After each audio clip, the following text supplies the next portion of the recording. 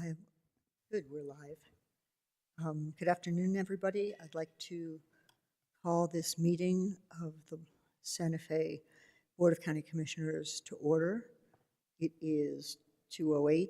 Can I get a roll call? Of course, Madam Chair. Commissioner Anna Hansen, Present. Commissioner Hank Hughes. Present. Yeah, I might not have had it close enough. Commissioner Henry Roybal Here.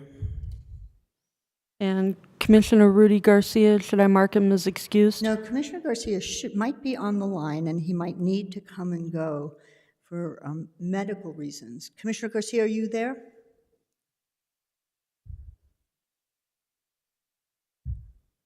Commissioner Garcia, mark him as excused temporarily, and when he joins, we'll let you know. Thank you, Madam Chair. And Chair Anna Hamilton. I am here. That takes us to the Pledge of Allegiance, the state pledge, and the moment of reflection. So if everybody would stand.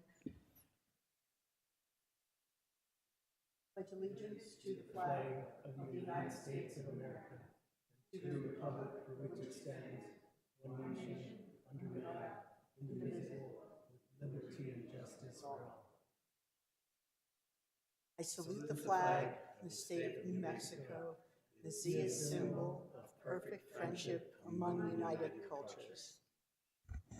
And we have Chris Heyer here to do our moment of reflection. Thank you, Chris. Thank you, Madam Chair. Let us take a moment to focus on the work ahead of us today, being ever mindful of our decisions and in the best interest of our community. We take a moment of silence.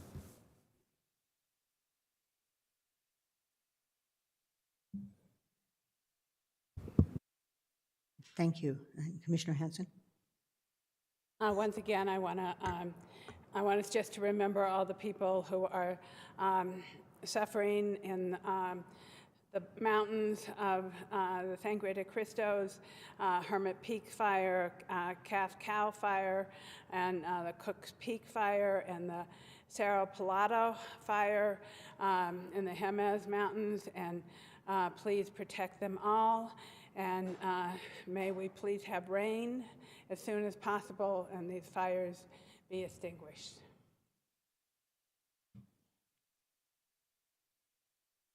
Thank you. Commissioner Roybal? Thank you for that recognition. I did go to the Santa Clarion yesterday for the governor's address to the people in Mora and Las Vegas, people that were displaced from their homes, and just want to give them a shout out because they are handling it well, and I think they definitely gave a lot of good information to the individuals that were in the attendance. There was about 250 people that were there, and so it's really sad to see a lot of emotions, and so I thank you for bringing that forward, Commissioner Hansen. And also I wanted to just also ask for a moment of silence for some residents in the Pojoaque Valley that passed away this last week. The first one is Alex Roybal, and he passed away on May 5th. And the other one is Kathy Lopez. She was actually my next door neighbor, and she passed away also on April 28th. And I just want to ask for a moment of silence.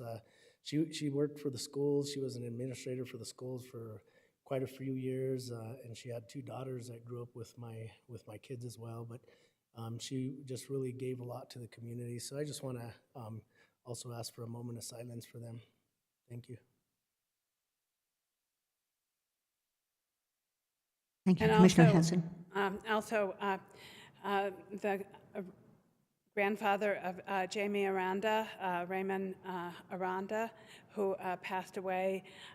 He has run Aranda Plumbing in my district for the last 50 to 75 years, and he was a wealth of knowledge and shared it with everyone and was extremely generous and kind. And I know that we will all miss him in our community.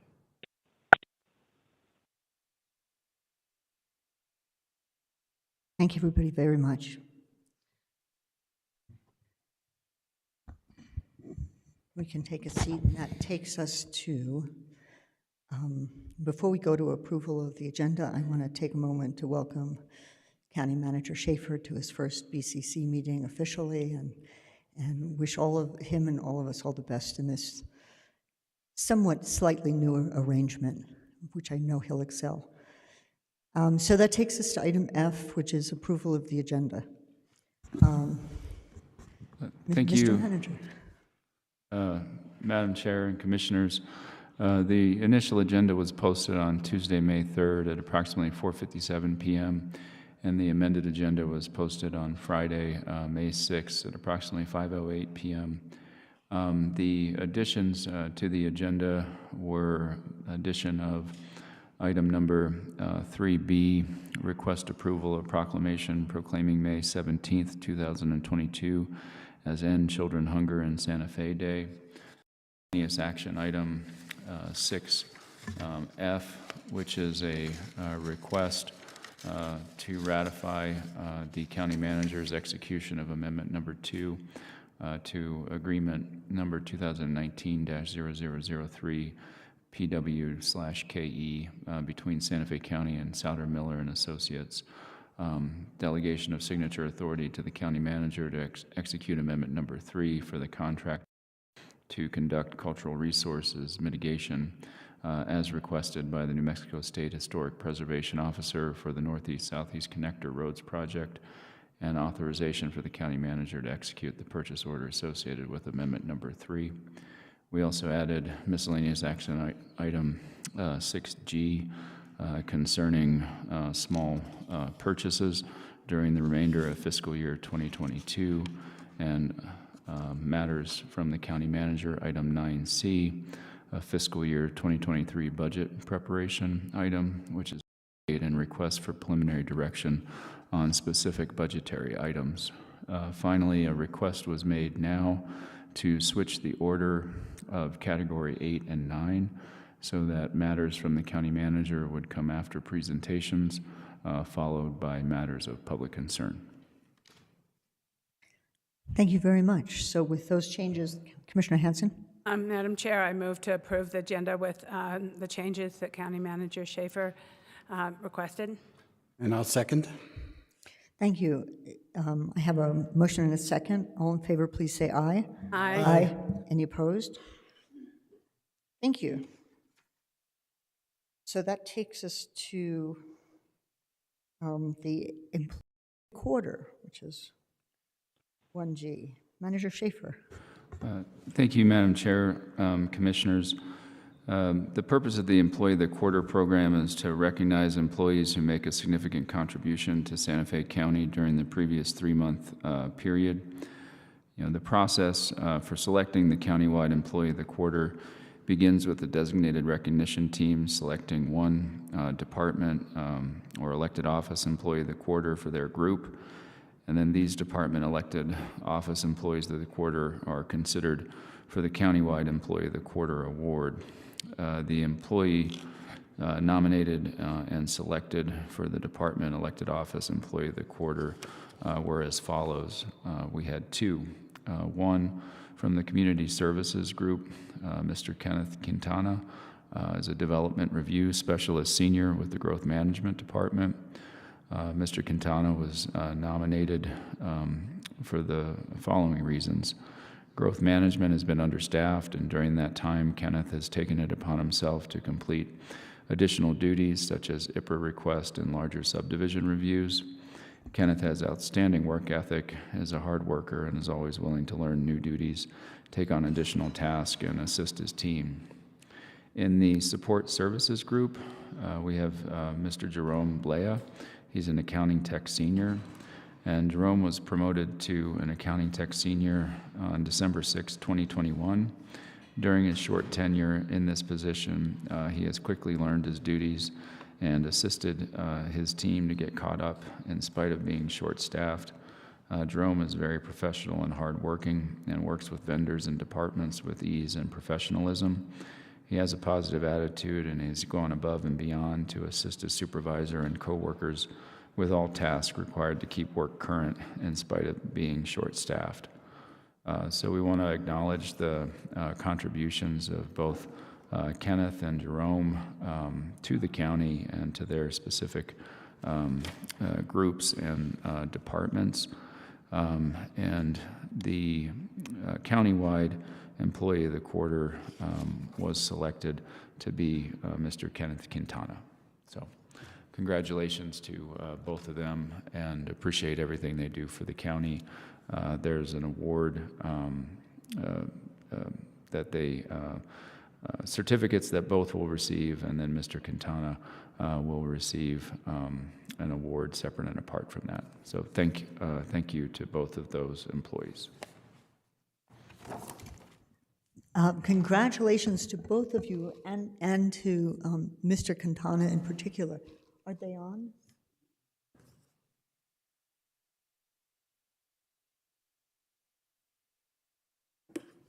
Okay. Well, we're going to be troubleshooting WebEx, but Mr. Quintana and Mr. Blea, if you're on the WebEx, do you care to say anything? I understand it's fading in and out, so if we're not successful, we will let you know and try to bring you in later, but.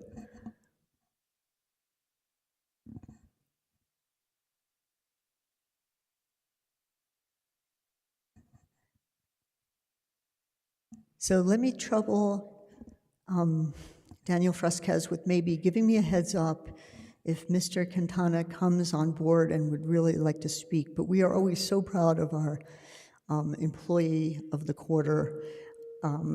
There's just, it's the value of praise from the praiseworthy. We have so many good people at the county, and to be nominated by your peers and successful in this is an incredible statement and something you should be very proud of, and we're really honored to have you. Are there people, Commissioner Roybal?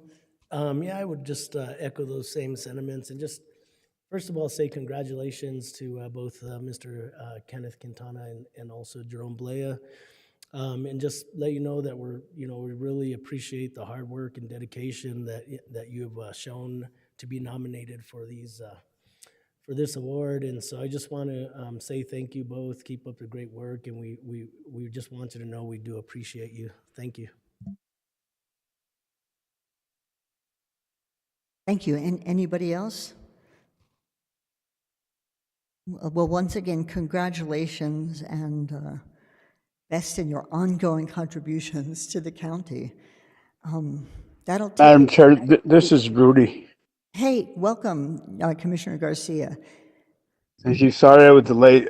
Just to let my colleagues know, I had a real big emergency on Tuesday at the Little League field, and I was in the hospital till late last night, and so my speech is a little bit in and out, but so I'll be definitely listening to the meeting and being in and out of the meeting, but I just want to let my colleagues know. Excellent. Thank you so much for attending, and we'll have you marked as present, but in and out as your needs arise. Thank you very much. Yeah, thank you. I'm having trouble talking, but thank you. Obviously, yes. Take care. So that takes us to item 2A, which is approval of the Board of County Commission meeting minutes from April 12th. Are there any changes, or what's the pleasure of the board? Commissioner Hanson?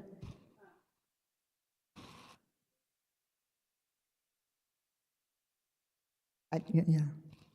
I'll make a motion to approve the April 12th, 2022 Board of County Commissioner meeting minutes. I'll second.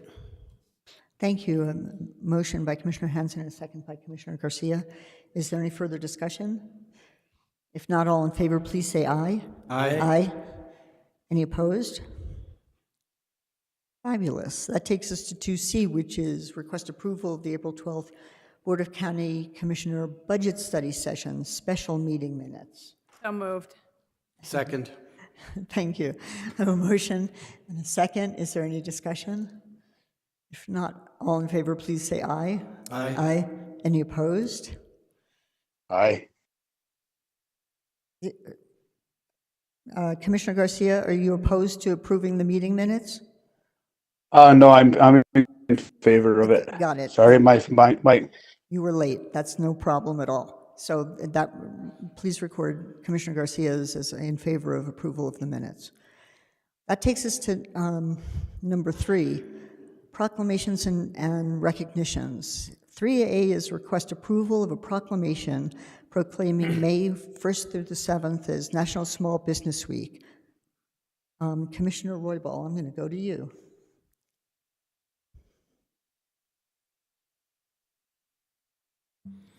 Thank you, Madam Chair.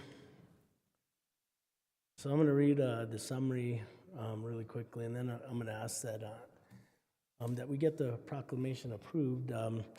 Despite a worldwide pandemic, America is experiencing its strong growth in almost 40 years. This is largely due to the resilience of our small businesses. Small enterprise continue to drive our competitiveness on a global stage, and are the backbone of our economy and the cornerstone of our nation's promise. When we support small business jobs, we created a local communities and preserve unique culture. New Mexico is home of 158,844 small businesses.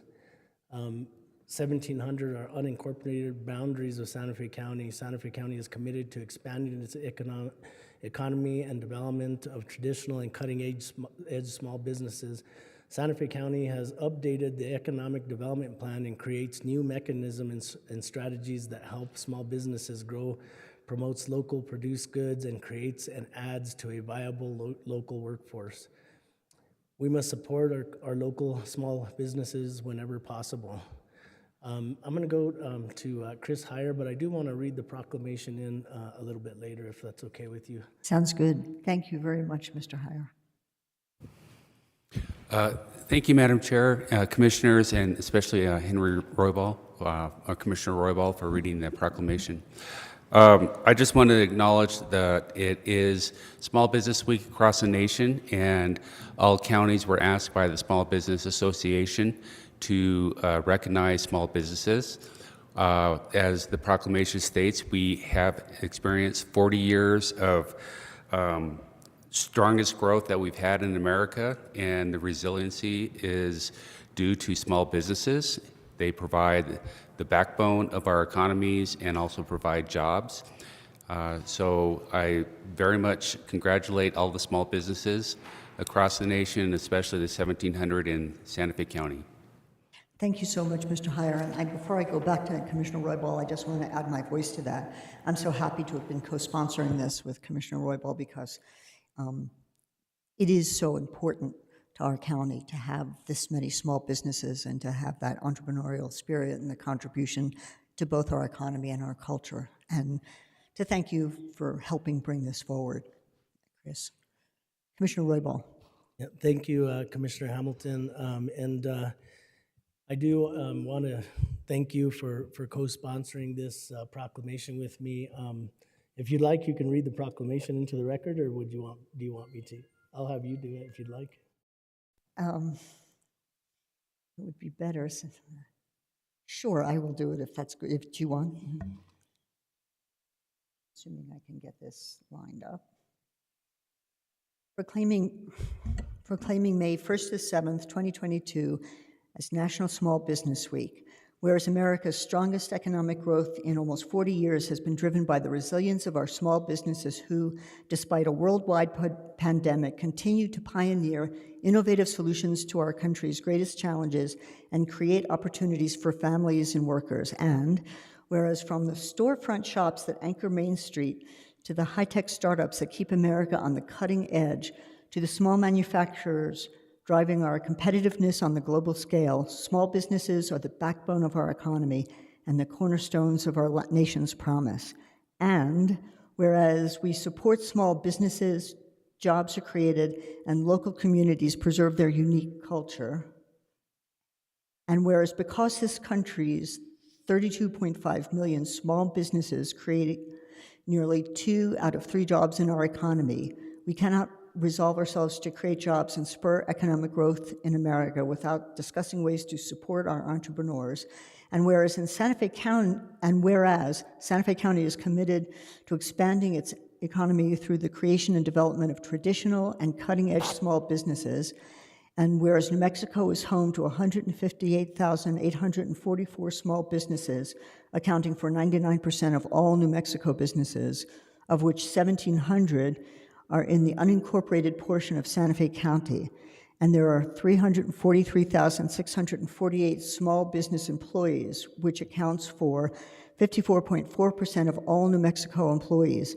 So we must support these local businesses by buying local and small whenever possible. And whereas Santa Fe County has an updated economic development plan that creates new mechanisms and strategies that help small businesses grow, promoting locally produced goods and creating and adding to a viable local workforce. And whereas the President of the United States has proclaimed National Small Business Week every year since 1963 to highlight the programs and services available to entrepreneurs through the U.S. Small Business Administration and other government agencies, and whereas Santa Fe County supports and joins in this national effort to help America's small business do what they do best, grow their businesses, create jobs, and ensure that our local communities remain as vibrant tomorrow as they are today. Now, therefore, be it resolved by the Board of County Commissioners that we proclaim the week of May 1st to 7th, 2022 as National Small Business Week. Thank you, Madam Chair. So I want to make a motion to approve this proclamation that will make May 1st through 7th the National Small Business Week. A second. Excellent. So I have a motion and a second. Under discussion, Commissioner Hanson and Commissioner Hughes. So as someone who has lived in Santa Fe County for the last 49 years and has had a small business in Santa Fe County all of that time until, and I still have a business license in the city of Santa Fe as a small business. I think this is a great proclamation. I think it is really important to recognize small businesses.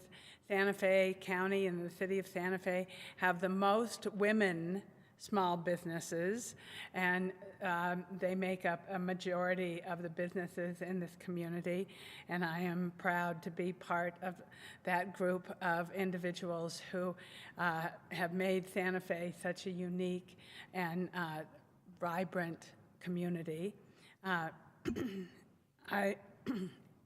had many different businesses under a few names, but Dakini Design was my last business name, and I have been a designer of fabric, graphics, and a photographer, and I am grateful that I could make a living doing that here in Santa Fe. So thank you. Thank you so much. Commissioner Hughes. Thank you. I just wanted to thank my fellow commissioners for bringing this forward. I had no idea we had 1,700 small businesses. So I have only visited a few of them, but I do try and shop local when I can, and as we all should, and it's good to have this reminder. Thank you. Thank you.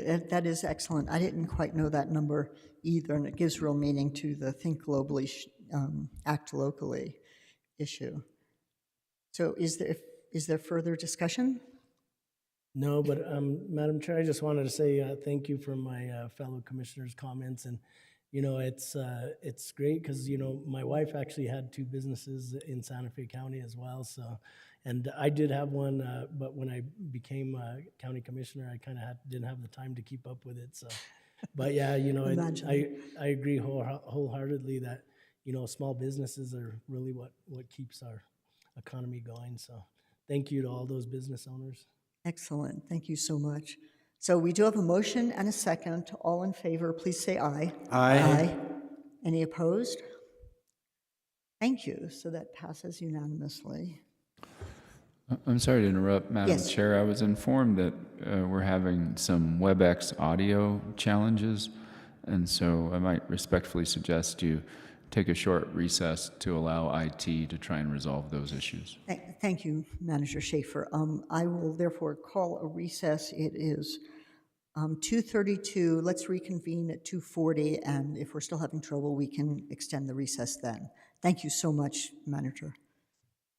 Madam Chair, do we need to get offline or can we stay online? You can stay online, no problem. I think. We'll let you know if otherwise. Thank you.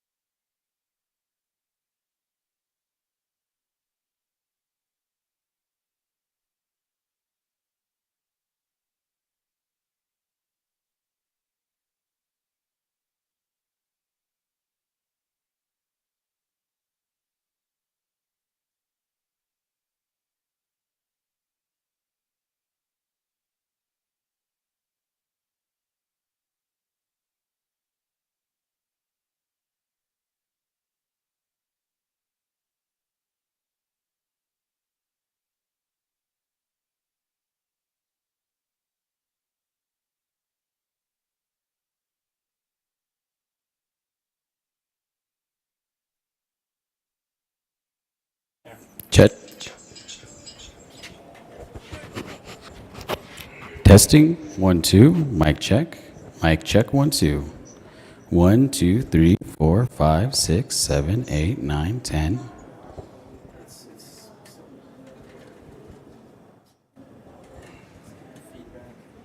10, 9, 7.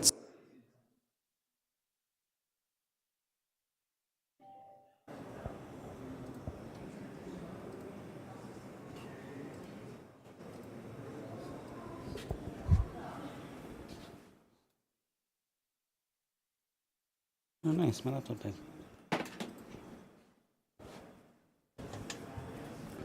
Test. Mic check.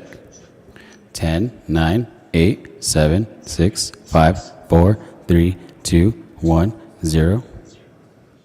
1, 2, 3, 4, 5, 6, 7, 8, 9, 10.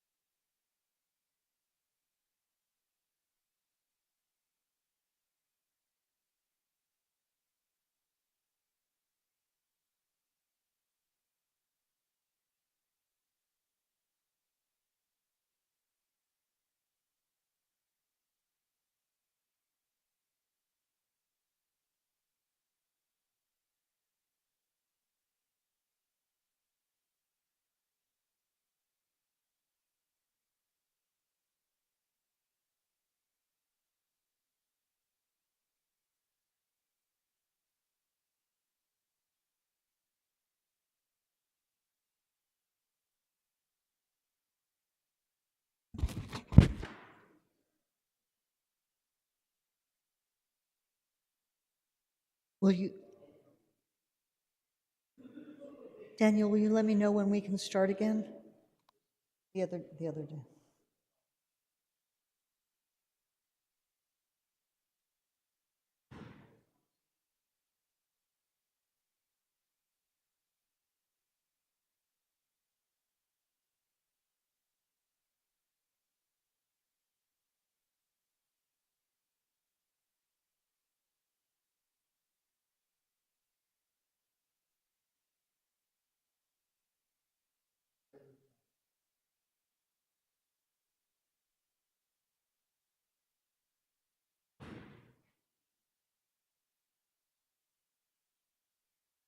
It is so hot in here. It is so hot in here.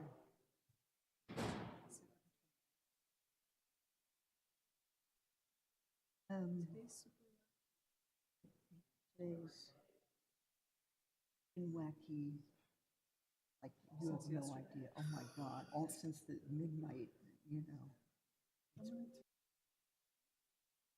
Yeah, if you could, I mean, if somebody who's officially, are you sanctioned to mess with the? Yeah, good idea.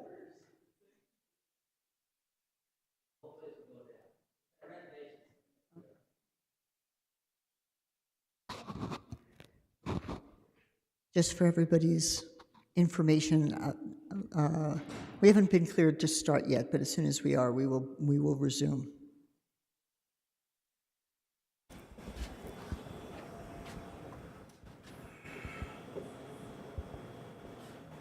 Where'd it go? Oh, it kills it. Okay. Mic check.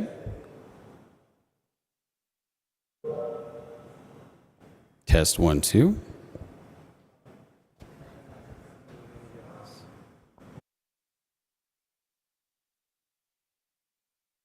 Mic check.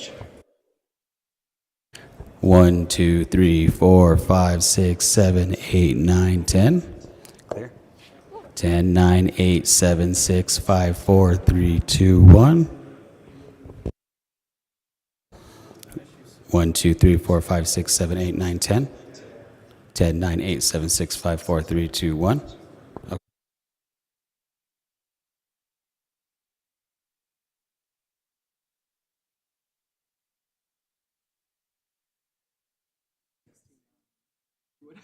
Bless your heart, I owe you one, because I was like, well, is it just me?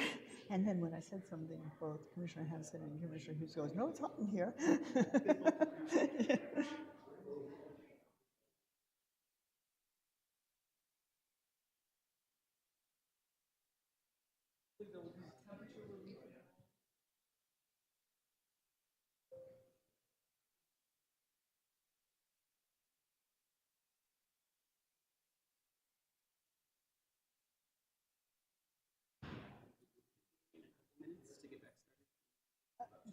Two minutes, okay, just, I'll be watching, give me the high sign.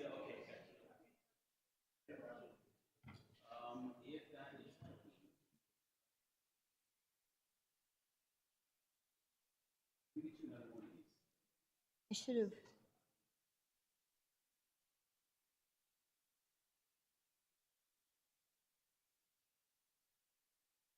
I should have just gone with my gut. I should have just gone with my gut. I knew 7 minutes wasn't gonna, it's never enough, right, what you were.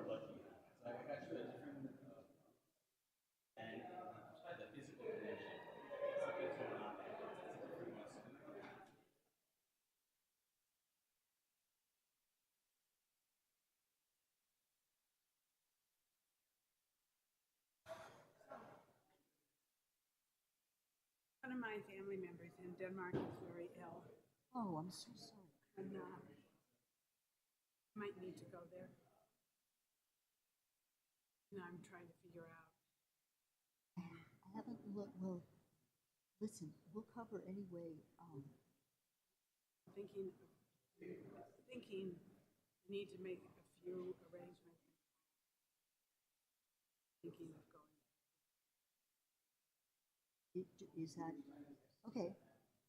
That's not, I mean, we only have, that's a regular, just 1.5, 2 week split between the meetings, right? That's not one of the 3 week ones. So, you can't go based on that. You've got to go when you've got to go. No, I have to go before. Soon. So I have to go soon. So it's just a lot of logistics. It's not like traveling to even New York City. I get it. And I'm traveling Saturday to go to this freshwater science meetings, which are this year in Grand Rapids. It's just, in general principles, it's harder to make reservations. It's weird to be, everything's very tight. And it's weird to be traveling after nobody's been traveling for a long time. So I think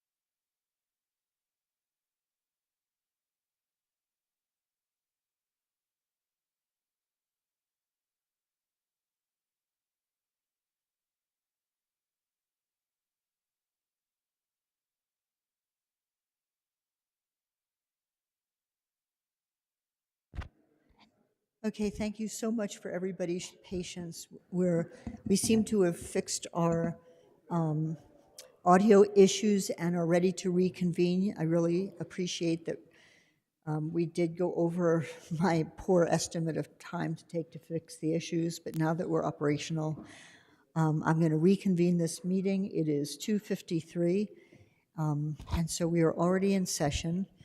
And we are on item 3B. 3 is proclamations and recognitions, and B is request approval of a proclamation proclaiming May 17th as End Childhood Hunger in Santa Fe Day. I'm going to go to Commissioner Hanson.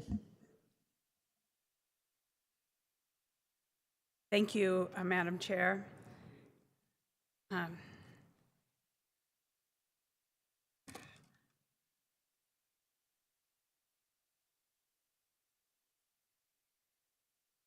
Okay.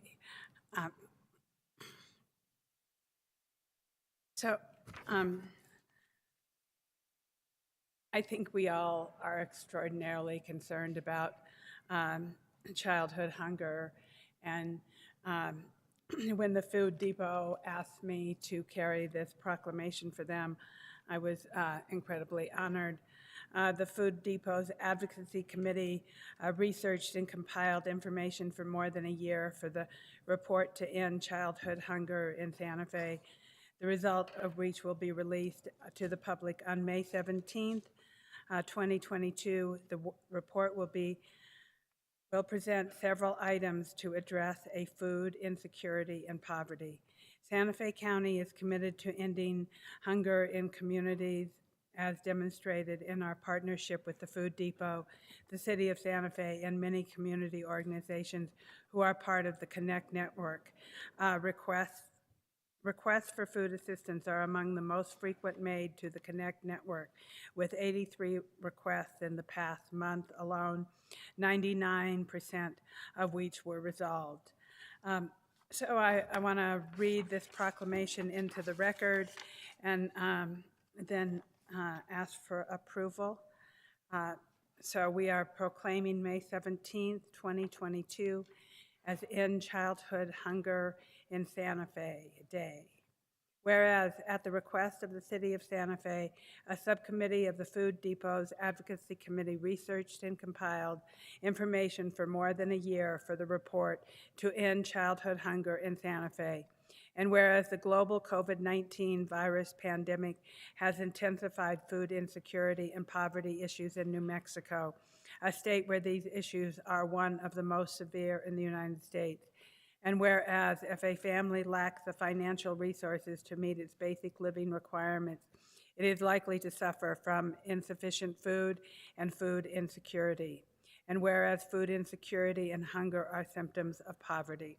And whereas poverty is caused by systematic challenges such as a lack of housing, education, health care, and a living wage.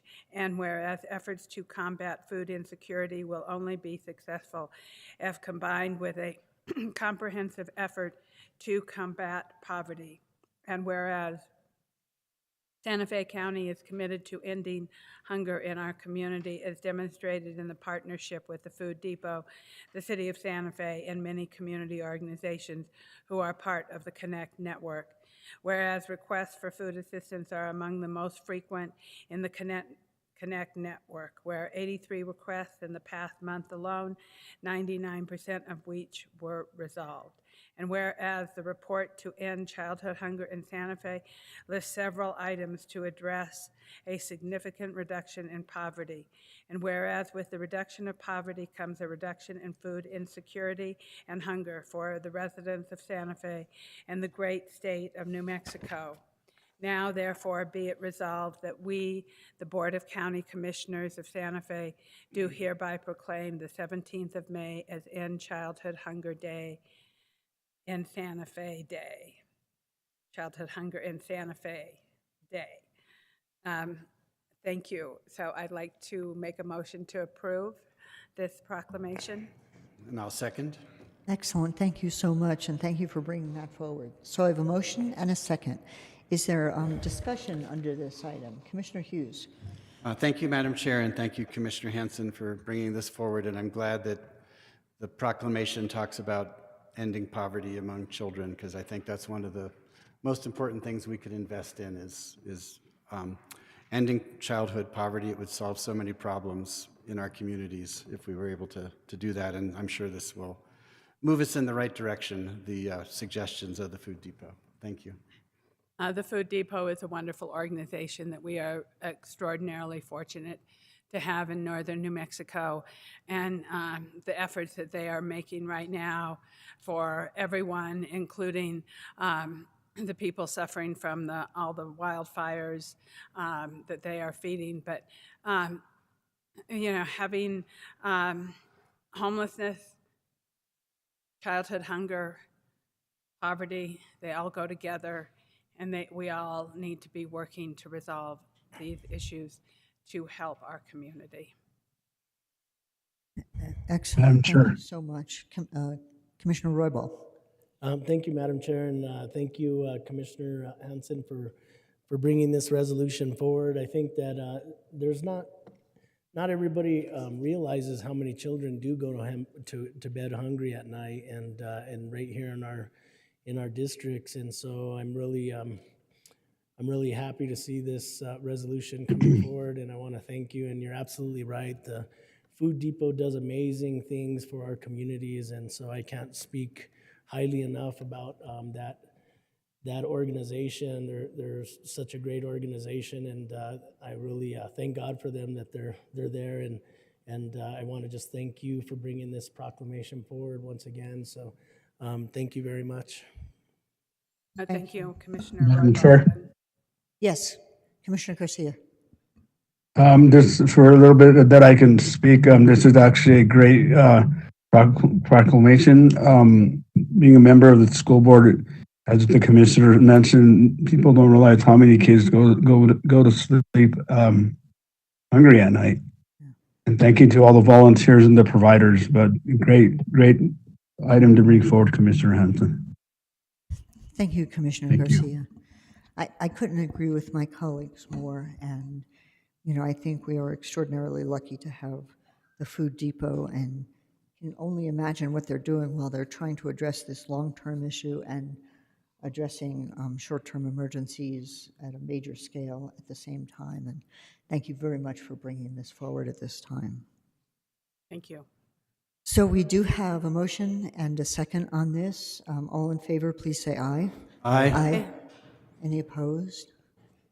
And of course, this passed unanimously. Thank you again. This brings us to item 4, which is the consent agenda. Are there any questions or items their commissioners want taken off for further discussion? Commissioner Hanson? I would like to make a motion to approve the consent agenda. Second.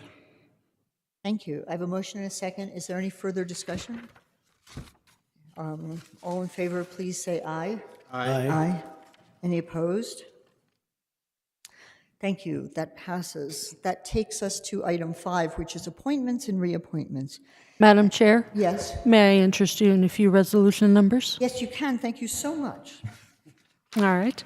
4A will be resolution number 2022-028, and 4B will be resolution number 2022-029. Excellent. Thank you so much, Madam Of course. Deputy Clerk. So now, in fact, we're at appointments and reappointments, and we have request approval of the reappointment of the community board member for the Santa Fe County Housing Authority Board. We have Mr. Barella. Madam Chair, members of the board, good afternoon. I'm here before you today to request approval of the reappointment of the community board member of the Santa Fe County Housing Authority Board, Joseph Lowy, who is present in the chambers here today. If approved, Mr. Lowy's current term would extend through January 1st of 2024. Santa Fe County Resolution 2010-104, which establishes the Housing Authority Board, further states that the community member must have expertise in the area of affordable housing in accordance with the U.S. Housing Act of 1937 and Section 505 of the Public Housing Reform Act of 1998. The community board member is appointed by the BCC and serves 2-year terms. On May 28, 2019, the BCC amended the resolution establishing the Housing Authority Board to remove the limitation on the number of consecutive terms that may be served by the community and resident board members. Mr. Lowy, who's here today, has provided a letter of interest expressing his desire for reappointment and continuation of service as the community member of the Housing Authority Board. And Mr. Lowy does meet the minimum requirements required by this board position and has a total of 19 years of relevant experience related to public and affordable housing. With that, I will conclude my presentation. Stand for questions. Excellent. Thank you. Madam Commissioner Chair. Hughes? Yeah, just a moment. I'll come to you second. Commissioner Hughes? Yeah, I just wanted to say thank you to Joe Lowy for being such a great public servant and such an asset to the Housing Authority Board. And since he's my neighbor, I hope it's okay if I nominate him to be reappointed to the Housing Authority Board. A second. Excellent. Excellent. So I have a motion and a second. Under further discussion, Commissioner Garcia? Mr. Lowy, just congratulations. Institutional knowledge that you have for the housing. You have more institutional knowledge than all of us sitting up there probably combined, but great job what you do, and thank you for your work, Commissioner. Thank you, Commissioner Garcia. And I just want to augment that comment. It's been not only a pleasure, but incredibly informative. The background and the commitment that Mr. Lowy has brought to that board has been incredibly valuable, and so I really applaud his willingness to stick with it further, and that's a real community contribution. So thank you very much.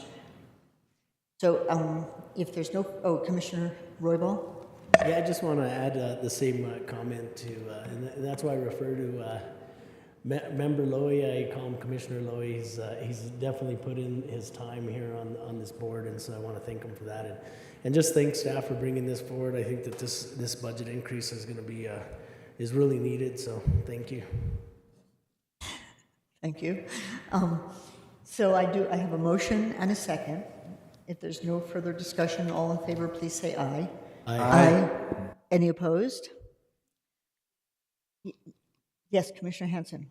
Congratulations, Mr. Lowy. We are honored to have you continuing to serve our community. Thank you. Thank you. And so that passes, and we'll offer both congratulations and condolences. And thank you very much, Mr. Perella. That takes us to a series of miscellaneous action items under number 6. The first one, 6A, is approval to utilize the Houston-Galveston Area Cooperative Purchase Agreement to purchase vehicles and ambulances. And we're going to go directly to Mr. Taylor, and we also have Chief Lindsay available for questions, clearly. Thank you, Madam Chair, Commissioners. Pleasure to be here today. The fire department is in need to replace an ambulance unit for their operations, and as we've come before the board before, we've requesting to utilize an outside contract, which is the Houston-Galveston Cooperative Purchasing Unit. They have proven to be solid with their costs and price for these services. They've competed out these services for constructing and putting together these special type units. So with that, Madam Chair, with this action, we're asking to utilize the HGAC contract, and of course the amount of the purchase requires BCC approval. I'll stand for any questions and defer to Chief Lindsay. Excellent, thank you. So Commissioner Hanson.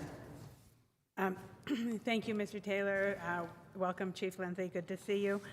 I just want to share with you something that happened last week that's really exciting, and that is that New Mexico adopted the Clean Car Rule, and it is going to go into effect in July of 2022.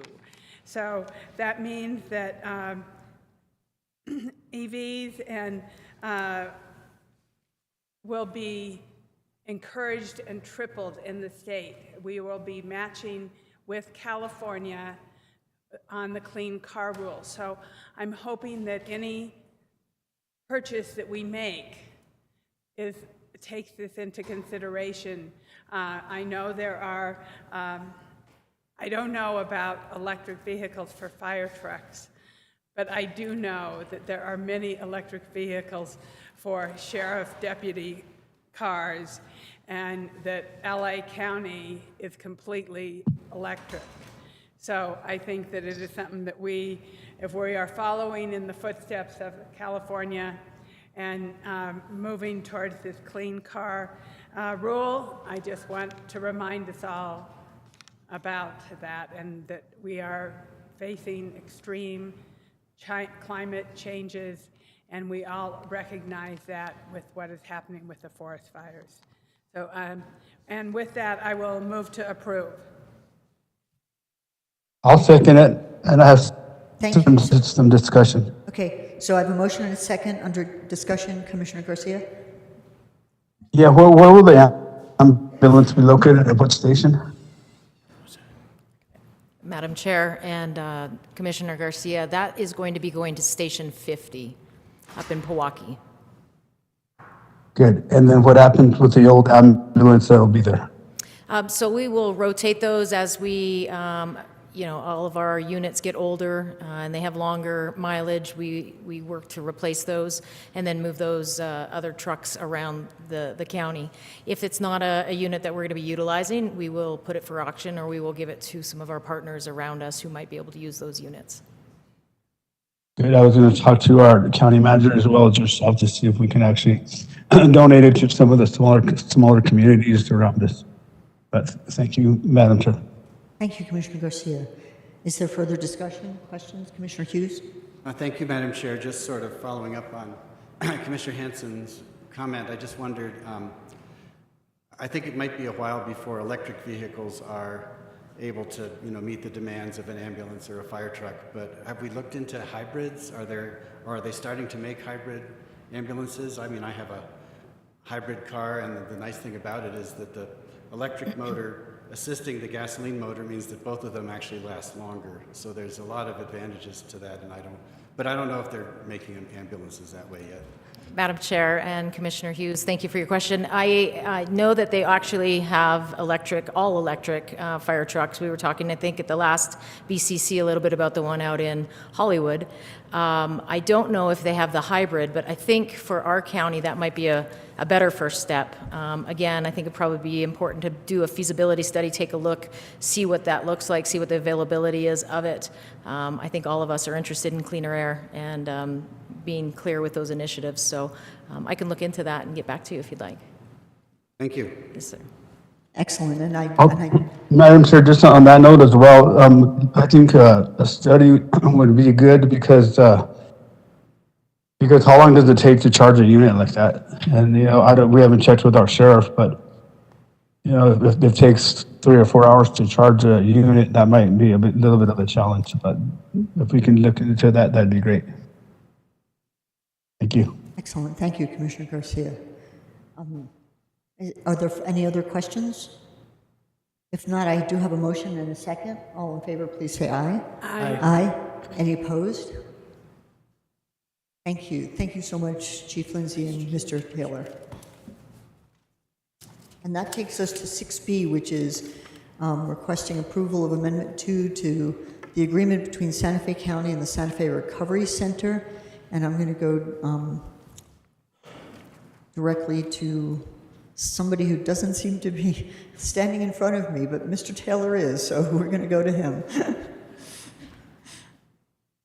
Thank you, Madam Chair. Santa Fe County Recovery is a nonprofit organization whose mission is to work with individuals to sustain long life recovery from alcoholism, addiction, and related mental health issues. With this action, we're asking the board to approve Amendment Number 2 to their contract with Santa Fe County that extends the term for an additional year and adds $300,000 to their compensation for a total contract amount of $900,000. With that, Madam Chair, I'll stand for questions. Madam Chair. Yes, Commissioner Garcia. Excellent program. If there's no questions, I'll move for approval. Thank you. Second? So I have a motion and a second. Is there any just further discussion? Questions? Wow, seeing none, all in favor, please say aye. Aye. Aye. Any opposed? Thank you. That takes us to item 6C, approval of Amendment 5 to an agreement between Santa Fe County and Iron Mountain, extending the term and increasing compensation. So once again, Mr. Taylor, thank you. Thank you, Madam Chair. The county has contracted with Iron Mountain to store its documents in a safe and secure facility since 2017. This contract amendment would extend the term and add additional funding or compensation for a total contract amount of $438,000 since 2017. This amount is the cost to store those documents. There are additional costs associated with this contract for retrieval, document retrieval, pickup, document destruction, and those sort of things. So we currently store over we store over 8,000 cartons in Albuquerque at Iron Mountain. So with that, Madam Chair, I'm going to stand for questions. Excellent, thank you. Are there, Commissioner Hanson? So I understand that part of this agreement is to increase compensation, and I believe that is for retrieval of documents, since it seems to be quite pricey to retrieve documents. Is that true, Mr. Taylor? Madam Chair, Commissioner Hanson, that's true. Document retention is a big business, and all government entities are required to meet those requirements. They need to be held in a secure and weatherproofing condition, and they're indexed there. There are additional costs that are charged in the contract per carton for retrieval if we need to pull documents out of there, and also for coming and picking up documents. So there's pickup and retrieval costs associated with this contract. I know we have spoken about possibly moving from that location, but since this agreement is for one more year, I think we need that time in order to make the additional changes. So with that, I will make a motion to approve. I'll second it for discussion. Thank you. I have a couple of people for under discussion. So I have a motion and a second. Commissioner Hughes, and then I'll go to Commissioner Garcia. Thank you. I just was wondering if we had a rough timeline for when we would have our own storage facility. I know it's probably a pretty big project to get that fixed up, but I just wondered if we were thinking how many years in the future that was going to be. Madam Chair and Commissioner Hughes, it has been discussed. It is going to take a monumental task. There are cartons there that each department within the county have to go through and see if they meet the term date of their retention, if there's actually documents there that need to be retained.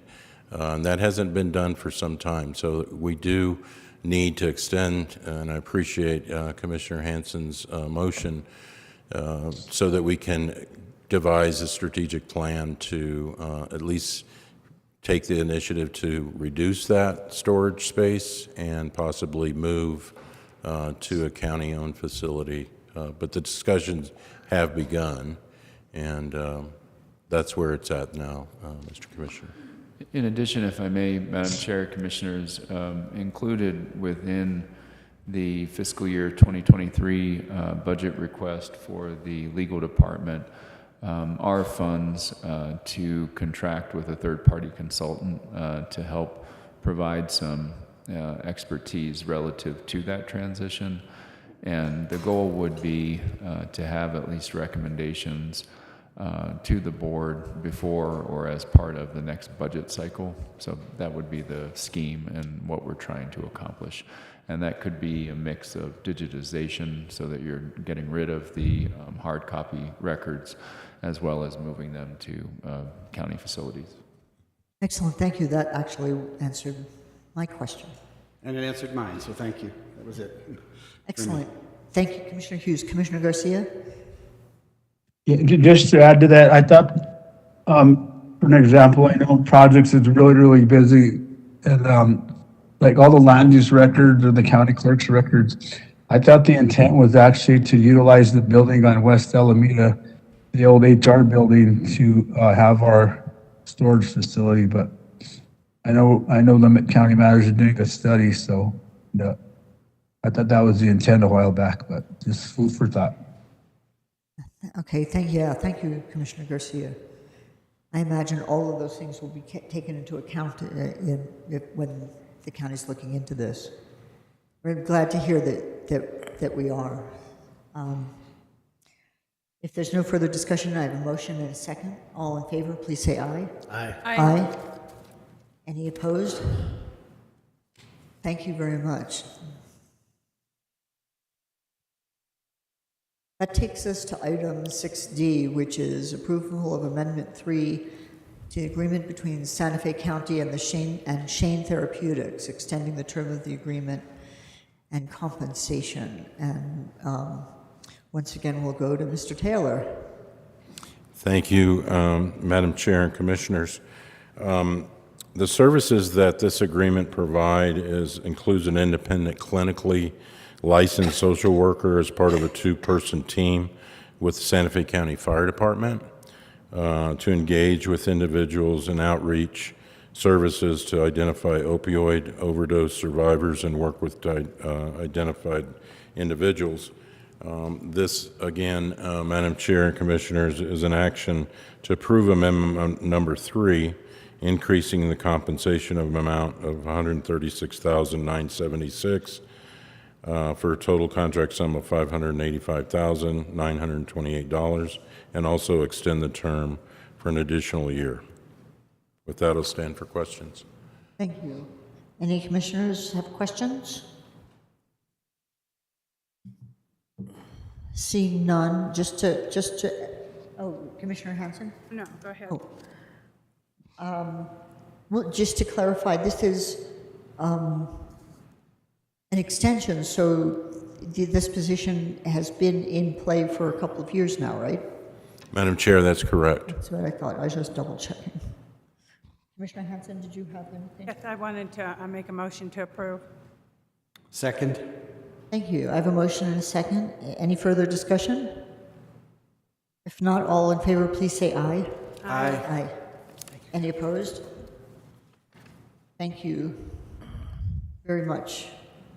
That takes us to item 6E, which is request approval of the agreement between Santa Fe County and Durham, Petard, and Spalding to continue to provide legal counsel services for opioid investigation and litigation. Mr. Taylor.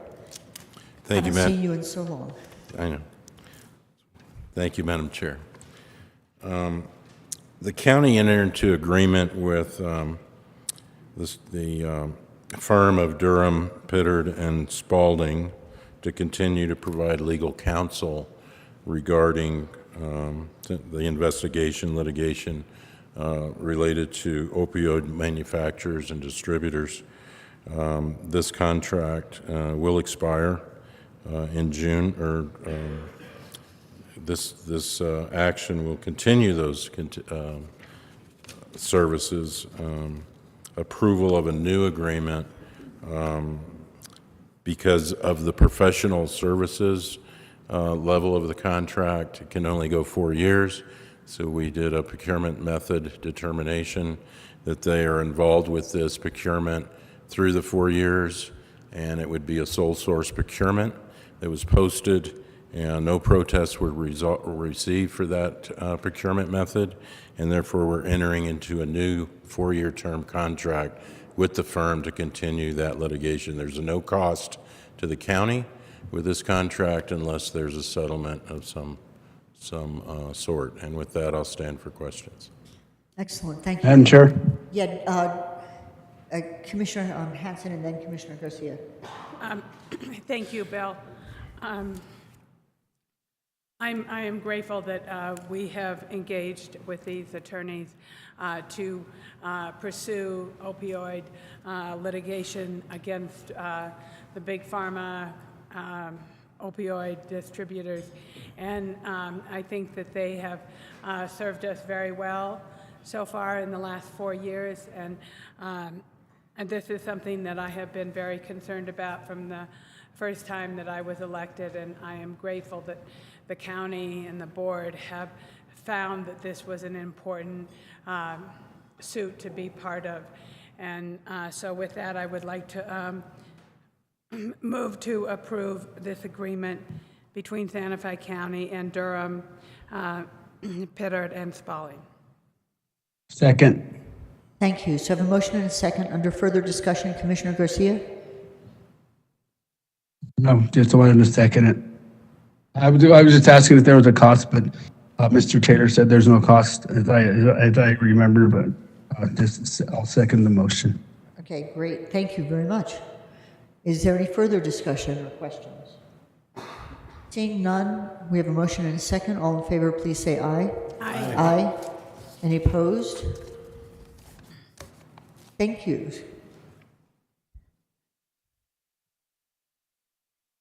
That takes us to item 6F, which is request for ratification of county manager's execution of Amendment 2 to agreement between Santa Fe County and Sauter Miller and Associates.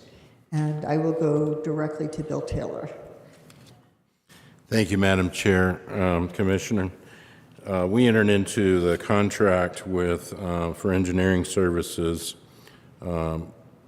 with Sauter Miller and Associates related to the Northeast-Southeast Connector project.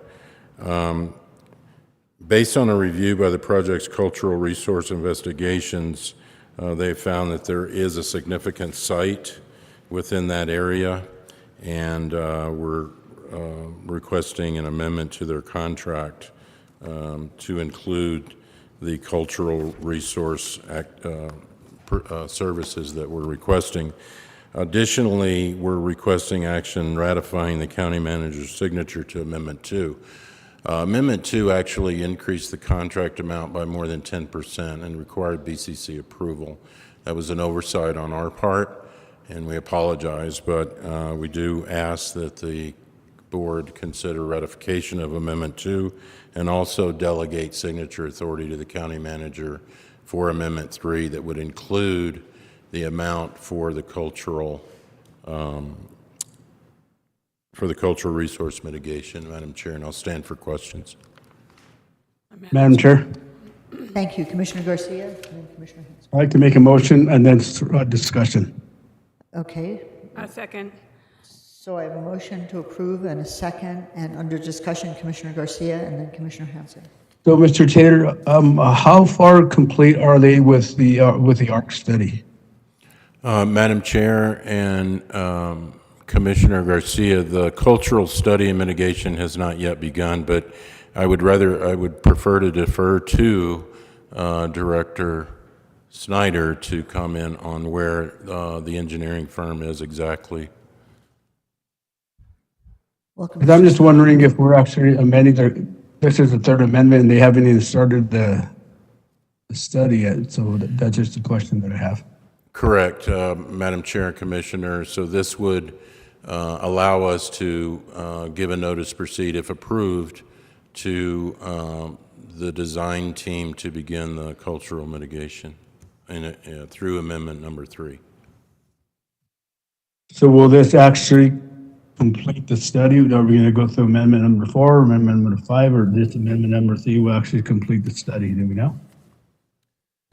Madam Chair, Commissioner Garcia, this work we're working in concert with SHPO, and this is mitigation work that will accomplish what the requirements are of SHPO to document this historic rail bed. And this work should be wrapped up within the next couple months, and it won't affect if this is approved this afternoon, it won't affect the schedule of this project. Thank you, Mr. Snyder. Does that address your question, Commissioner Garcia? No, thank you, Madam Chair. Thank you. Commissioner Hanson? Thank you, Madam Chair. Thank you, Mr. Snyder and Mr. Taylor. So besides the rail bed, I think it's the old Chili line. Is it still part of the Chili line there, or what line was it that is part of this rail bed that they are considering? Madam Chair, Commissioner Hanson, I'm not sure of it's just called out as New Mexico Central Rail Bed. I don't have the history on it, if it's the old Chili line rail bed or not, but it was a 116-mile long rail that has historic. Yeah, I know where it is on the property. I'm familiar with it because of my past work with Oshara. But also there's another site also out there of cultural significance. And so I'm wondering if that's already been categorized. Madam Chair, Commissioner Hanson, the only work that's being done as part of this Amendment 3 is the rail line. All other work on the site, I understand, has been cleared, and the only outstanding item is to have this rail looked into further and mitigated with SHPO. And so what does that mean, mitigated? Madam Chair, Commissioner Hanson, through concert with SHPO, it's my understanding that they need to do archival research and report the documents of the historic context of the rail bed in this area, document that in a report, and so that we can turn that into SHPO, and that's the level of work that will be required as part of this to clear it. And then will it be protected? Will it be documented? What will be the outcome of this report? Madam Chair, Commissioner Hanson, it's my understanding that this is eligible for a National Register of Historic Places, okay, and everything that goes along with that. So this report will feed into that, and eligibility. Okay. So we'll document it in report, and then turn that over to SHPO, and it'll be eligible for a historic place. Okay, thank you very much. Thank you. Commissioner Hughes? Thank you. I just have a comment, which is I've walked along that rail bed, and I'd be really interested to learn the history if that is what we get out of this study. Because I think I had heard that it was the old Chili line, but I'm not sure either.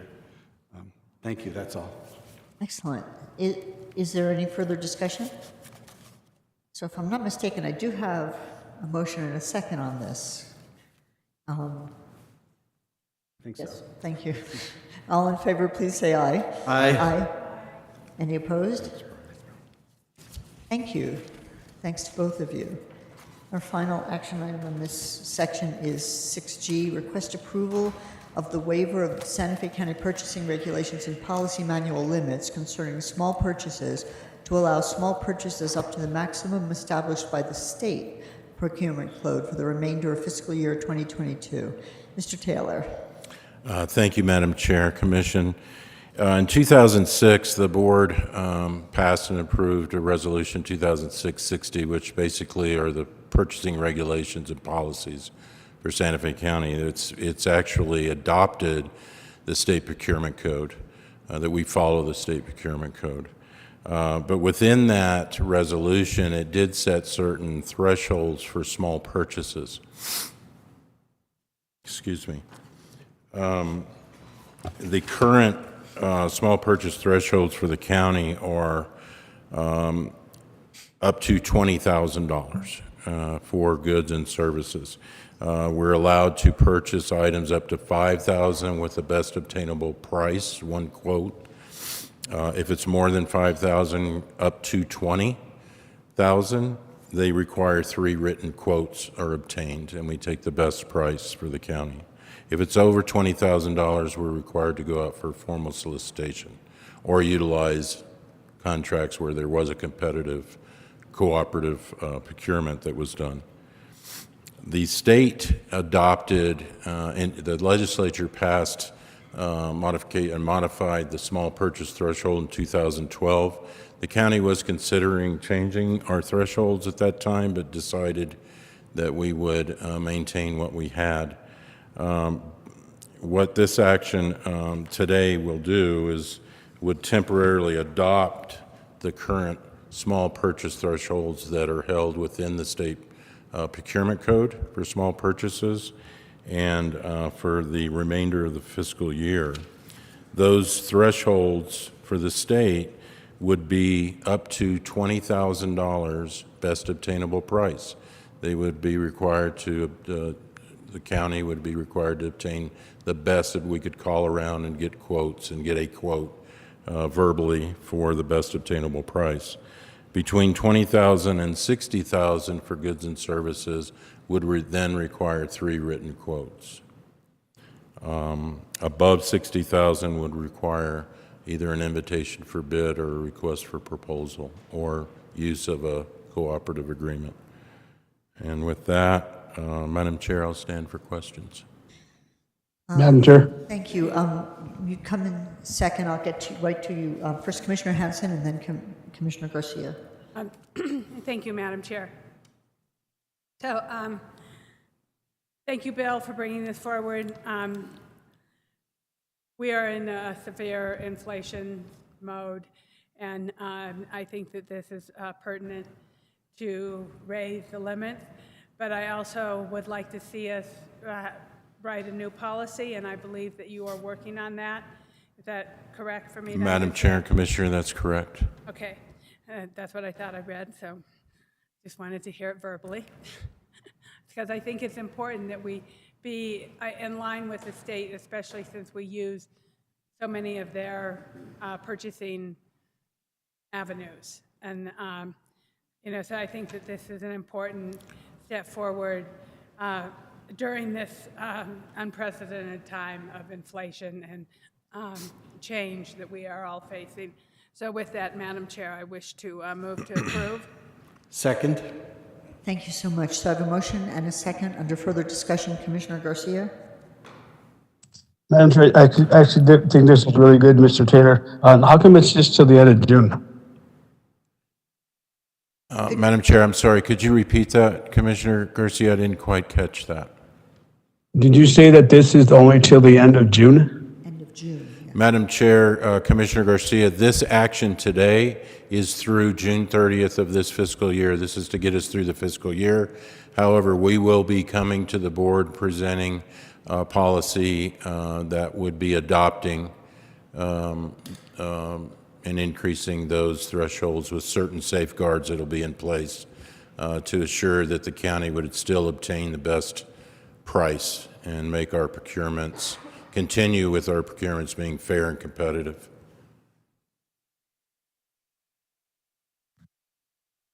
Thank you, Madam Chair. Thank you, Commissioner Garcia. Is there any further discussion? If not, I have a motion and a second. All in favor, please say aye. Aye. Aye. Any opposed? Seeing none, thank you. This passes unanimously. Thank you very much for all your efforts on this, Mr. Taylor. You had quite the load to carry today. Madam Chair, that's what I get for going on vacation. If you're absent, you get designated, you get volunteered. That takes us to item 7, which is presentations. We have a presentation concerning the Santa Fe entrepreneurial ecosystem, which I find incredibly intriguing. And Mr. Heyer. And we have Chris Heyer and Alex Fitzgerald. Thank you, Madam Chair. Commissioners, my name is Chris Heyer. I'm the Economic Development Division Director in the newly created Community Development Department. Today is a presentation of the Entrepreneurial Ecosystem, which is an initiative of our new Economic Development Plan to provide a web-based platform of available resources for small businesses to easily find.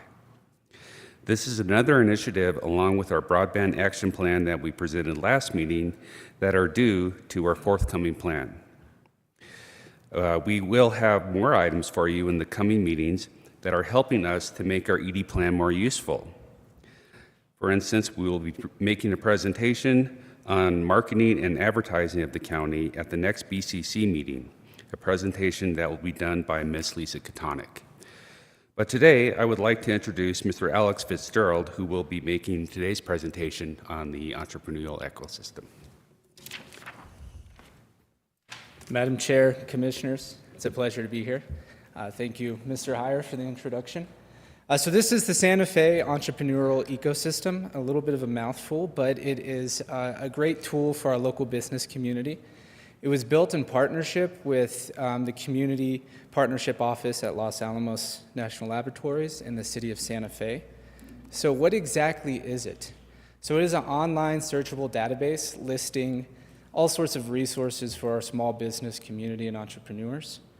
It's categorized by resource type and industry-specific resources. You see an image on this PowerPoint, and you can see different types of resources, whether it's funding, whether it's workforce development. We also have a category for industry, highlighting our industry clusters. And so we also try to categorize the resources that would be applicable for each one of our industry clusters. And so this resource is online. It's targeted towards our local business community, entrepreneurs, and anyone who might be interested in growing or starting their own business. Where to access it? We have it on our Santa Fe County Economic Development page. We post it in our newsletter. The city has it on their website as well. You can see the banner there. This is what it looks like on our actual website. You just click through and it takes you directly to the resource. And I'll dive into the resource here soon in the coming slides and give you just on-the-ground look of what it actually looks like. Why was this created? This was created to improve information and access to information for our local business community and entrepreneur community. Business owners are very busy running their business. They're heads down, moving forward, trying to run a successful enterprise. They don't always have time to search out all the resources that are available to them. There's so many resources out there that they can access, and so this serves as a launching point where they can go and see everything that's out there that's contextualized to Santa Fe County. So it's a great way for them to learn and access these resources. We also wanted to improve regional collaboration between local government, i.e. ourselves, and the service providers. How we do this, every year we survey the service providers that exist in our community to serve our business, our local business community.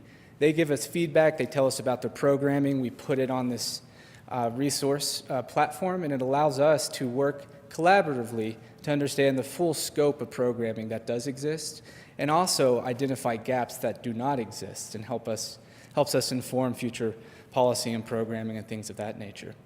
We also wanted to increase the connection between the Economic Development Division and our local businesses, and so our contact information's on there.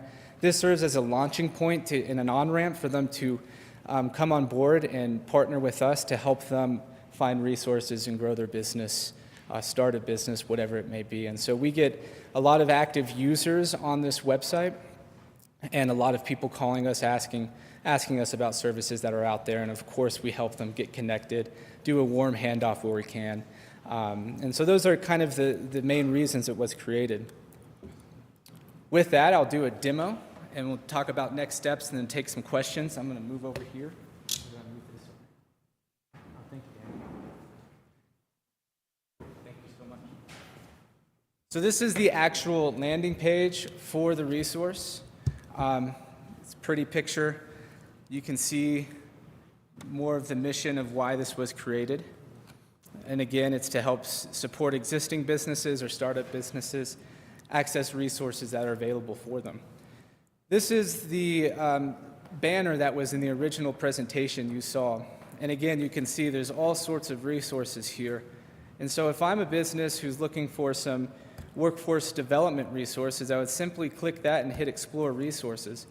And it'll list all sorts of available organizations that are in this work doing great programming. And you can simply click through and see what they offer and how they offer. Again, this is for us to inform the small business community of the resources out there, and so we often work with them to make that warm handoff. But if someone's not quite ready to dive in deep, they can still explore these resources on their own as well. And as you can see, there's approximately 12 organizations, if not more, on here, just listing all the areas they can get help as it relates to education or workforce development. We can also scroll back up to the top. Usually there's a back to the top cursor at the bottom.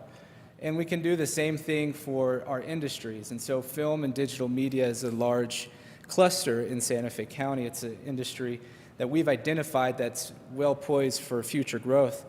And so if I was a movie company, anything of that nature, I could click Explore Resources and learn about all these great organizations that exist to support that segment of the economy. And so that's just a very quick overview of what this offers. I invite anyone to check it out. Go to our website, click the banner, and explore and share amongst your constituents in the community as well. With that, I will switch back over to the PowerPoint and just touch on the next steps. The next steps for this is to develop, this is really the ground floor of this resource. We want to develop a long-term management plan. Currently, LANL hosts this resource, and we are in the process of working with LANL to bring that over to Santa Fe County to run and manage, where we can do more innovative and timely updates to this. Right now, we're limited by what LANL can provide, and they've been a great partner. And so we are all talking together about how we can bring this into Santa Fe County to host and make a great resource for our business community. We're also exploring other value-added options. Like I mentioned, this is kind of an on-ramp for businesses to learn about the resources and organizations. We want to find ways to get more feedback out of this, to really do warm handoffs and build a much more comprehensive, collaborative ecosystem to support our local business community. With that, I'll stand for any questions or comments. Thank you very much, Alex. Commissioner Hanson. Thank you, Alex, very much. I appreciate this resource. I think considering we have a large number of small businesses, this is the kind of thing we need to provide for them, but we also have a large number of nonprofits. And so I'm wondering if that is part of this mechanism for the ecosystem. I'm not sure I saw a nonprofit button. Madam Chair, Commissioner Hanson, it is not I do see it. Okay, I apologize. So under the nonprofit button, I want to make sure that as the president of the Northern Rio Grande National Heritage Area, that we are listed. We have now raised our grants to $10,000 for small business, small nonprofits, which I think is really important.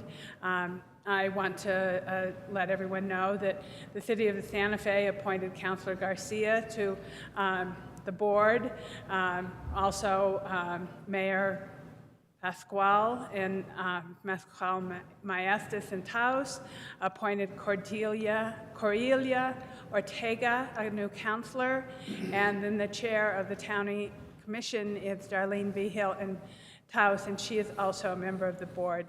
Also, some new additions, which are also familiar names, are Eric Vasquez and Charlotte Roybal. So the board has, and we're about to do a strategic planning. So I feel like this would be a good launching pad for them. But then my other question is this a place where, like, Aggregate can join forces so that we can start really getting Aggregate up and running so that we can provide farmers and with the mechanism to provide food to local restaurants, and local restaurants can, I really believe that the whole concept of Aggregate is a really important idea, and especially for our farmers.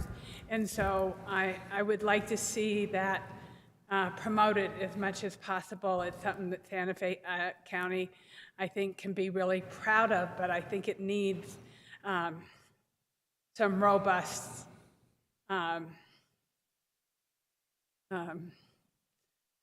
injections of resources.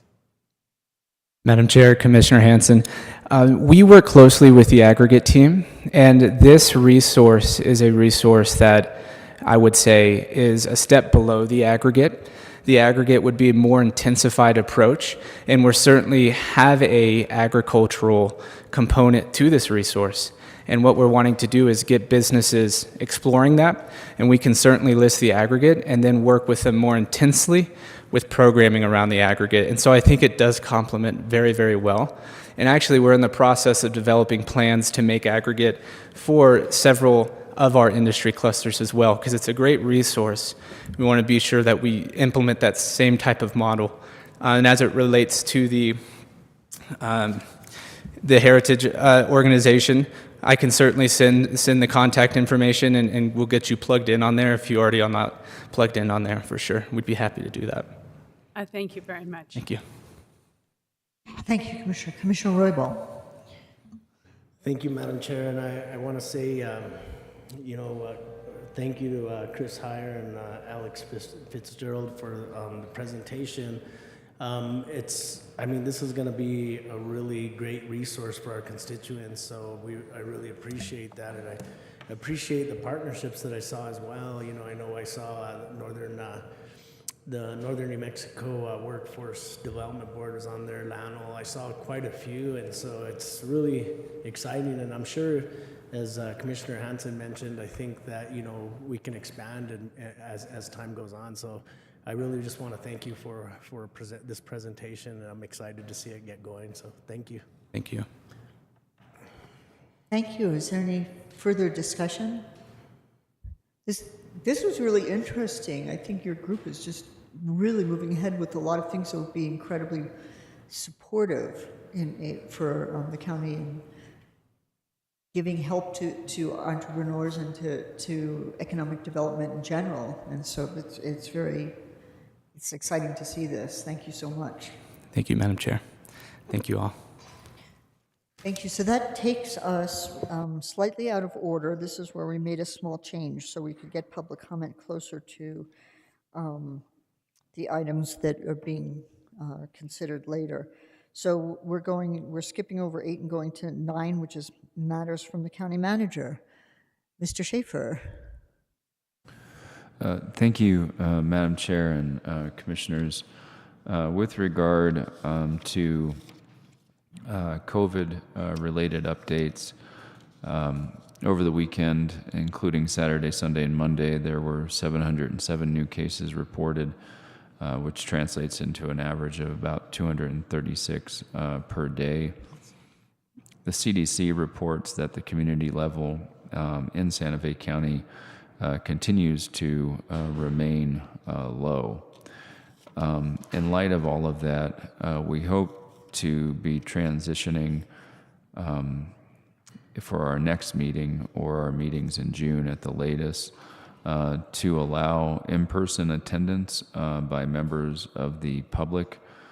We are currently working with the exclusive representative of our AFSCME 1782 bargaining unit on a revised visitor screening policy, and we hope to reach agreement to allow that screening process to be done utilizing technology as opposed to human resources, and we believe that will help facilitate opening the building to in-person attendance at the Board of County Commissioners meeting.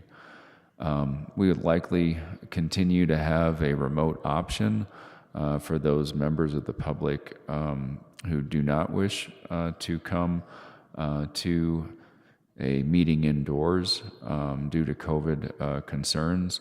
But in addition, we believe that while clunky at times, a virtual attendance option does help further public participation in democracy. And so we would want to try and maintain that going forward.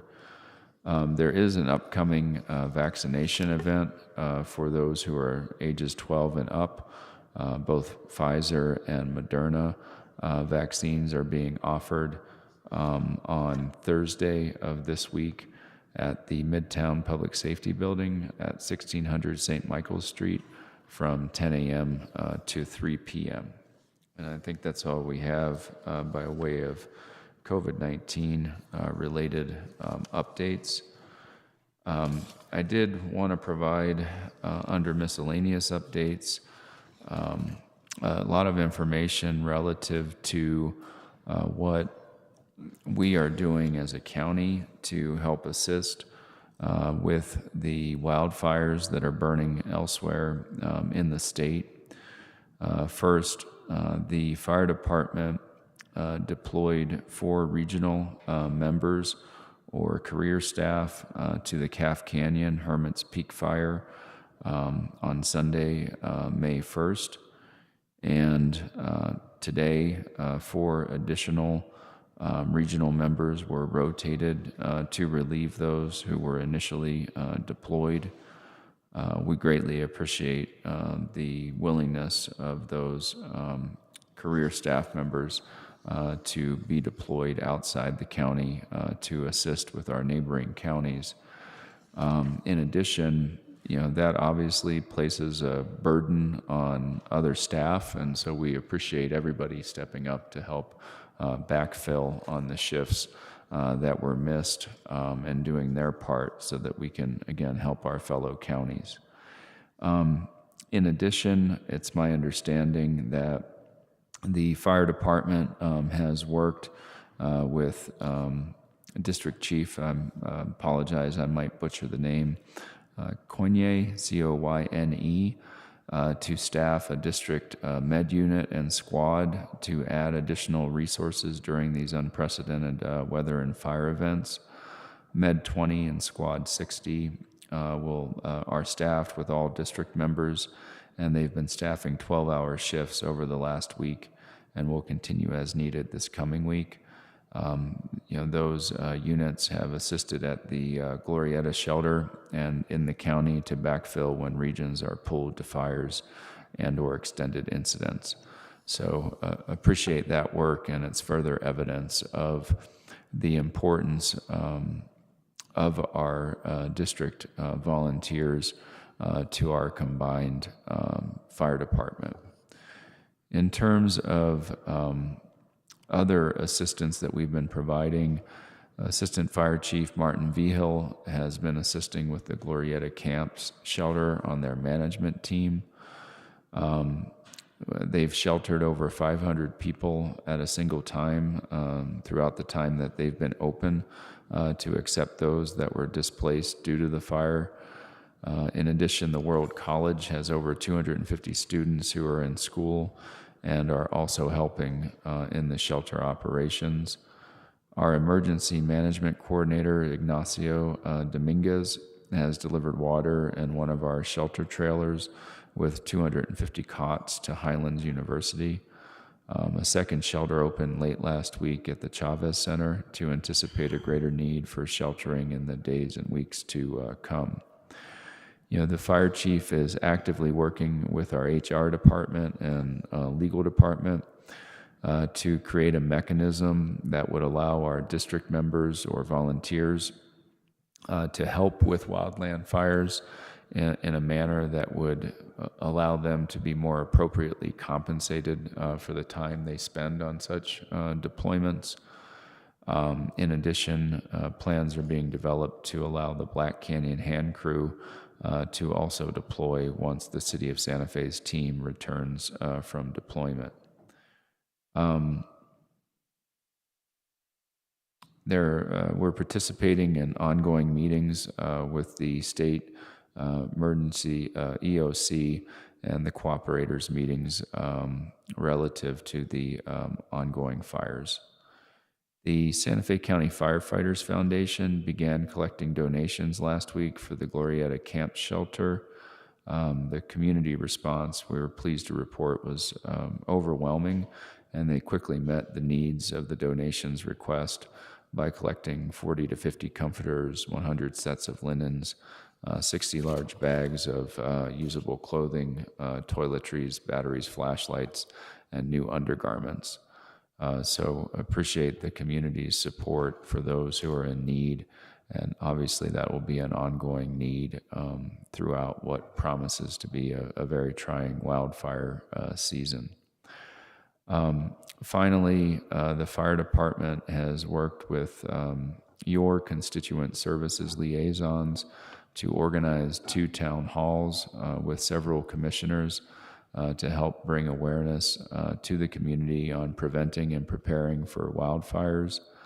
The fire department will be presenting the Ready, Set, Go planning and show how that is tied into the Calf Canyon Hermit's Peak fire, as well as have staff on hand to help citizens sign up for Alert Santa Fe emergency alerting communication system.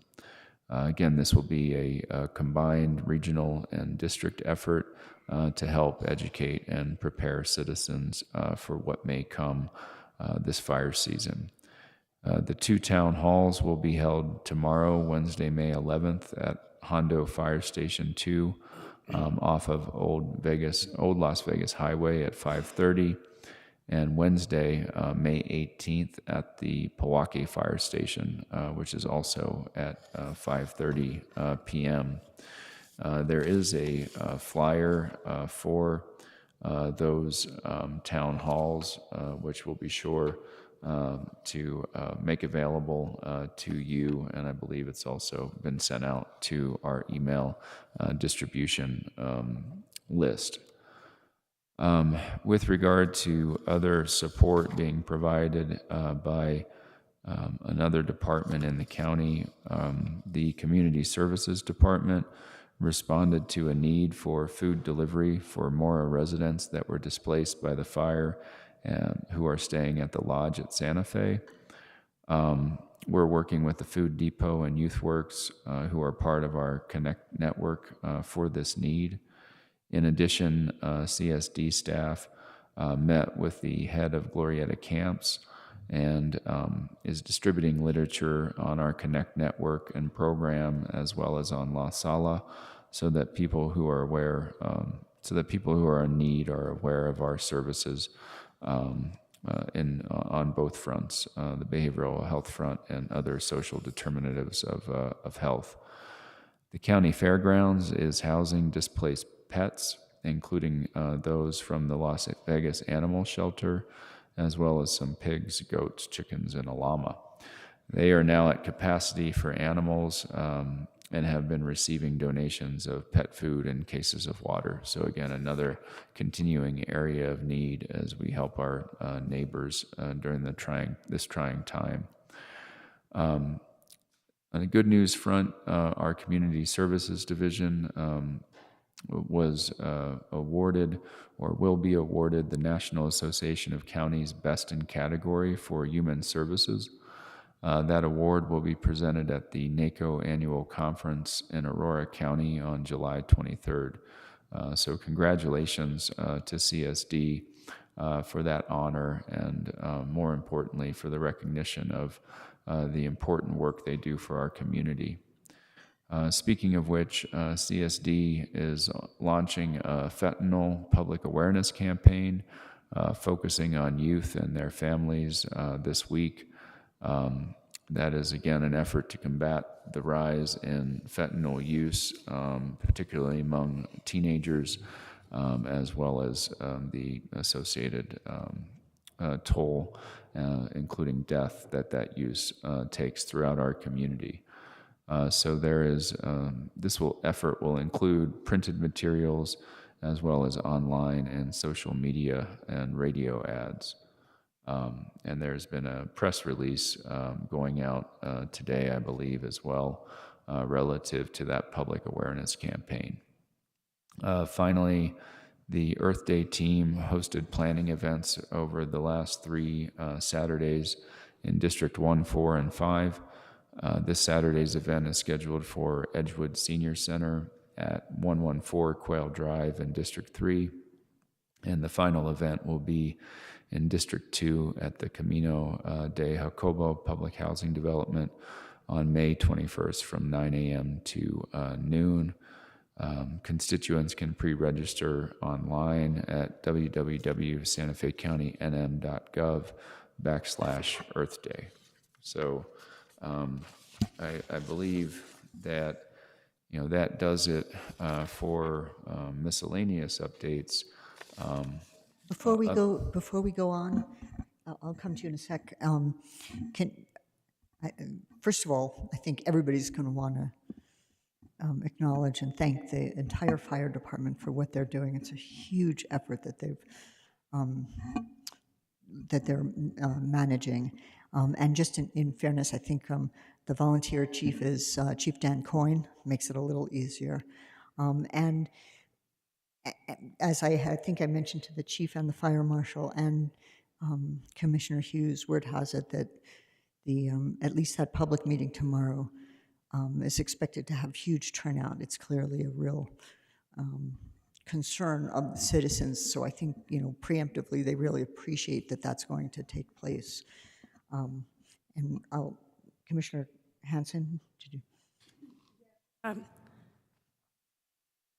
After bringing forward the resolution to end childhood hunger, and that the report was going to be released at a press conference on May 17th, the Food Depot has postponed that because of at this time the Food Depot was involved with providing wildfire disaster relief, and so they are postponing that to another time. So I felt like this was an appropriate time to mention that. Also, the next after the town hall will be at the Pojoaque Fire Station on May 18th at 5:30. Is that correct? I'm checking my notes. Yeah, that's true. Okay. Thank you. And then on the NACO award, I am so excited. I have been pushing the former county manager to submit all the good work that we do at Santa Fe County to NACO, and so I am thrilled that that we got an award and are recognized for all the good work that we are doing in Santa Fe County. Excellent, thanks so much. So thanks for that, Manager Schaefer, and I just wanted to get those items that were related to the miscellaneous updates, and we could go on to your budget update. Madam Chair. Commissioner Garcia? Congratulations, Mr. Schaefer, on your first presentation as county manager. Good job. Great job.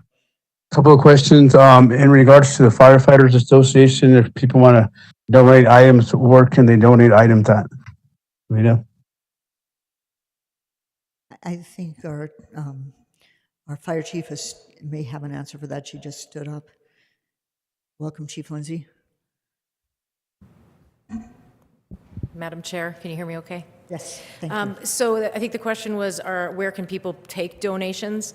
One thing about our disasters are the donations turns into the disaster within the disaster, so we only ask for any donations that are specifically needed.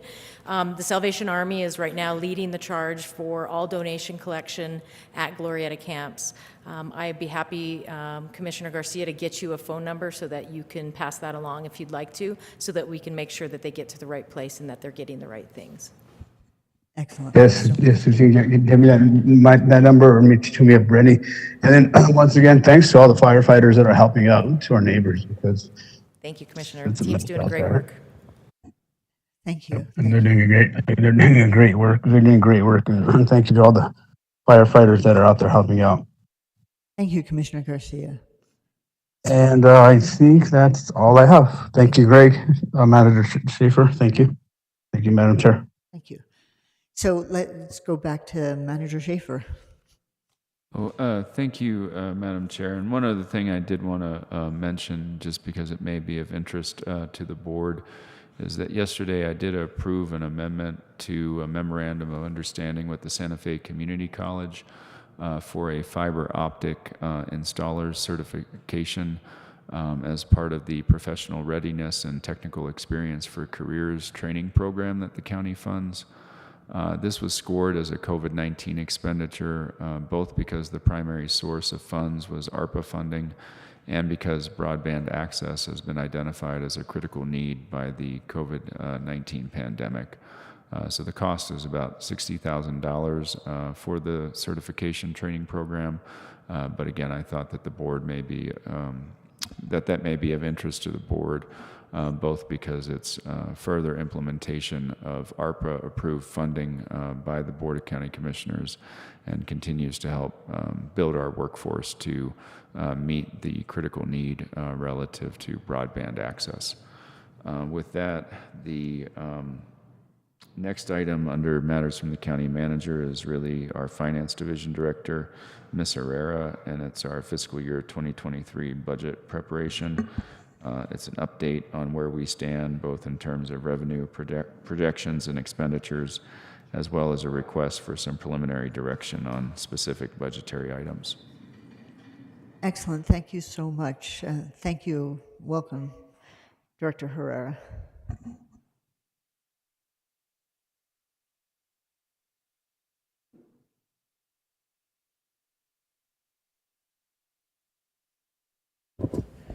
Madam Chair, Commissioners, not sure how long this is going to be, so I decided I'm going to sit down. So the presentation we have before you is an update of the last presentation that we had a couple of weeks back. Okay, so some of the updates that were made to our budget timeline is to identify the purpose of the meetings that we have in May. So for May 10th will be the update. Thank you. May 10th today is just an update of some of the numbers and recommendations that we are presenting to the board for approval as part of the interim budget. And then we will schedule a special BCC meeting on May 26th for the approval of that interim budget. And then after that, then we'll proceed to continue to look at revenues, see how they're coming in, look at how departments are spending, especially now that we are getting closer to year end, and then look at anything related to capital and make those type of adjustments to the interim budget to bring the board the final budget for fiscal year 23. We have our population goals, which we always try to keep in mind through this entire process. And then we have revenue expenses, as opposed to being as of 4/20, which I mentioned before didn't have anything to do with anything but the date itself. The information before you is as of April 30th. Not much has changed. Most of the revenue had been receipted. There was some additional changes to expenditures, specifically related to payroll, the way that it processes. I'm hitting the wrong button. And this time, I made sure to correct the slides to remove the transfers. The last time that we met, there was a little bit of confusion. One slide had the transfers removed, the other two did not, so it kind of inflated the number that we were looking at. So our first update for 2022 revenues as of April. I'm fighting with the laptop, excuse me. Okay. I'm in charge today, not you. Okay, so April 30th revenues are coming in at $164 million. At the last presentation, we had already received property tax and GRT, so there wasn't significant changes from the last presentation other than charges for services, utility charges, license and permits. Keeping in mind that we are still, now that we're in the process of trying to record everything that we can in May, so that in April. So there will be some minor adjustments, but nothing that would be significant enough to discuss. And then we have the department expenditures. Again, it's as of April 30th. So far, departments have spent just under 60% of their budget that was approved for fiscal year 2022 at $123 million for the year to date. And using the April 30th numbers, we are projecting out to June 30th. Again, some slight differences because the significant portion of our revenue, which is the property tax and GRT, was already receipted by as part of the previous presentation. Not much changed in the projection, but we still have the last 2 months, which we will continue to review and look at, especially with GRT, to see if we see any kind of decline or any kind of continued growth or a level trend, which will help us project, which will help us determine if our projections for fiscal year 23 are in line, are too high, or too low. For the department requests, nothing was changed for them from the last presentation. There will be some minor adjustments. I believe at the last presentation I'd mentioned that we had received an additional $100,000 or $200,000 of budget cuts from departments that we were not able to include in the presentation, and we've chosen to keep them out for this presentation, but we'll include them as part of the interim budget request. Now, as far as what we are seeing for fiscal year 23,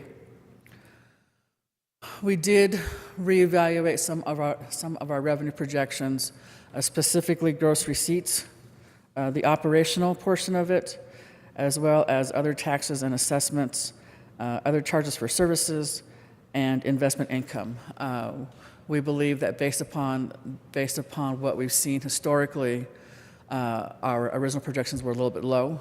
However, we will continue to look at actuals to make sure that the adjustments that we did make for those specific line items won't be overstated. With that, on the next slide, we're presenting what we had originally estimated to be our revenue at the last presentation of $184 million, and what we are presenting. Actually, I apologize. What we presented as a 412, 426, which actually should have been updated to 510 to May 10th.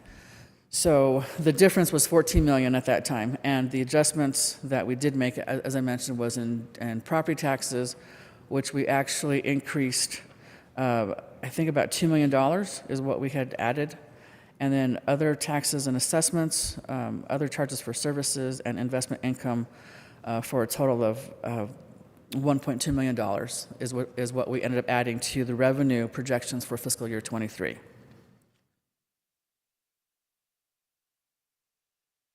As far as the department requests, the requests were not modified from the last presentation. I don't believe we'll have any additional adjustments to this except for those additional budget cuts that came in after the last presentation. Additions to the department request will involve another salary analysis.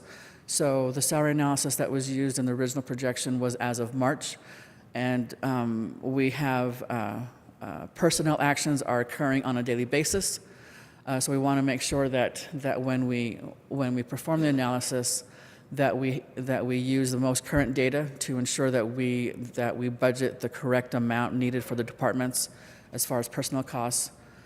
From this request, we will also add any of the recommendations that the board approves as part of the interim budget. And the next couple of slides will be those items that we are recommending to the board.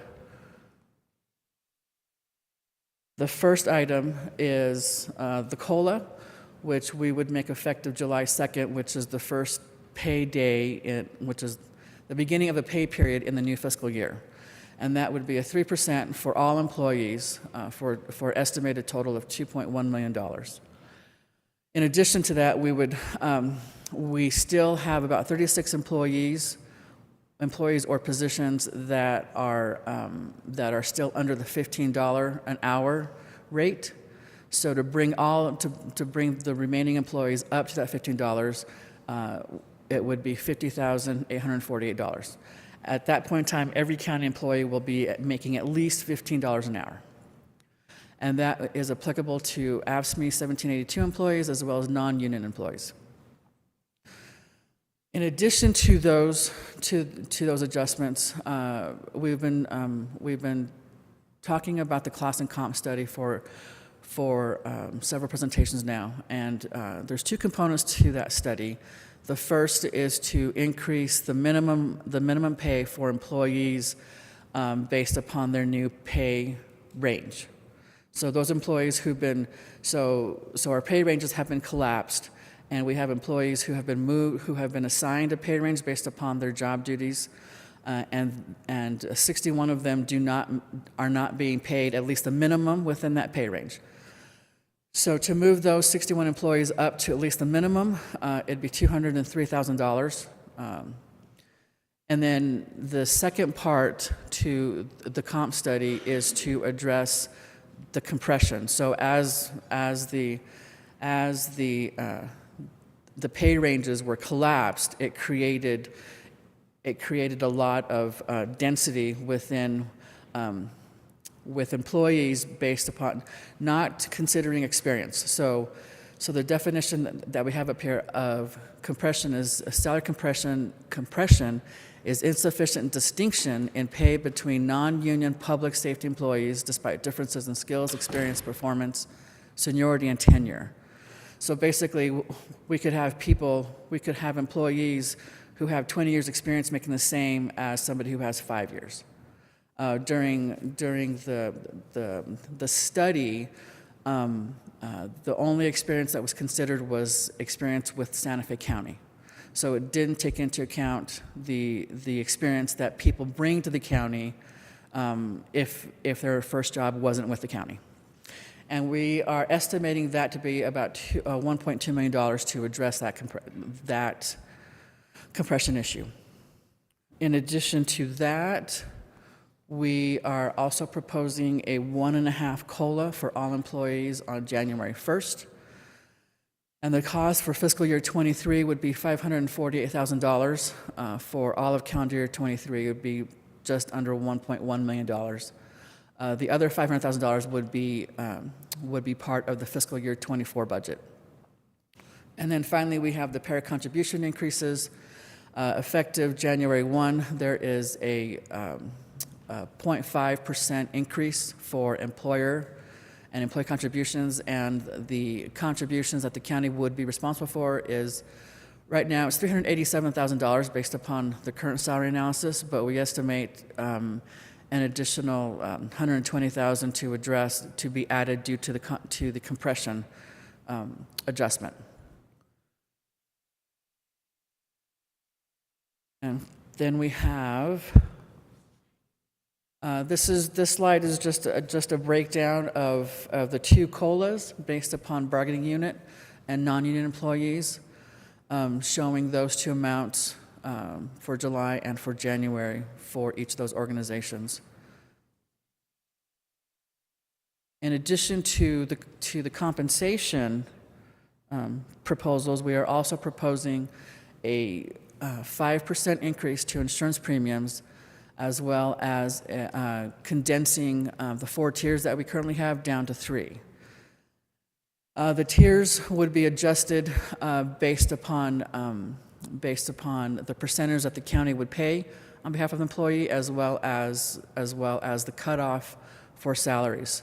So Tier 1 would now be 20% employee cost versus 80% county, and that would be applicable to any employee making less than $35,000. Tier 2 would be 25% employee cost versus 75% for the county for any employee making between $35,000 and $1 to $75,000. And then Tier 3 would be 30% employee cost, 70% county cost for anybody making over $75,001. The 5% increase and condensing the tiers from 4 to 3 would end up resulting in a net increase cost to the county of $789,000 for calendar year 23, which would be $294,863 for fiscal year 23.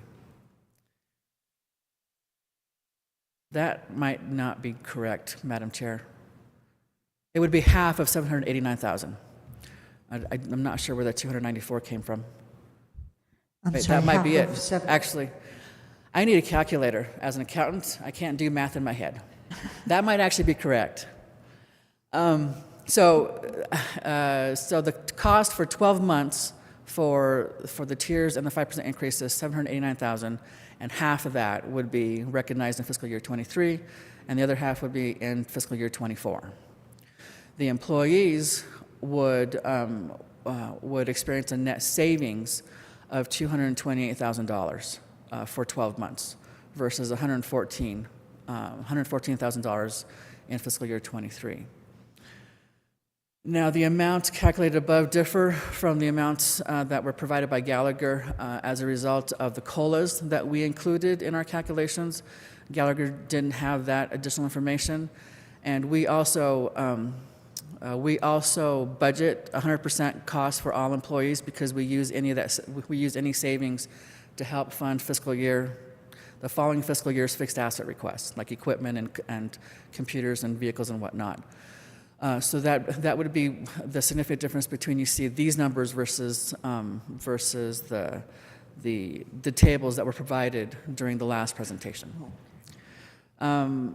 We wanted to provide the board with additional information on what the impact was while we provided the total by county and by employee.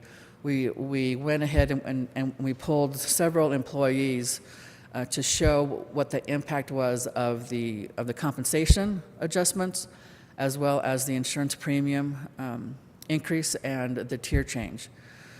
So in our first example, we have an employee who's making $14 an hour and who were originally classified as Tier 1 or are in Tier 1 as of today.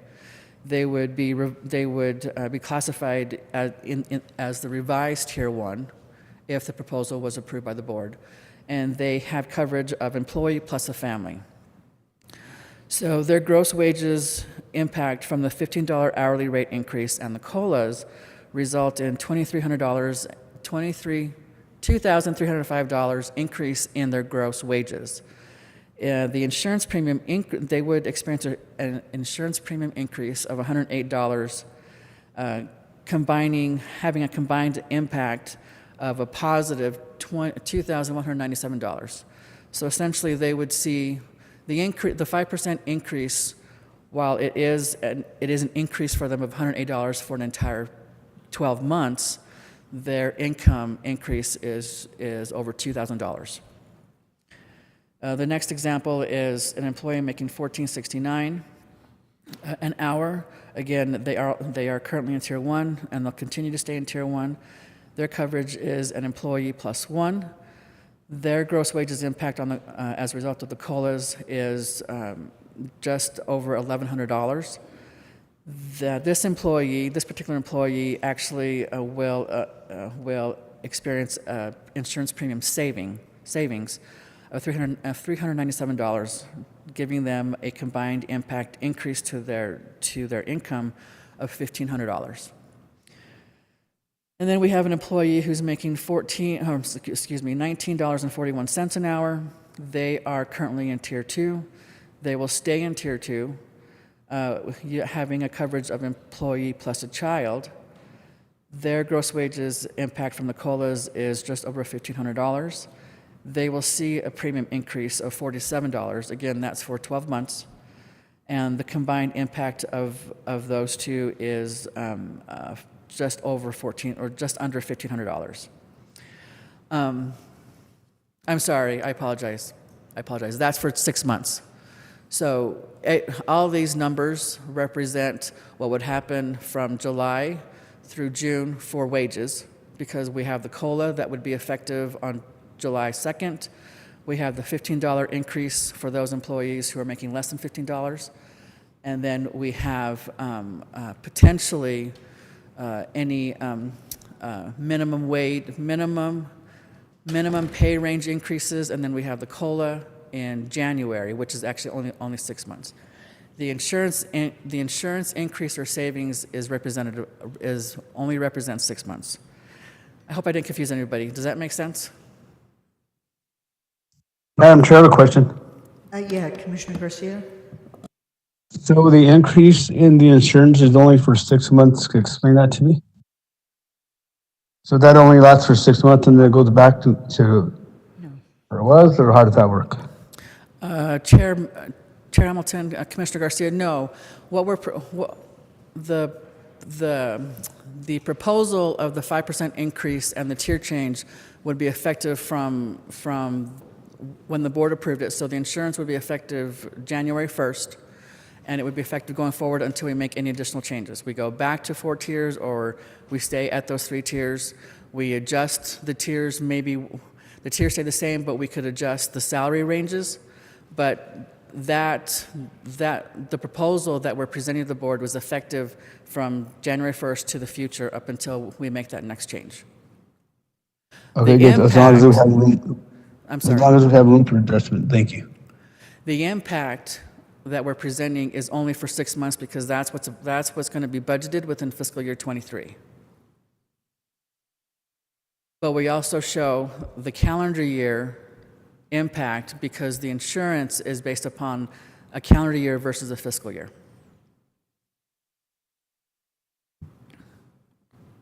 Okay, understood. Thank you.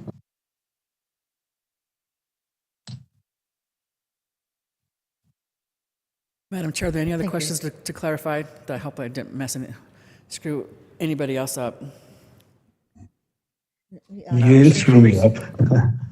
Yeah, so just so I'm clear on the first I example, know. the employee would make an additional $2,197 over a 6-month period? Madam Chair, Commissioner Hughes, no, that $2,300 is for the full 12 months. So full 12 those different components would make up that $2,300 for fiscal year 23. Okay. But then, so what's the 6-month referred to? So the insurance premium increase that we see up there of $108 would be 6 months from January 2023 to June 2023. So during the budget process for fiscal year 22, I think we had a 3% increase in insurance, and that was already budgeted for July through December. So that part's already said and done. So what we're looking at now is just through from January through June of 23. Okay, so it's the second half of the fiscal year. Yes. Gotcha. Thank you. Yeah, I think that was a bit confusing, but I think we've got it now. Are there any other questions on this presentation? I mean, I actually want to thank you, because it's really good to get these revisions. Like, the original presentations were really pretty detailed and informative, and now it's like it's a bit easier to add on and incorporate some of these changes. But it's also valuable at keeping us up to date. So between now and May, when we get a final budget to look at, it'll be a little easier to incorporate. Just my opinion. Yes, Madam Chair. The next slide, we provide additional examples. So we try to find employees throughout the different wage range. So the first slide were the employees that were at the lower end. The next slide is up at the higher end. And again, we have employees who are experiencing either a savings or an increase, even at the higher end of the changes to the tiers. Basically, the tier change was driving some of those premium increases, even at the higher tier, or tier 3 now, which is tier 3 and 4 currently. So again, a 5% increase in the insurance premiums effective January 1st of 2023, in addition to condensing our tiers from 4 to 3 and revising the salary range within representing those 3 tiers. And then we have the FTE. We covered the FTEs during the last presentation. We have some new FTEs, and then we are requesting some reclassifications of existing FTEs to a completely new job description. And then we have some reclasses of basically just reclassing positions into a higher, how do I want to say this?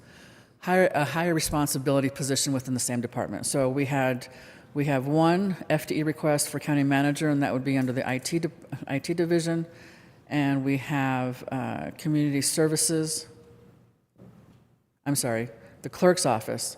We have one new position for the clerk's office. Actually, it's not new. We're going to be reclassing a position to the street file manager position. And then we have 6 requests within the fire department, 2 new positions, emergency management division, and an a communications alert and warning officer, EMS quality assurance lieutenant. And then we have 2 reclasses, or 3 reclasses, reclassification of training captains. And then we have the addition of a deputy fire chief. And then finally, we have growth management, which we have a deputy growth management department director, a department review specialist, and a development review specialist senior. A total of 11 FTE, either new or changes, for a total of $572,000. And the funding for those positions are broken out between the general fund and other revenue sources such as EMS and the second 1/8 GRT, and that would be applicable to the fire positions. And then what we wanted to show is the impact of these proposals to the department requests. When we presented the department request for fiscal year 23, we indicated that there were no changes to that amount from the last time that we presented it. So we provided this reconciliation to show the original department request as of 4/26 at $193 million, and then the impact to the department request with the addition of the 2 COLAs, the hourly rate increase to $15, the class and comp study portions, so the cost for raising employees up to the minimum of their new pay range, and then the compression distribution. In addition, we have the para contribution that's effective on July 1st, and then the FTE reclassifications are new FTE requests, and then the 5% insurance premium increase and tier change for a total of $5.6 million in compensation and insurance adjustments to the department request, which would bring us to a revised total of $199 million for fiscal year 23. What is not included in that number, when we presented the last time, we mentioned that departments have proposed to hold positions open for fiscal year 23. Right now, there are 24 positions for a total of $1.4 million. That proposal is still being reviewed, so it's not finalized. That's why it's separate from the adjustments above. If we did end up holding all those positions open, the revised department request would equal $198 million for fiscal year 23. And then the last component that we have is our fixed asset recommendations. Again, these are the same that we presented at the last meeting, which is actually representative of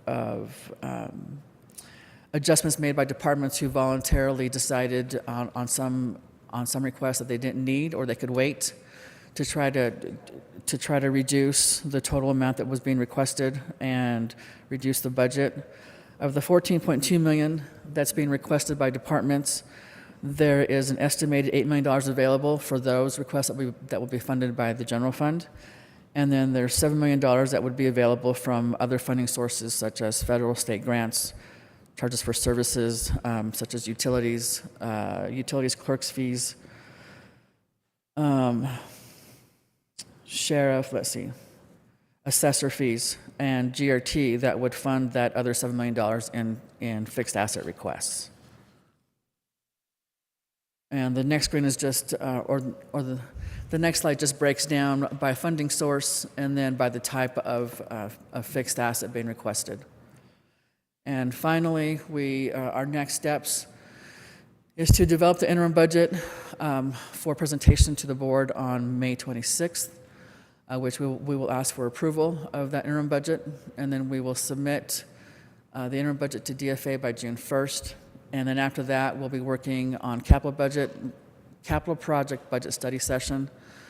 Again, we'll take a look at any additional adjustments we need to make to the budget. Most likely will involve the updated salary analysis to ensure that we have the most updated information for salaries, benefits, and insurances. And any additional carryover requests that departments may have due to having problems supply chain issues, so they haven't been able to move projects forward. So we'll be working with them to try to add that budget into their budget request for next year. And when we do present that information, we will again provide the board with a reconciliation of the interim budget amounts to what was adjusted to be representative of the final budget. And with that, Chair, I stand for any questions. Well, that was a lot. Thank you so much. We do have some questions. Commissioner Hanson and Commissioner Hughes. Thank you, Director Herrera. That was concise and to the point, and I really appreciate it. I really appreciate you going over the compensation study. I think that it's really good for us to understand all of those aspects, of how it affects different employees and how beneficial this actually can be for them. So I really appreciate that. We're almost at a $200 million budget. Maybe we'll get there. Madam Chair, Commissioner Hanson, yes, it's a large dollar amount. Yes. So I look forward to seeing you on May 26th, and thank you once again. Thank you, Madam Chair. Thank you, Commissioner Hanson. Commissioner Hughes. Thank you. I just have a question about the adjusted department requests at 197,946, et cetera. Does that include everything? Does that include the COLAs, the comp class, the fact that the county's going to pay more for health insurance? I mean, is that basically all in, or are there still things we need to add into that? As of Chair Hamilton, Commissioner Hughes, as of right now, that's everything. That would include everything. So from the original budget request from the departments that equal the 193 million, we would, if the board approved all those recommendations, the 199 million would be what that would represent. If all 24 positions that departments have indicated that they'd be willing to hold vacant, that they don't need them, they're not essential positions, then it would result in the 197 million. Okay, it looks like either way, though, we are estimating 199 million in revenue, so we're okay either way. Slightly. The one thing that I want, thank you for bringing that up. Going back to the revenue slide real quick. The one thing that we will do for the next presentation is we will actually try to match reoccurring revenues to reoccurring expenditures. So the original presentation that we provided the board back on, I think, April 12th was we had shown GRT and hold harmless as just two single lines. And then the second presentation that we brought to the board we actually broke out that GRT from operational GRT versus non-operational. And the non-operational is related to our capital outlay GRT and our first 1/8 GRT, which is used for maintenance and project costs. So those two GRTs actually aren't. We cannot use those two increments for operational needs.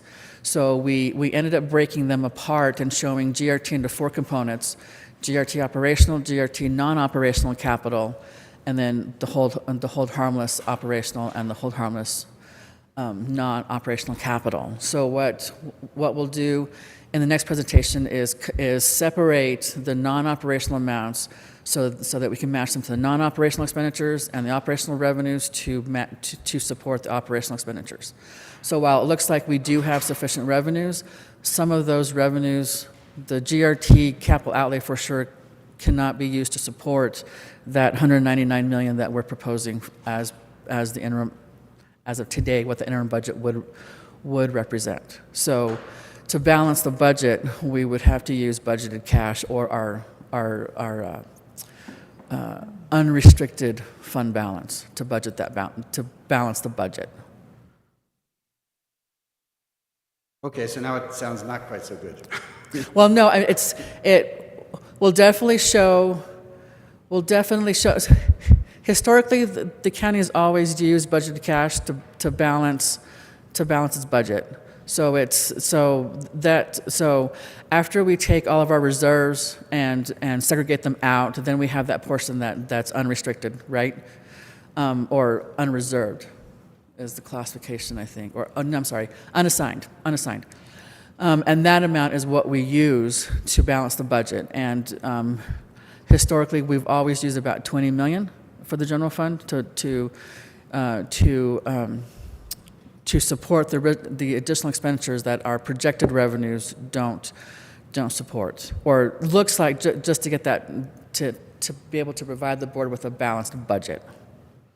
But in the next presentation, we'll be able to show, so like the debt service, so the debt service property tax will be matched with the debt service expenditures. So those two should net out to zero.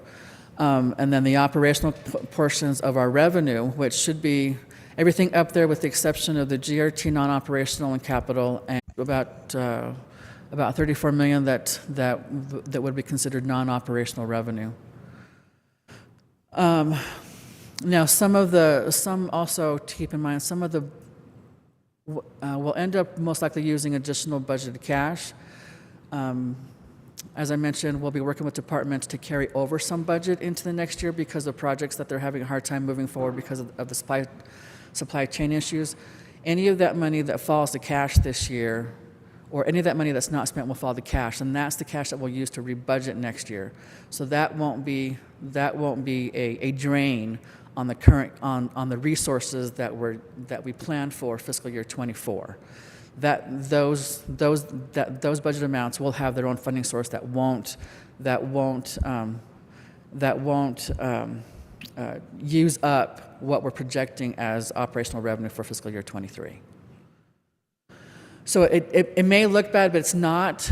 We can definitely walk through the budget the last couple of years, Commissioner Hughes, if you'd like to show how we balance the budget after we project the revenues and then compare it to what we have for expenditures, and then what's left over that we have to use cash for.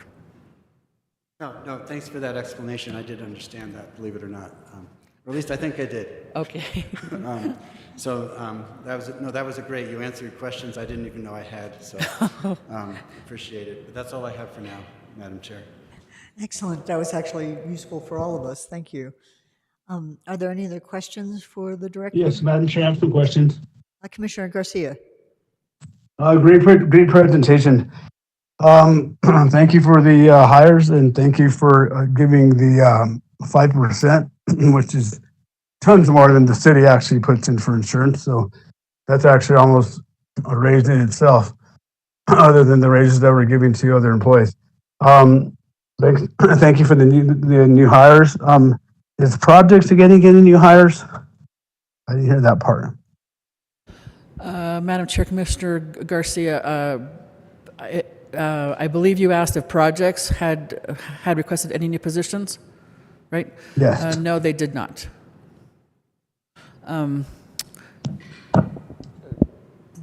Director Hidon, do you want to say, I mean, I don't know if you have anything that you want to say, or the current, how many, I don't know how many staff we have in projects right now.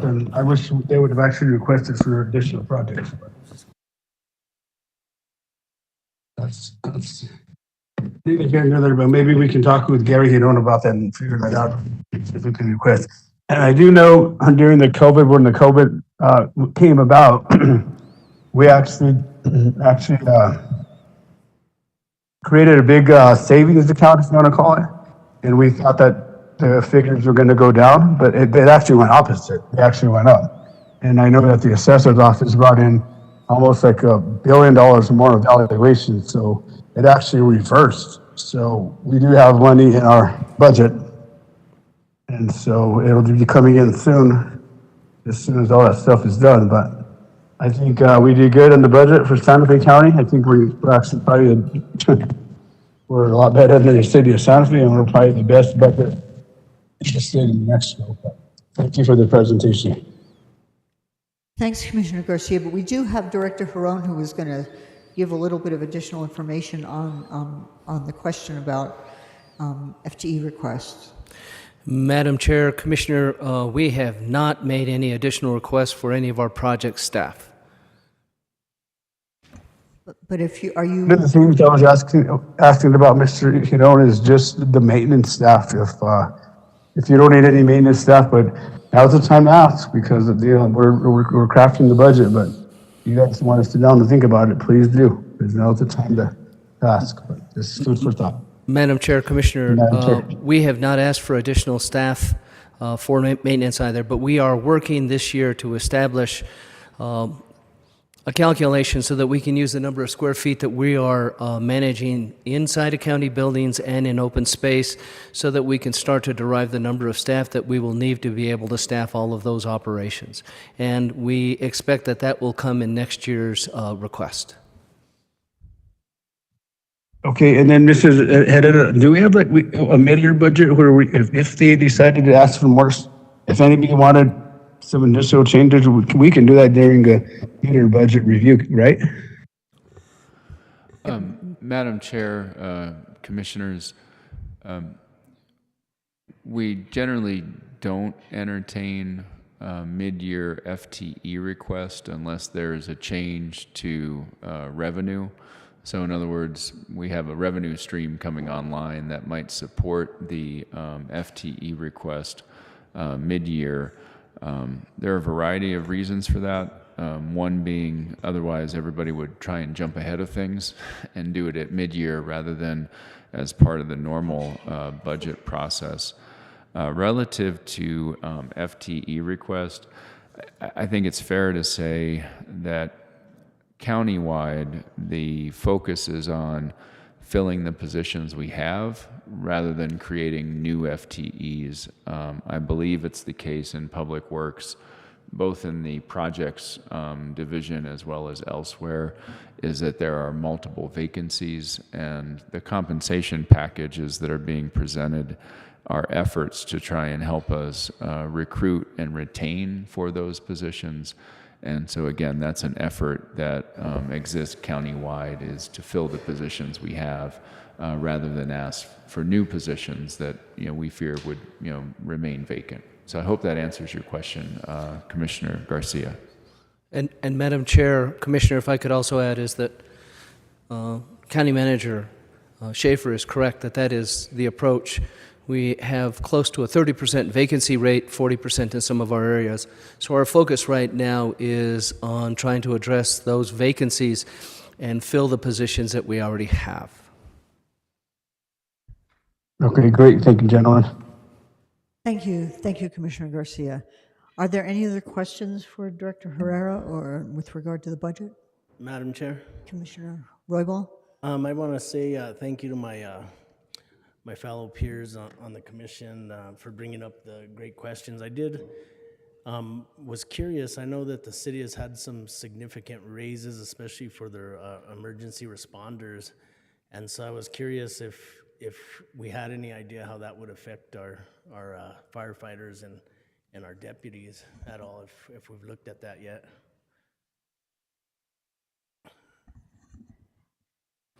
Yeah. Commissioner, Madam Chair, Commissioner Roy Ball, I think we always try to be mindful of what the market is providing relative to wages, especially in highly competitive areas. We counterbalance that with the desire not to overestimate our recurring revenue or budget all of those potentially recurring dollars so as to provide some resiliency if our revenue estimates don't materialize where we hope that they would be, and making that a little less cryptic. Most folks are anticipating a recession in the next 1 to 2 years. And so there's a lot of downside risk in some of the revenue projections. And so what we're presenting to the board, we hope, is a balance package that will help us be competitive, but also not put us in a place where any downturn in revenue leads us immediately looking to, freeze more positions, potentially take other drastic actions to bring our recurring expenditures in line with recurring revenue. So I hope that addresses your question. Obviously, there is a concern there, but at the same time, we're trying to present the board with a balanced package that we're comfortable that we can afford in the short, mid, and long term. Did you have anything you wanted to add to that, Yvonne? I think given what we're presenting to the board, it being that the total amount, I don't know if the county's ever done 2 COLAs in a single fiscal year. In total, it's 4.5%, which is relatively, I think, generous for the employee. It definitely shows that we value them. We want them to stay with the county. In addition, we're addressing, through the class and comp study, we're also addressing making sure that what we are paying employees are at market value. And I think for the most part we are. We do have those anomalies of those individuals who are under the minimum within their new pay range, and we'll address the compaction, which will bring employees who need to be brought up to their appropriate placement. I think all those efforts that we've made or that we're presenting to the board are really important, and I hope that employees can see that as our way of showing how valuable they are to us. And we'll continue to try to do that in the future, to keep quality people working for the county, and again, in keeping all of that in mind, with making sure that we present something that's fiscally responsible to the board, that we know that we can support, and we know that we can continue providing the services that we need to the citizens of the county, and doing it well. Thank you. And I appreciate it. It's one of those things you worry about because we do have such great employees, and we just want to make sure we take care of them. So thank you. Excellent. Thank you, Commissioner Roy Ball. And thanks for the additional information, Yvonne and Mr. Schaefer. Are there additional questions on this, or Commissioner Hughes? I'm just wondering what it is you want direction on. Are we just supposed to say that this is, or is that coming next? Chair Hamilton, Commissioner Hughes, if there's anything addition that the board may want to add or adjust, what we'll do now is, starting tomorrow, we'll go back and we'll reconcile everything with the expectation that the board will approve all of the items that we are proposing. make any adjustments that we need to make in terms of specifically with those positions that departments, working with departments to make sure that those positions truly won't be needed for next year. Making any additional adjustments for any capital-related items. We did meet last week to try to find additional funding sources for some of the projects that we know have the prices for those projects have risen because of inflation. So we want to make sure that we fund those so they can continue to move forward. So that's the additional changes that you may see in the presentation.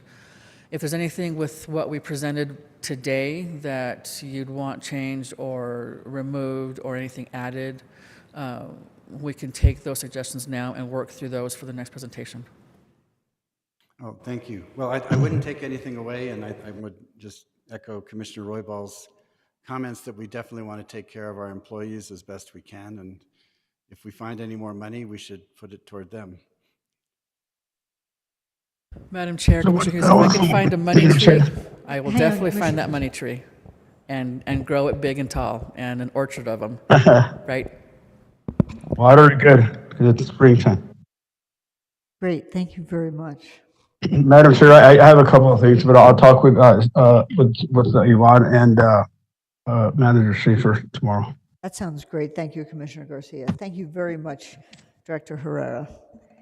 So that finishes the presentation item, and I mean the budget item, which was under 9 matters from the county manager, and that takes us back to item 8, which is matters of public concern.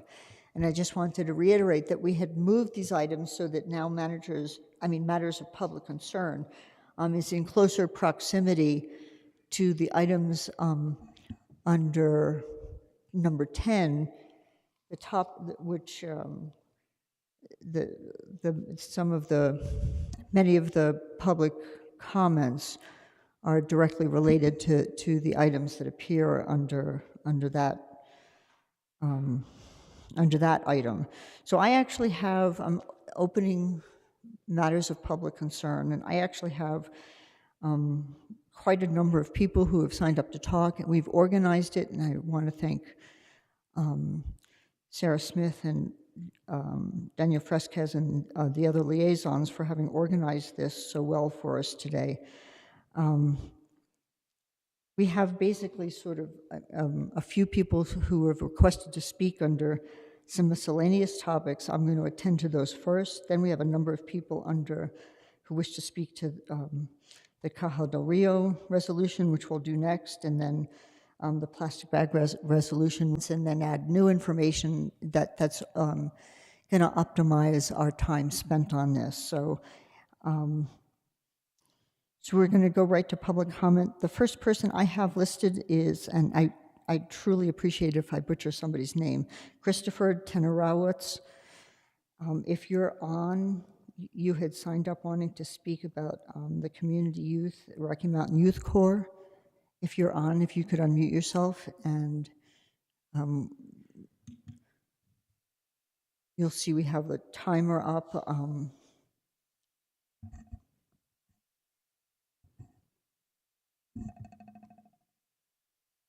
Christopher, are you available?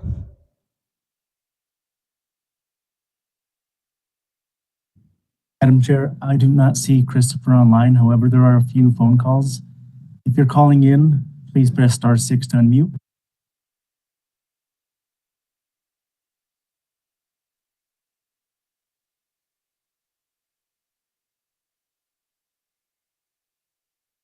Christopher, are you are you on your phone? If so, if you could unmute by hitting *6. I'm going to move along, and we can always come back if Christopher comes on. The next speaker was Tanya Westrick. Are you available?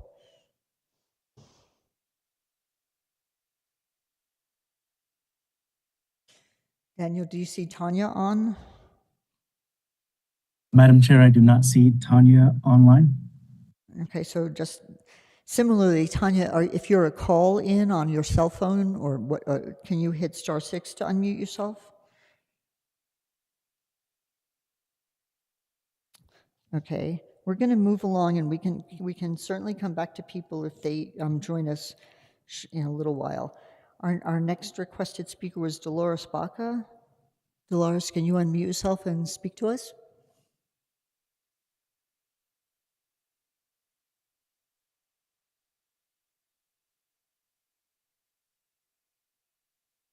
Daniel, do you see Dolores on? Madam Chair, I do not see Dolores Baca online. Okay, Dolores, if you're a caller, if you could hit *6 to unmute yourself.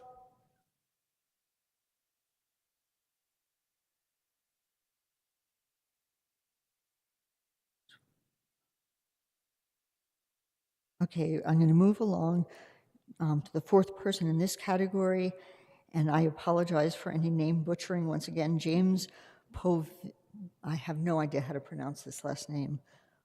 Madam Chair, thank you. I am just here as an observer, but I do know that there are quite a few community members who are here to speak on the CAHA resolution. Yeah. Thank you. Oh, okay. I thought you were signed up to speak. Thanks so much.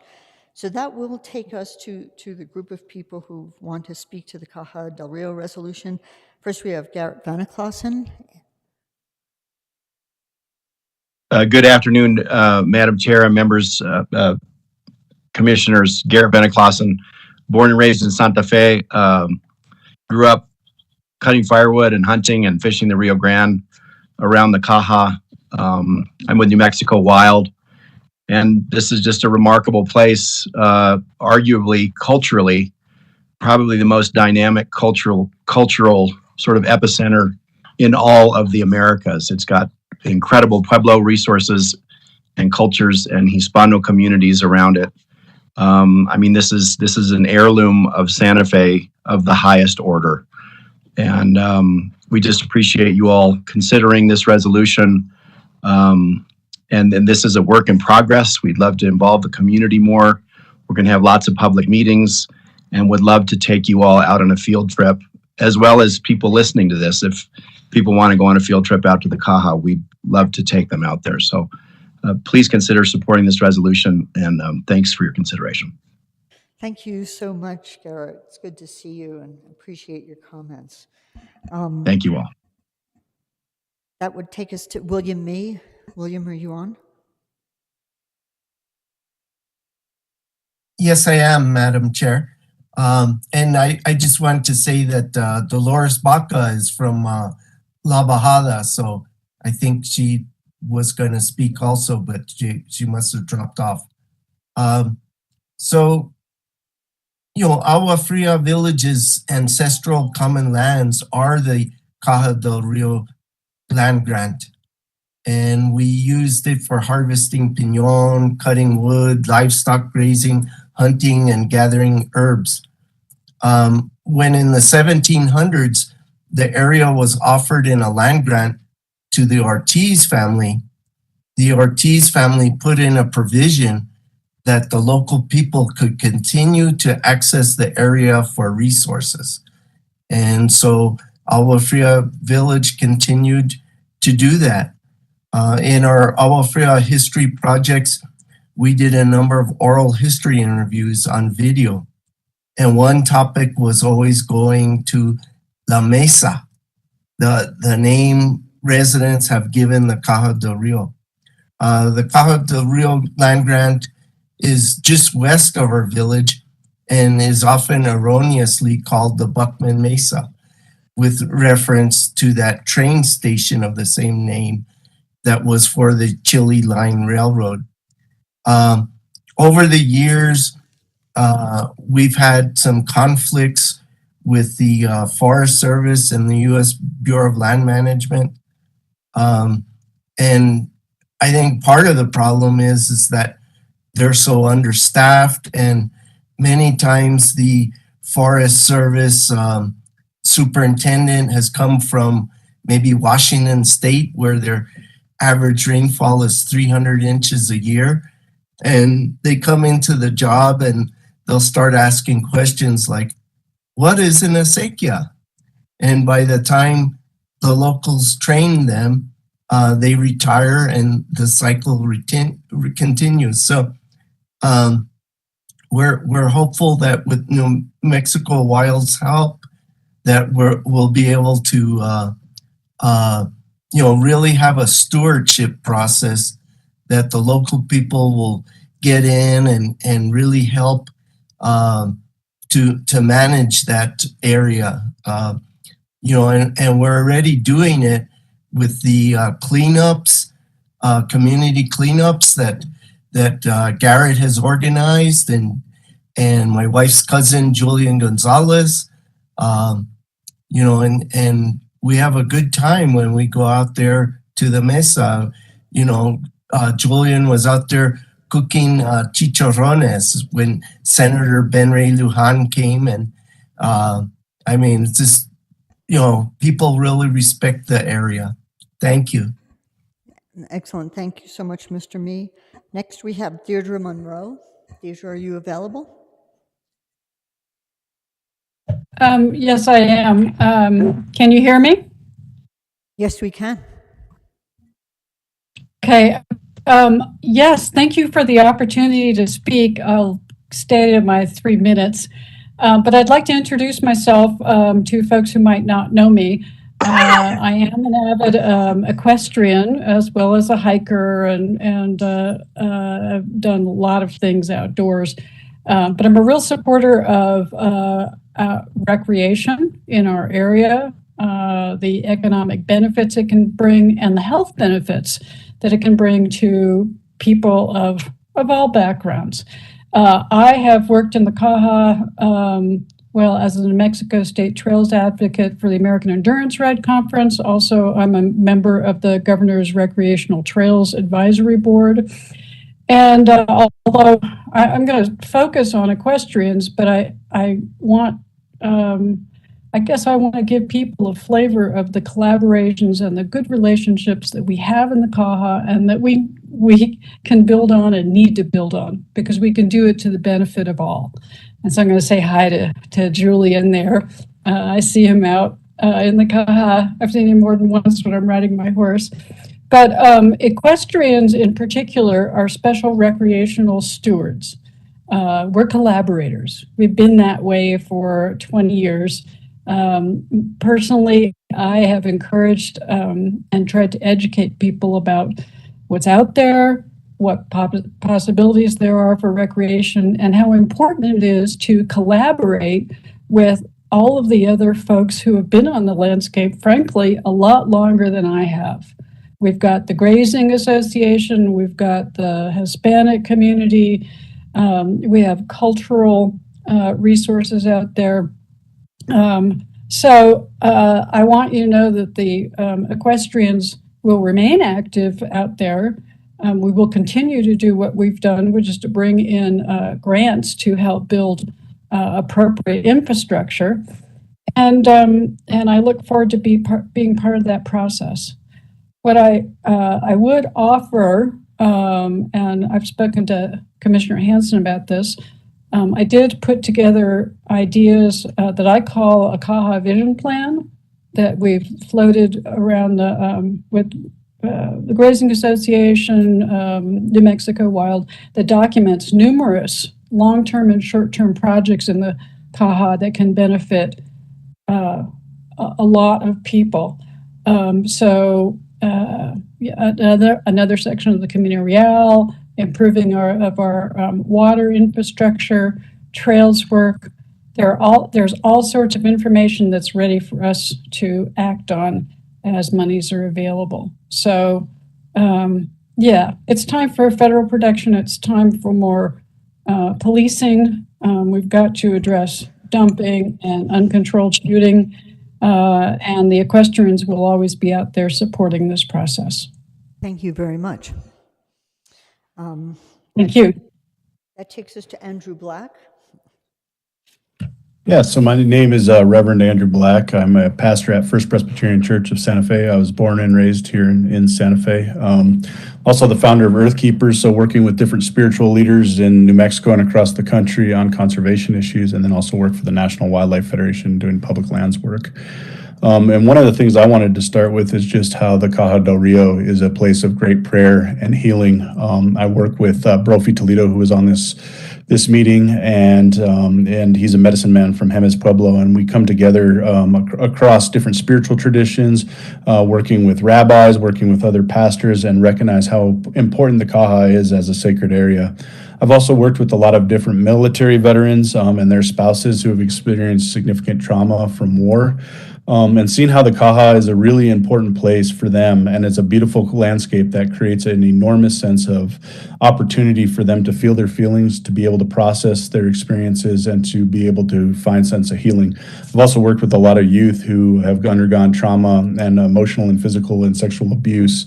And one of the places that we work with these youth is taking them to the Caja as a real place of healing and a place for them to center themselves and to kind of re-engage. And it's amazing when you take youth who have the literally the weight of the world on their shoulders out to a place like the Caja del Rio. You see them start to smile and to engage in community and to have fun. And myself and Jesse Dubell with the New Mexico Wildlife Federation took a group of youth out there just this couple summers ago to do exactly that. And it was just incredible to see how the Caja really is a place of healing, and it's a significant place that I think we need to protect. And I'm grateful that this resolution tries to do that.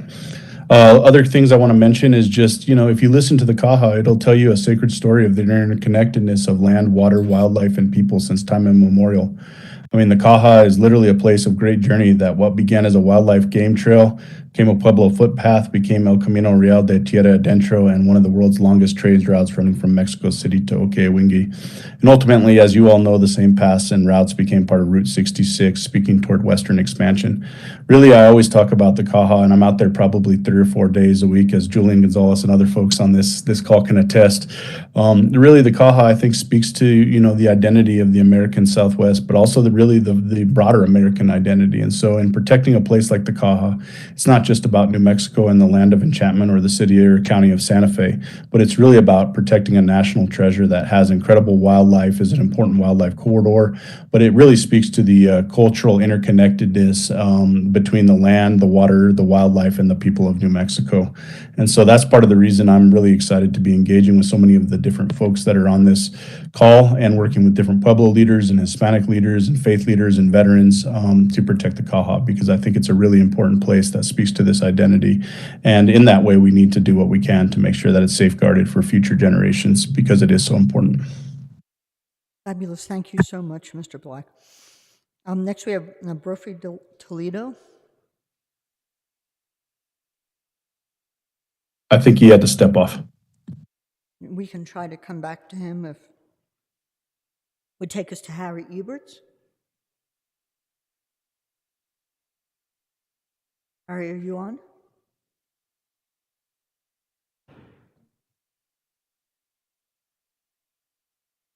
Mr. Eberts, if you're available, if you could unmute yourself and give us your comments.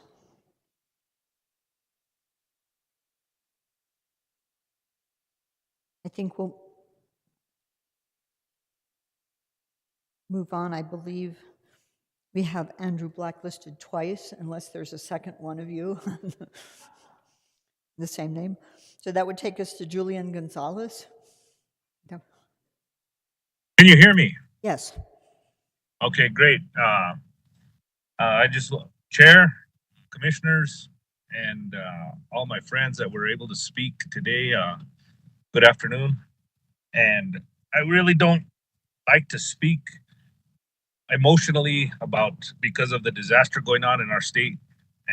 But if now more than any, you're seeing how the management of our vital lands are going to definitely need to be looked at, and through your traditional communities, your pueblos, your recreational organizations, I mean, just a plethora of people that have their hand in the Caja. Now more time than any, because where are we gonna get that firewood for all the people that heat their homes this year? they can look at the Caja. That's a great place to grab some fuel wood, because we sure as heck can't get it from the Pecos Wilderness. That's a place to get it now. And you know, they're going to need a lot of healing, a lot of heart filling, and do we really, Santa Fe's playground, do we want to see it pull up in flames? I'm just looking at the smoke off the side of the highway. I'm sorry, but anyways, I'm a veteran of 30 years, and God bless my wife and my family for dealing with me and all the issues that I had when I got back. But you know, I left it there on the Caja, and that land absorbs that kind of stuff, and it gets rid of it, and it makes you a better person. I don't know how and why, but I'm also a stakeholder as a permittee with cattle on the Caja del Rio. It's a place that feeds. I've already butchered this year 10, I can say some livestock. I'll just say livestock that has fed the valley of La Cienega and some people there in Santa Fe. You know, it's giving back. And I like to leave this with you guys. When you get something from your neighbor or from God, like water, or the land, like wood, that stuff, that says you give back whatever you received in better condition than you received it. And that's one thing that I just want to let everyone know. You know, the next 7 generations are going to want to hang out there, Santa Fe, and they ain't gonna have a place if we keep building the way we're going, or if we keep putting roads and pavement and concrete. You know, we ain't gonna feed that family in La Cienega anymore, in El Dorado, or those people that love them nice, beautiful grass-fed ribeyes down range. You know, so thank you, commissioners, for taking a look at this and reading it through, and I appreciate all that you do for the county and what you'll probably do for the Caja in the future. Have a good evening. Thank you so much, Mr. Gonzalez. That takes us to Carmichael Dominguez. Can you hear me? Yes, we can. Hello. Welcome. All right. I was going to say it's nice to speak to you on this side of the dice, but Yes. I'll just say it's nice to speak to you on this side of the computer screen. It's a little bit different. Thank you, Madam Chair, members of the commission. I just want to say that, in my opinion, after considering many, many resolutions in my lifetime, this one is pretty simple. There is no fiscal impact to the county. There is no tax increase that the county has to consider. There's no development request, so you don't have to worry about water or traffic patterns or building heights or any of the other stuff that commissioners deal with regards to development requests. This, in my mind, really just simply asks that the commission support efforts to protect the Caja del Rio because of its historical, cultural, and ecological importance, just to name a few. You've heard a little bit of something from people here this afternoon about what the Caja means to them in the history, and there are many, many, many more stories to talk about. And so you might ask yourself, why do we need to protect this landscape? Well, it's because this community really, really cherishes its history, its rich history, its diverse cultures, and preserving its heritage. And so we save this landscape not necessarily for today, but for tomorrow's children. We want to save this landscape for the future, of the things that make this community so special, and it's a part of that landscape. And so, I would just really encourage you to consider supporting this resolution. I know that there are plenty of people on board right now who could answer pretty much any question that you might have, if you have any. And then finally, for your information, there is a similar resolution being considered by the city of Santa Fe. Thank you very much. Excellent. Thank you so much, Carmichael. That would take us to Alexandra Merlino. Hi, can you hear me? Yes. Hi, Madam Chair and Commissioners. Thank you for your time this afternoon. My name is Alexandra Merlino. I'm with the Partnership for Responsible Business. We're a statewide organization and we're based here in Santa Fe, where I'm a resident. And today I want to talk to you about business and conservation. The Caja is a national destination for outdoor rec enthusiasts, sportswomen, sportsmen, mountain bikers, climbers, hiking, equestrian. And it's, as the outdoor recreation industry grows in New Mexico, this is really a key to unlock what we have here in Santa Fe.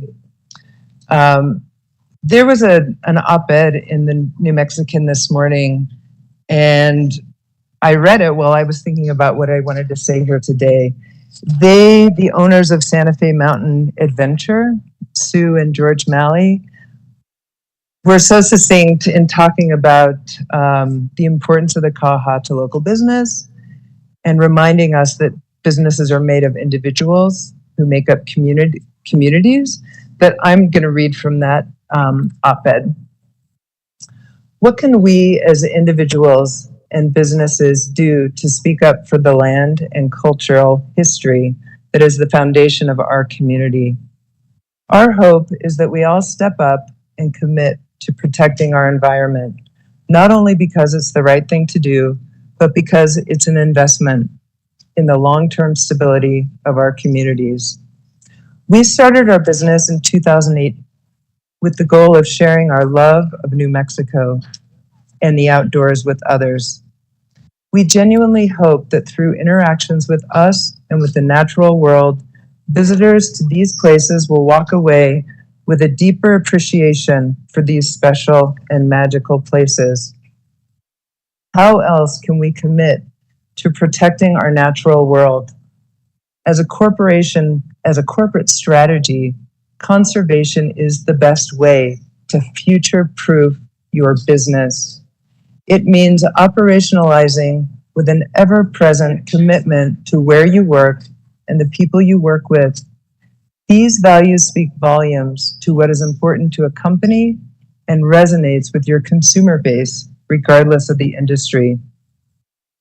As business owners, we have an obligation to espouse conservation as a value.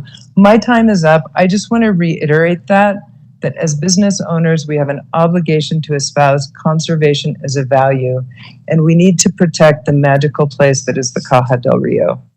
Thank you for introducing this resolution and for protecting this magical part of New Mexico. Thank you so much. Thank you very much for your comments. That would take us to Julia Bernal. Yes, Madam Chair, can you hear me? Yes, we can. Thank you, Madam Chair and Commissioners. My name is Julia Bernal. I'm from Sandia Pueblo, and I'm the Executive Director for Pueblo Action Alliance. I'm still a resident of Sandia Pueblo, but I've been an active tribal member and advocating for the protection of cultural landscapes like the Greater Chaco landscape and the Caja del Rio.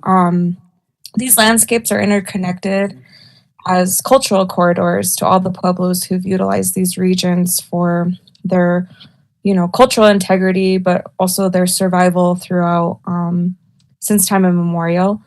The area is very important to us, and it still remains important to this day. As you know, and many know on this call, there are many remnants of Pueblo culture, whether that's petroglyphs or groundwater catchment systems, ancient roads, and of course the modern living culture Pueblo people still live within the area.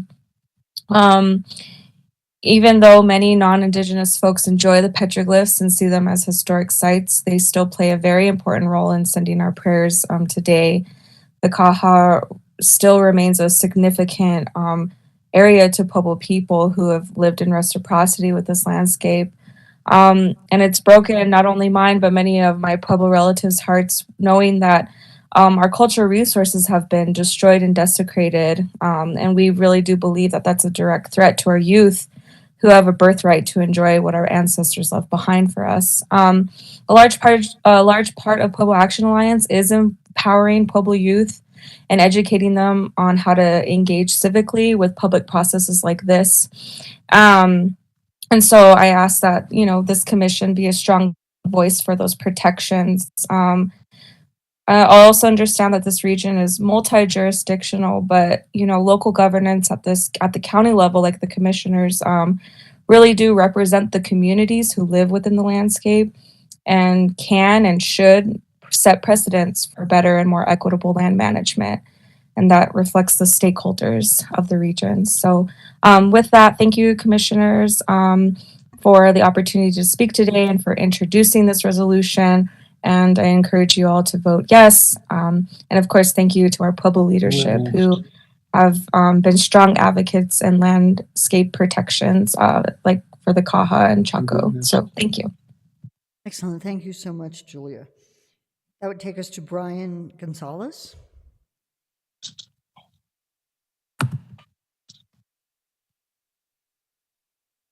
Oh, here I am. Can you see me? Hear me? Good. We hear you. There you are. Close enough. Close enough. Yeah, Brian Gonzalez. I am co-owner with the Grand Prix de Santa Fe, also known as Ipico Santa Fe, on the south side of town. I also own property in Las Dos, adjacent to the North Calabasas. And I'm like many that have already spoke. My heritage goes back, over 400 years. And so the importance of the Caja to my heritage, my family, currently my boys who grew up much like I did, experiencing what the Caja has to offer, both spiritually, educationally, and historically. And I don't want to repeat what's already been said because it's really been pretty clear thus far. I just would like to add to it that as the population continues to change in this part of the world, the importance of taking responsibility for the gifts that we have, the natural gifts. So coming in to manage from a place of, simple as erosion control, policing, the building of trails that have gone on in the Caja, and respect for the land, and for those that came before my family, for example, and the gifts that they left in the land, both physically and then from a spiritual standpoint, is something that can't be replaced. And so I find it extremely important to support what has been, what is today, and the hope for what it will be in the future. And so I just simply want to share my support and the support of those that come to visit us in this town as we continue to have the experience of what the Caja has to offer. Thank you, Madam Commissioner, very much, and Madam Chair and all the other commissioners. Thank you all. Thank you so much. Really appreciate it. That would take us to Glenn Schiffbauer. Glenn, are you on? Hi, welcome. Yes. Madam Chair and Commissioners, my name is Glenn Schiffbauer. I am the Executive Director for the Santa Fe Green Chamber of Commerce and also the CEO of the Next Generation Water Summit. Our membership obviously is geared towards sustainability and protection of the air, water, and all land. And our small businesses are very focused on those things. And as you can imagine, and thank you for your proclamation for Small Business Week, our businesses appreciate any sort of diversification of an economy. The Green Chambers in New Mexico, Santa Fe Green Chamber, Las Cruces Green Chamber, working in partnership with many organizations, but the Partnership for Responsible Business was who we were closely tied to, thought about how protected land is a viable long-term investment for communities. And toward that end, we worked on getting the Rio Grande del Norte National Monument designation, as well as the Organ Mountain Desert Peaks National Monument designation. And the millions of dollars that were created by that protection and by that publicity for those pieces of land were immensely valuable to the communities that were near them. And now that the state of New Mexico has the Department of Outdoor Recreation, I think the opportunities are endless for small businesses, especially those that are in that industry. So I want to express our support for this resolution. We think that not only is it the right thing to do to protect that land and the culture and the history that is there, but we also think that that economic diversification opportunities for the state and for our area are very valuable. And thank you for your time. Excellent. Thank you so much for your comments. And that takes us to Ray Trejo.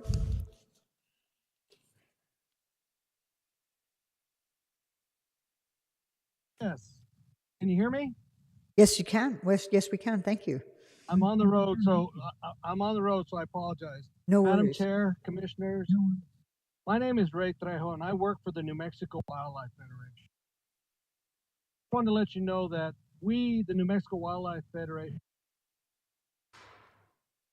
resolution for many reasons. First of all, the Native American culture and value within the Kaha is absolutely. I just want to emphasize that.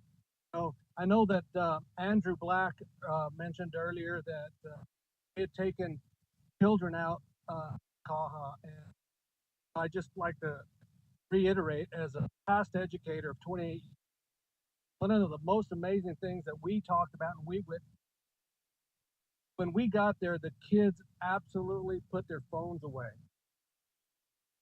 For me, as a parent, grandparent, that was music to me.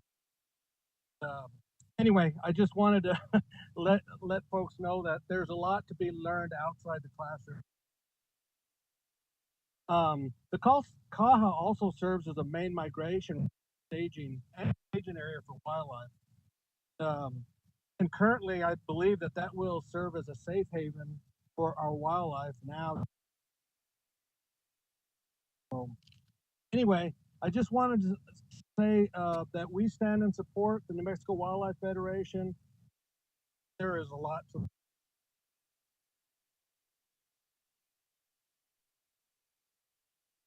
I think we just lost you, Mr. Trejo. I just wanted to say that Kaha deserves protection. I want to thank you. Excellent. Thank you very much for your comments. I believe that is everybody who wanted to speak with respect to the Caja del Rio resolution. We would go now to Sarah Pierpont, who wanted to speak to the plastic ban resolution. Sarah, are you on? I am. I just have to find the unmute. Can you hear me? Yes, we definitely hear you. Okay. Great, thank you. I am the executive director of the New Mexico Recycling Coalition, and I wanted to thank the County Commission and Chairwoman for letting us speak tonight. I am a strong supporter, and the organization of the New Mexico Recycling Coalition is a strong supporter of the ordinance to study the limits of limiting single-use plastics in the county.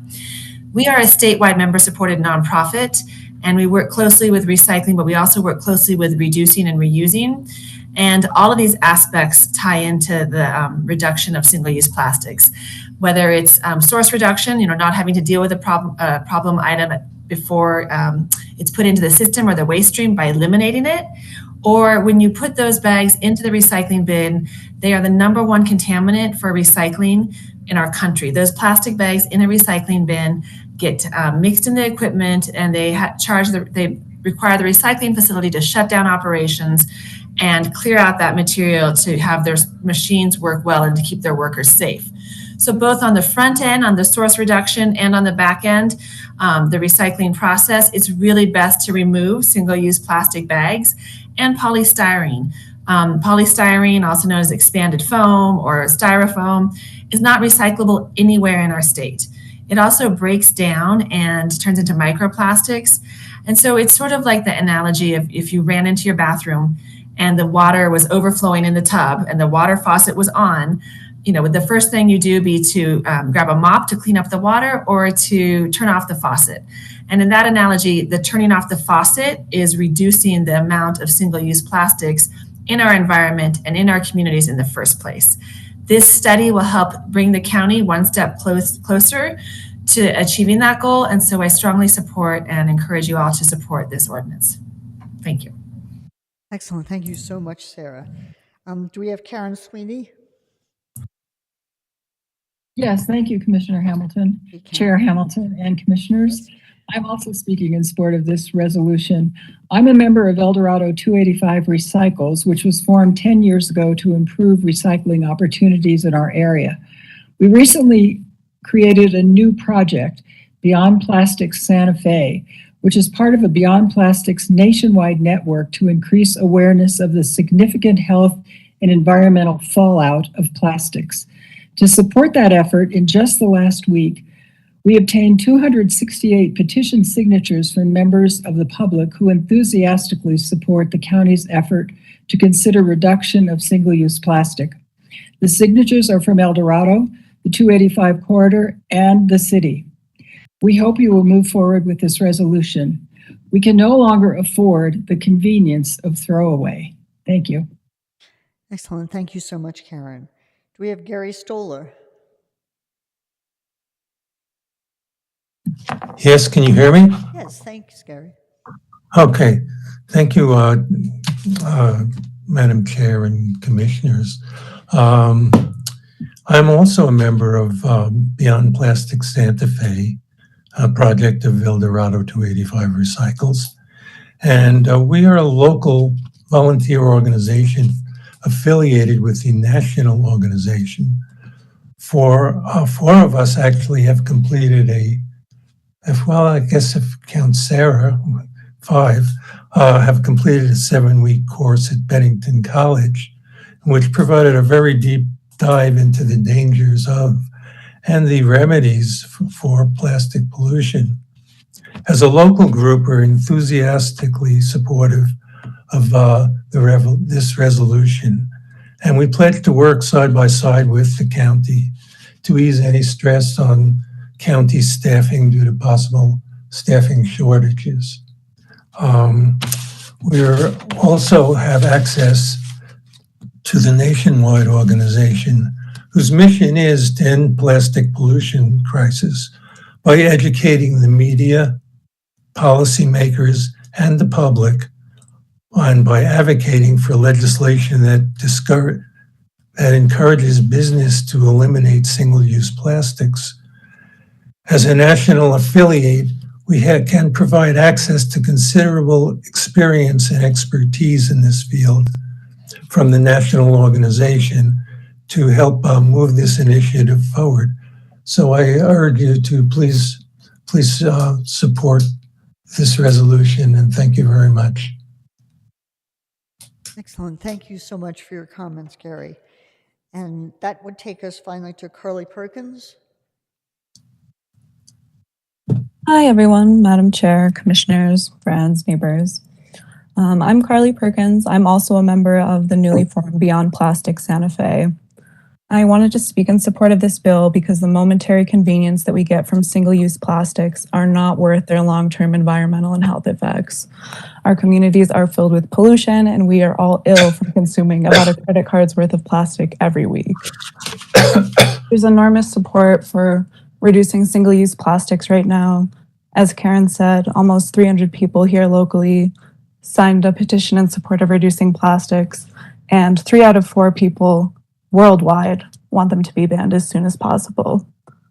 I believe it's well within our power to find good alternatives that support our community, and I hope we can collectively move forward in that direction. So thank you everyone for considering this resolution. Thank you very much, Carly. So I really appreciate everybody's comments.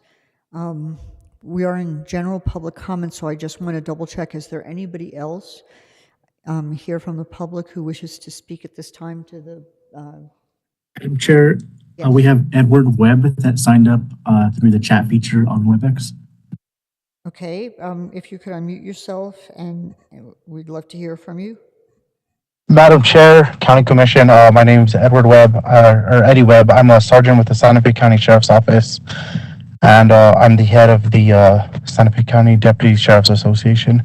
And so I just wanted to take a couple minutes. I know Commissioner Roybal kind of brought it up earlier, but to let you guys know about kind of an impending situation regarding some staffing issues that we're having, and some significant raises that the city of Santa Fe Police are going to be getting, as well as the New Mexico State Police, Albuquerque Police, and Rio Rancho Police Departments, who are, as you guys all know, are our main competition for law enforcement officers. And so I just want to tell you guys, currently we're down about 20 positions, which is about 20% of our staffing. For sworn deputies, our animal control officers are completely depleted. We have no animal control supervisor, no animal control secretary, and they're down about, I believe, 3 officers, leaving only 2 officers to patrol the entire Santa Fe County area. We talked about a lot earlier during the our finance presentation, how much money is being made available for vehicles and different projects like that. And I just wanted to point it out that there is a lot of money being put towards these vehicles and things of that nature. But if you go to the sheriff's office, there's a lot of vehicles that are just sitting vacant because there's no officers to actually drive them. And so after speaking with union personnel, we're come July 1st, when these raises go into effect for Santa Fe Police and State Police and the other agencies that I mentioned, we're looking at losing an additional 10 to 15 members of our agency. And so, and what those raises look like is that our deputies who are in the field right now, again, working extremely understaffed, will also be approximately $3 to $5 an hour below their counterparts at these other agencies. And so I just want to let you guys know of this impending crisis that I think's right on the horizon for us coming in July. And ask that if you guys can, I know that you guys are shaping the budget, look at making some allocations to salary that will remain to keep us competitive. And I know that the commission's always been a really large supporter of our first responders. And not only is this applied to the sheriff's office, but in speaking with the fire department, they are already behind the city before these raises. And our firefighters are about to fall way behind their counterparts at the city of Santa Fe. And it just leads to a situation where we're training people to go work for them. And so I know I'm out of time, but I just thank you guys for listening to me, and hope that we can get someone to address this issue. Thank you. Thank you so much. Is there anybody else present who would like to speak during matters from the public?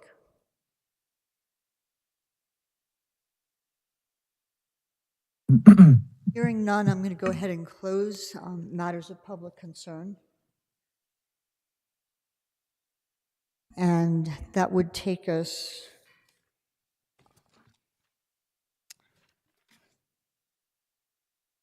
forward again to item 10, which is matters from county commissioners and other elected officials. So, yes. Well, let me announce this. 10A is resolution supporting the permanent preservation of the Caja del Rio Cultural Landscape and Wildlife Area. And I'll go to Commissioner Hanson. Thank you, Madam Chair. I'm slightly overwhelmed by all of the amazing speakers who came out to support this important resolution. I am honored to have the Caja del Rio in my district, along with Commissioner Garcia and Commissioner Roybal. We all share a part of this important special area. The Caja del Rio is located on 106,000 acres of Bureau of Land Management and U.S. Forest Service public land in north central New Mexico, and whose boundaries stretch from Santa Fe County northwest boundaries of the Rio Grande to the southern and western boundaries of the La Bajara encampment, Santa Fe River, and Cañada Anca. The Caja del Rio contains two dynamic watersheds, both which have critical cultural, hydrology, ecological, agricultural, and economic significance. The Caja del Rio is one of the most remarkable natural landscapes in the American Southwest, with cactus forests, birds ranging from burrowing owls to bald eagles, herds of deer and elk, black bears and cougars. The Caja del Rio has been a critical habitat to wildlife for millennia and is utilized as a migratory corridor, breeding grounds, and an area of relocation during wildfire and changing climate. Preserving the Caja del Rio's historic and cultural context is critical for sustaining Santa Fe County's rich and diverse cultural traditions, heritage, and vibrant communities. We are blessed to collectively share the Caja del Rio Plateau that has been established by Native and Indigenous communities. Nobody was there. Is recognized by various Pueblo tradition leadership as a significant and religious and cultural properties, to include Pueblo ancestors, built housing structures, petroglyphs, and other cultural resources. The Caja del Rio also contains a major historical significant travel corridor along the National Historic Trail of the El Camino de Tierra Adentro, where various petroglyphs and archaeology sites are found, and where the main travel corridor of the El Camino Real de Tierra Adentro, also the Caja del Rio, transforms to become famous for its iconic stretches of New Mexico Highway 1 and ultimately Route 66. The New Mexico Heritage Preservation Alliance has listed the Caja del Rio as one of the most endangered places in New Mexico, with threats of the Caja del Rio land, water, wildlife, and cultural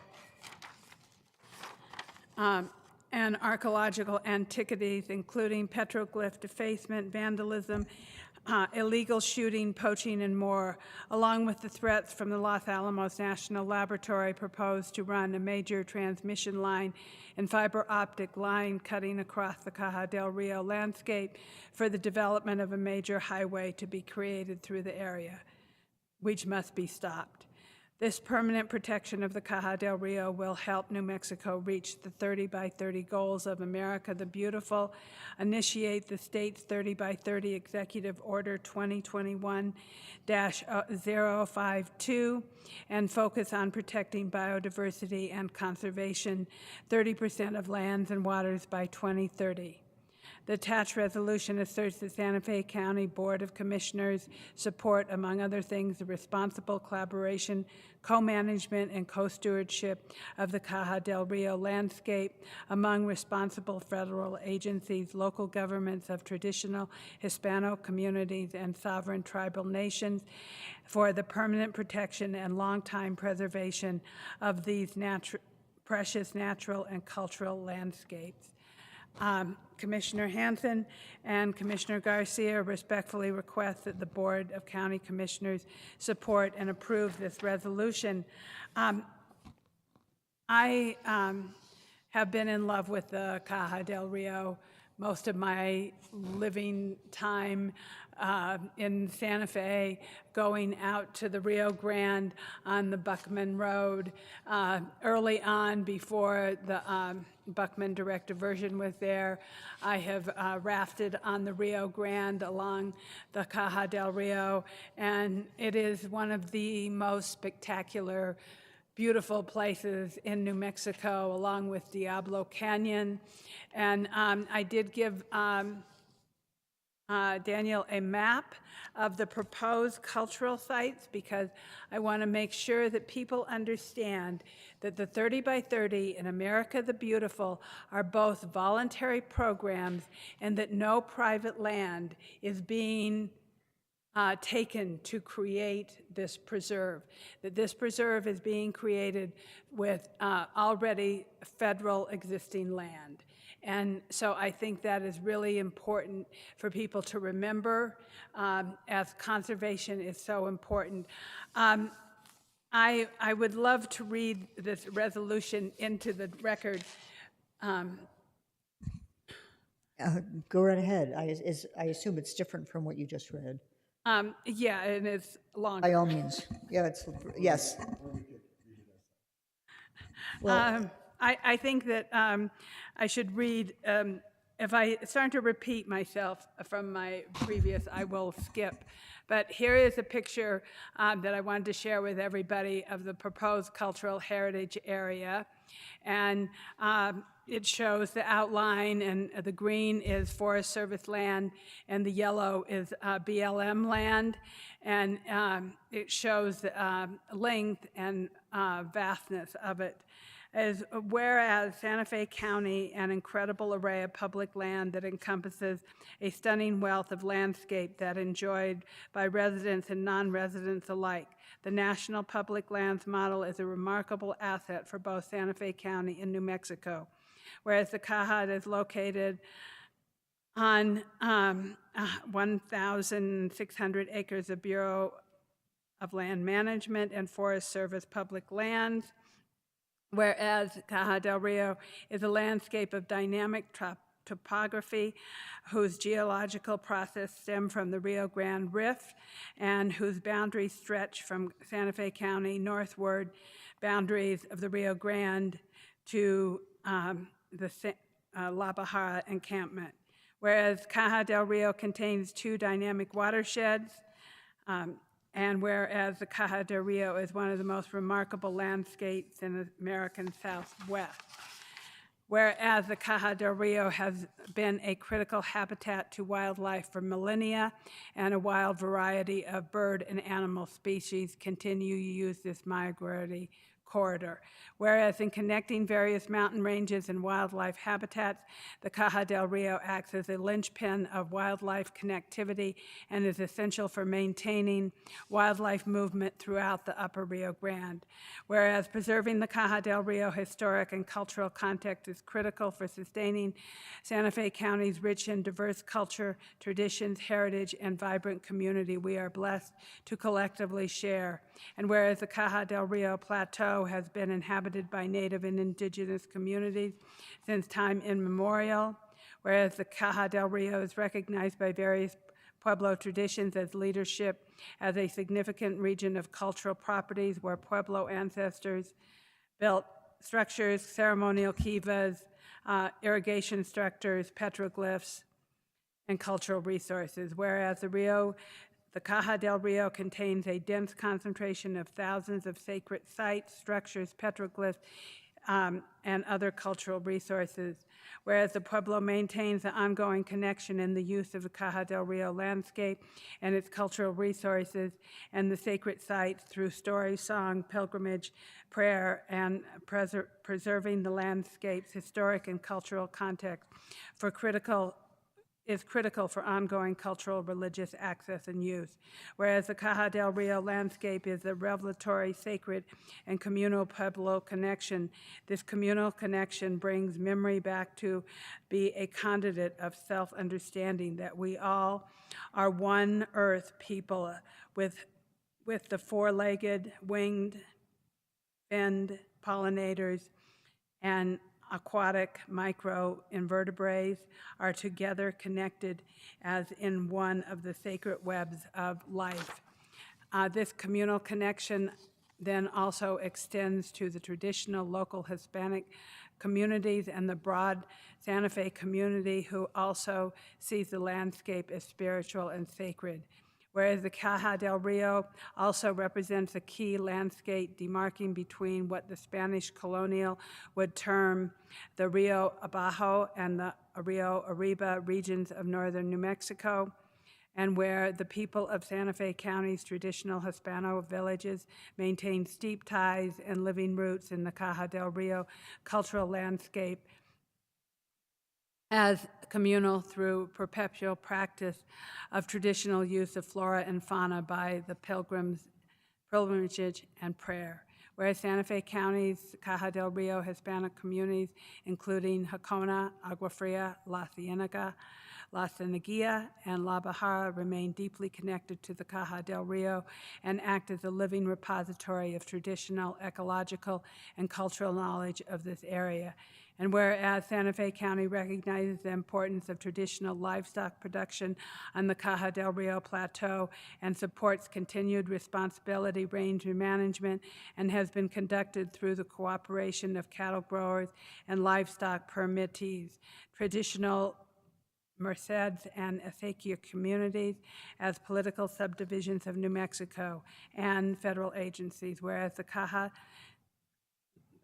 portions of the Caja del Rio have a tremendous potential for sustainable outdoor recreation and to create jobs and enhance local economies, so long as these regulated activities do not adversely impact the cultural, hydrological, and ecological resources of the landscape. Santa Fe County recognizes the importance of multi-use recreational access and has designated Santa Fe County as a regional and international equestrian designation that has substantial economic impact to the county, Resolution 2015-38. Whereas the Caja del Rio is still used by the Pueblo Nation and traditional Hispano communities to exercise traditional land use values, including hunting, fishing, grazing, wood gathering, pinon harvesting, herbs, and planting, sacred pilgrimages, and the historic community use of land in other traditional ways.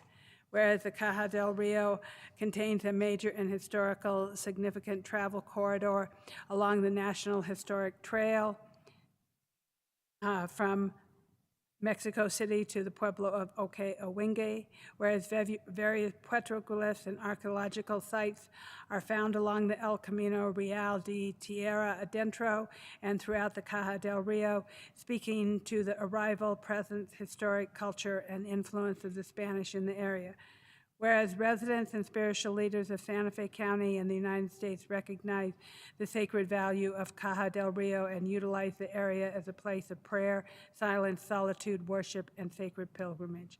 Whereas in the 1900s, the main travel corridor of the El Camino Real de Tierra Adentro and the Caja del Rio transformed to become famous for its iconic stretches of New Mexico Highway 1.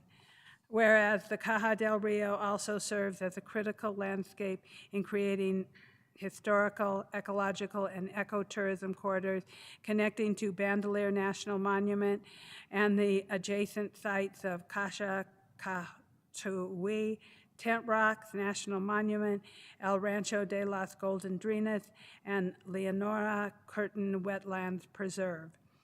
Whereas New Mexico Heritage Preservation Alliance has listed the Caja as one of the most endangered places in New Mexico, where there are significant threats to the Caja del Rio's land, water, and wildlife and cultural archaeological activities, including but not limited to petroglyph defacement, vandalism and theft, illegal shooting and poaching of wildlife and wild stock, illegal dumping, theft of stock tanks, unlawful off-highway vehicles, OHV, usage and habitat fragmentation from illegal roads, unmanaged, unlawful recreation, and recent sale of federal land by BLM for other public purposes. Whereas the Caja del Rio cultural wildlife resources under significant threat from Los Alamos National Labs would like to run a major translation line, fiber optic line,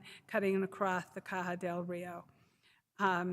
Whereas the federal agencies with jurisdiction over there have provided insignificant management and resource to patrol, monitor, and protect the many antiquities within the Caja del Rio.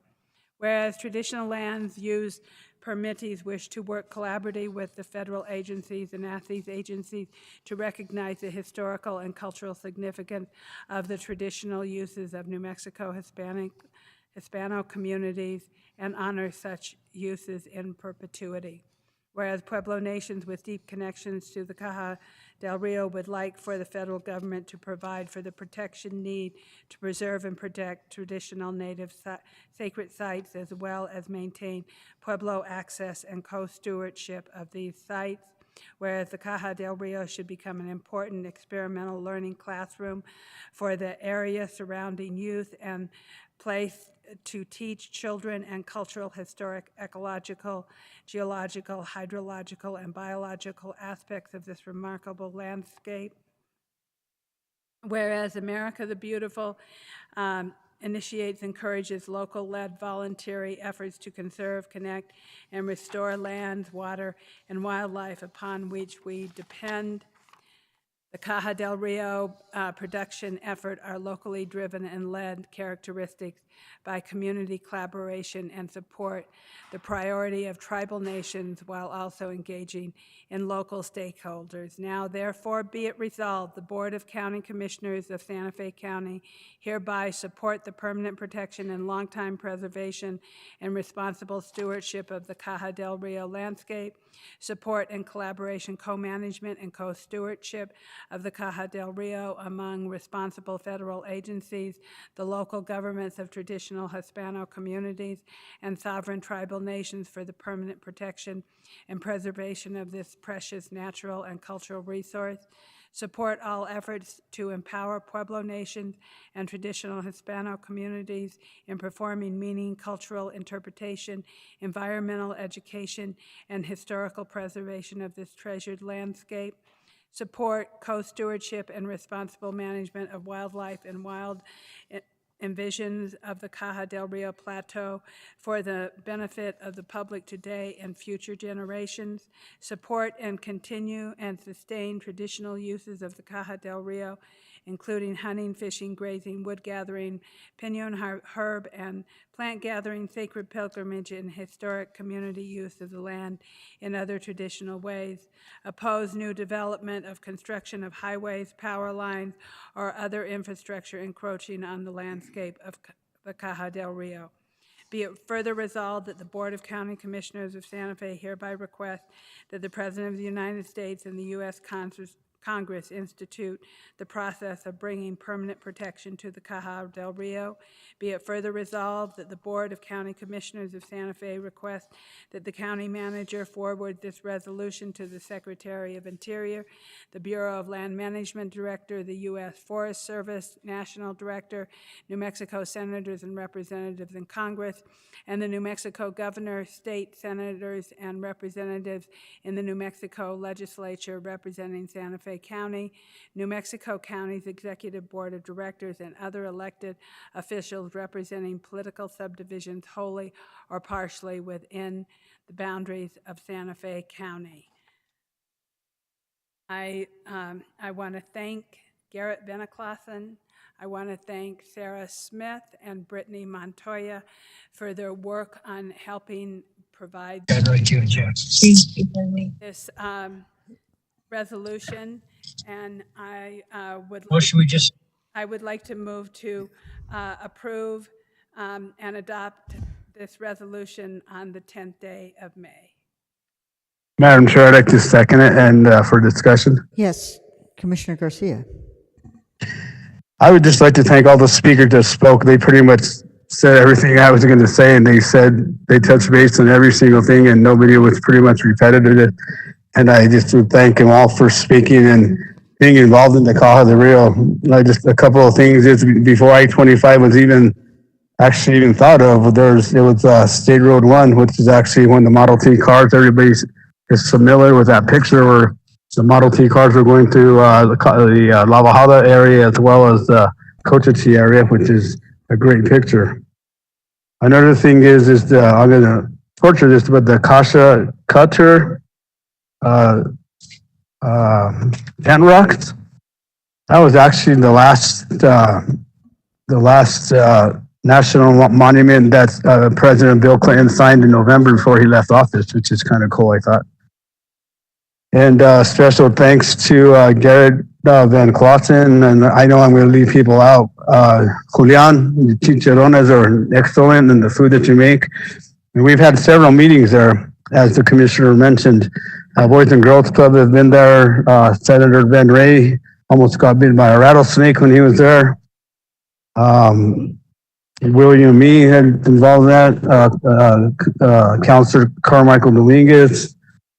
And I know a few other people that are definitely involved in that I'm going to leave out, but I would just like to thank everybody that's involved. And I had a lot to say, but the resolution says it all. And like I mentioned earlier, all the individuals that spoke did an excellent job and pretty much said what I was going to say. But the Caja del Rio is a very, very important piece of property. The commissioner and I shared that's our borderline. Is Caja del Rio, the county road, but. That's what I had. That's all I had to say. But thank you for everybody that's involved, and thank you for myself as well as the commissioner bringing this forward. Excellent. Thank you so much, Commissioner Garcia. And Commissioner Hanson, you did already make a motion, right? I made a motion and He seconded it. Yeah, Commissioner Garcia, I thought. So Madam under Chair? discussion, Commissioner Roybal? Yeah, I just want to thank Commissioner Hanson and Commissioner Garcia for bringing this resolution forward. I mean, this is something that, you know, as Julian Gonzalez and others talked about, is this just the preservation of our historical land grants in the area. And, you know, I really appreciate it. And I just want to show my support as well. And I think that we have some other land grants in our communities that I think, you know, something like this would be really good to bring forward as well. So I just want to thank the commissioners once again. Excellent. Thank you so much. One other thing, Madam Chair. Commissioner Garcia, hang on a minute. Commissioner Hughes?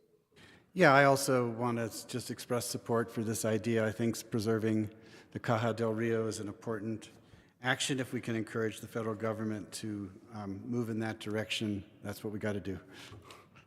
Excellent. Thanks so much. Commissioner Garcia, did you have something else? Yeah, an interesting thing is Commissioner Roybal was going to a meeting out there that we had. We've had several gatherings out there, and he actually Googled the Caja del Rio, and instead of taking him down 285 and through 599, it took him all the way the back way through the Caja del Rio, which is interesting. It was that was actually drive, very scenic. I think I drove at least probably 35, 40 miles on dirt road. So, and I still got there almost on time. So there you go. But definitely a long route. I was just hoping I wouldn't run out of gas. So, Commissioner Hanson. Yeah, I also want to thank my fellow commissioners and all of our federal delegation, because I do believe that Senator Heinrich and Senator Lujan and Representative Teresa Ledger Fernandez believe wholeheartedly in protecting the Caja del Rio and protecting the beautiful landscape of New Mexico. And I look forward to working with them on seeing this come to fruition. Excellent. Thank you so much. So we do have a motion and a second. If there's no further discussion, all in favor, please say aye. Aye. Aye. Enthusiastically, aye. Me too. Yay. Thank you. So this passes unanimously. And do I need a number on this? Yes, Madam Chair. Would you like a number? Nah. Yes, please. Resolution number 2022-030. 30. Thank you so much, Madam Clerk. Thank you, Madam Chair. So that takes us to 10B, which is a resolution directing the county manager to establish a working group to analyze and make recommendations concerning an educational program and possible ordinance discouraging the use of various single-use plastic and polystyrene products in Santa Fe County. And this is brought forward by Commissioners Hanson and Hughes, and I guess I'll go to Commissioner Hanson first. Well, I'm Well, going up to to you defer guys. and since I have been reading and speaking, I'm going to defer to Commissioner Hughes, and then I will join in. Excellent. Commissioner Hughes. No, thank you, Madam Chair. I think this is a very important resolution. I'm happy to bring it forward. I think we have perfect evidence outside today of the destruction of our environment and climate change. Plastics are a part of that, and we want to figure out how we can live with a lot less plastic in our lives. A couple of statistics that are kind of in this resolution that I think are interesting. The average lifespan of a plastic bag given out at a grocery store is 12 minutes from start to finish.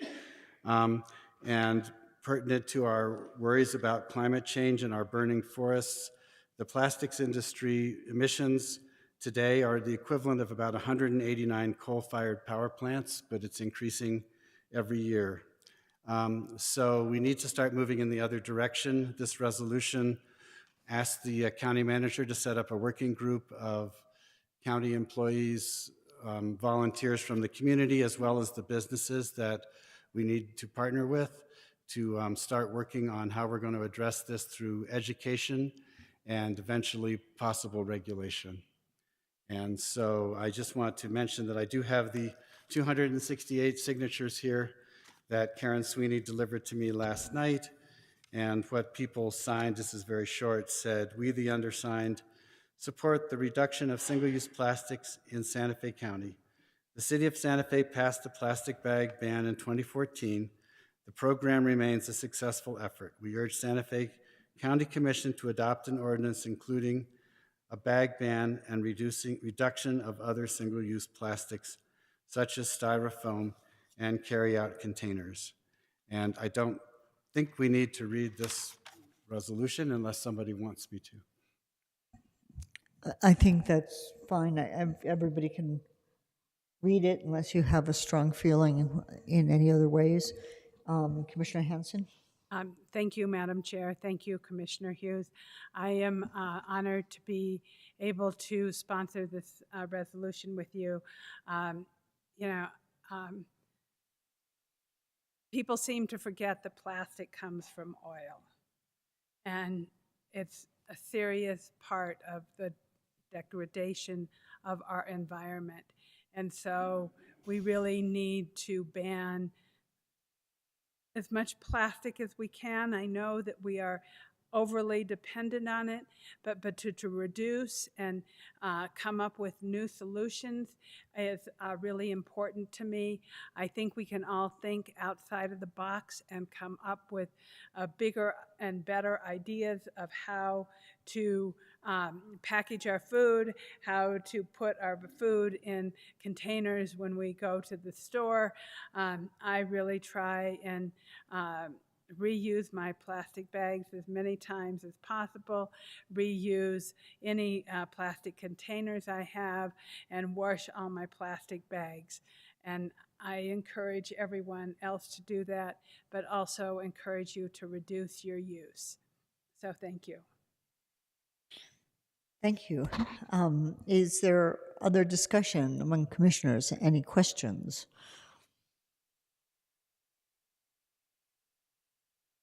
Well, I'll go ahead and make a motion to adopt this resolution, setting up the working group to work on reducing our use of plastic.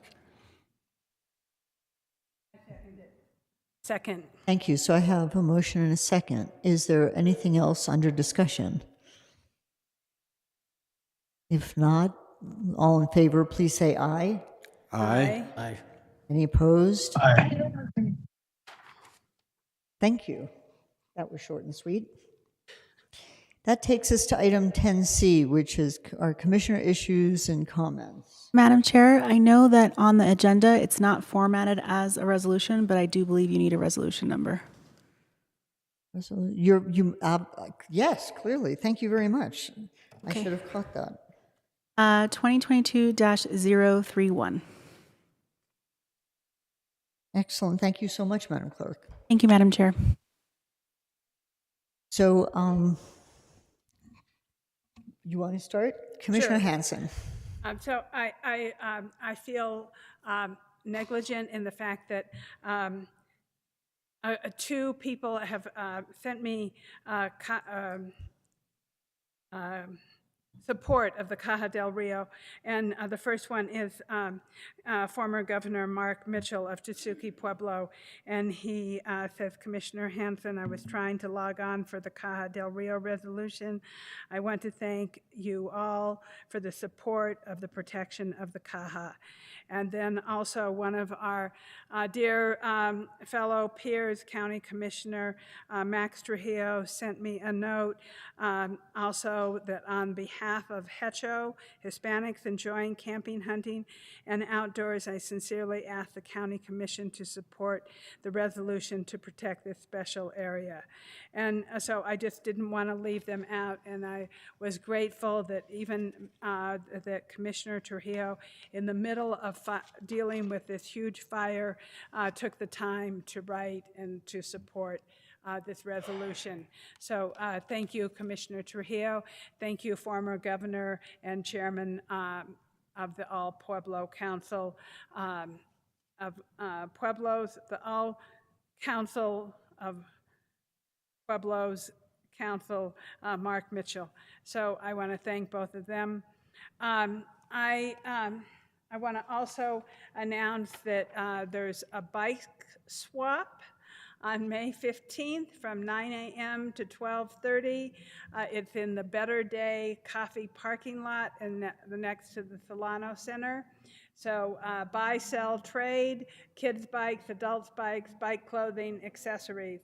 It is also Bike Month, so I wanted everyone to know that. It's something I have supported for many, many years, and very important. I had the pleasure of attending Benvenito's a welcoming booth on the plaza that opened at the First National Bank on Thursday. It was a great event, and in the past they have received lodger's tax, and so I'm hoping that we can figure out a way to get them on the lodger tax schedule. I know that is something that we have supported in the past. We gave them $2,000, I think, right before the pandemic, and then we lost that. But they promote so many areas in the county, you know, like from Rancho Las Golondrinas to Bishop's Lodge to all the pueblos. So I think it would be a benefit for us, and especially through the lodger's tax, to help them.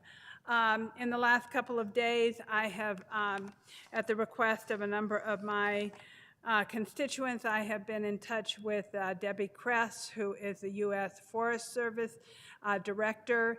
I did mention at our last County Commission meeting that I requested them to come and give a presentation and talk to us about the Santa Fe Mountain Landscape Resiliency Project, which comments are due on May 13th. I have standing because, and so does this board, the entire board has standing for the Santa Fe Mountain Landscape Resiliency Project, and I will be sending comments. Debbie Koss, the director of the U.S. Forest Service, said that she could come and do a presentation on June 14th. And so I would like to encourage them to do that. I think it is important for the public to hear from the Forest Service, especially in the midst of this incredibly heavy wildfire season. The other thing that constituents have requested of me is that we go to a stage 3 of forest closure. I have mentioned that to her and to the state forester, Laura McCarthy. I believe they are working on doing something like that. It takes process. There's a lot of connections and intricacies of different people who use the forest who have to be taken into consideration before we go to stage 3, we are now in stage 2, and there are only 3 stages. So there's 1, 2, and 3, and we're in the second highest stage. So I think it is important for people to recognize that, and we do have another resolution coming up to ban the sale of fireworks. I did mention that I testified at the Clean Car Rule, which passed, and I was happy to do that. And I also had the honor of attending La Familia's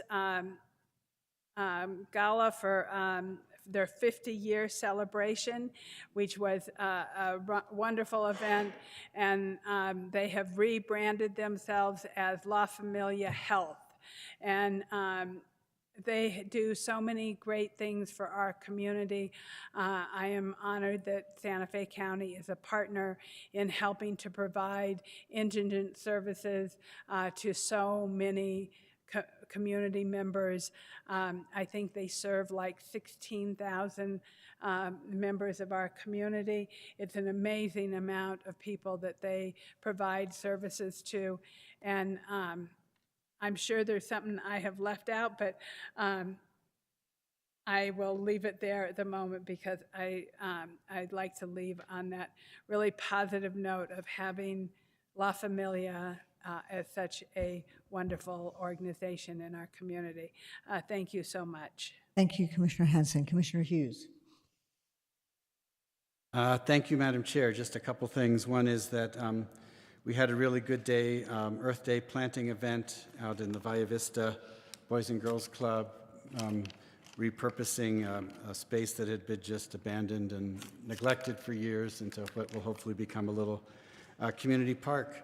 And it was especially fun because the marimba band from the Academy for Technology and the Classics showed up and played for us while we were planting, and it was just lovely. And they were actually really good, so it was fun. As was mentioned earlier, we're going to have a town hall about fire preparation tomorrow. That's between District 4 and District 5 at the Arroyo Hondo Fire Department, I think, right? Yeah, Hondo Volunteer. Hondo Volunteer Fire Department. Station 2. Station 2, okay. I'll learn all this good stuff.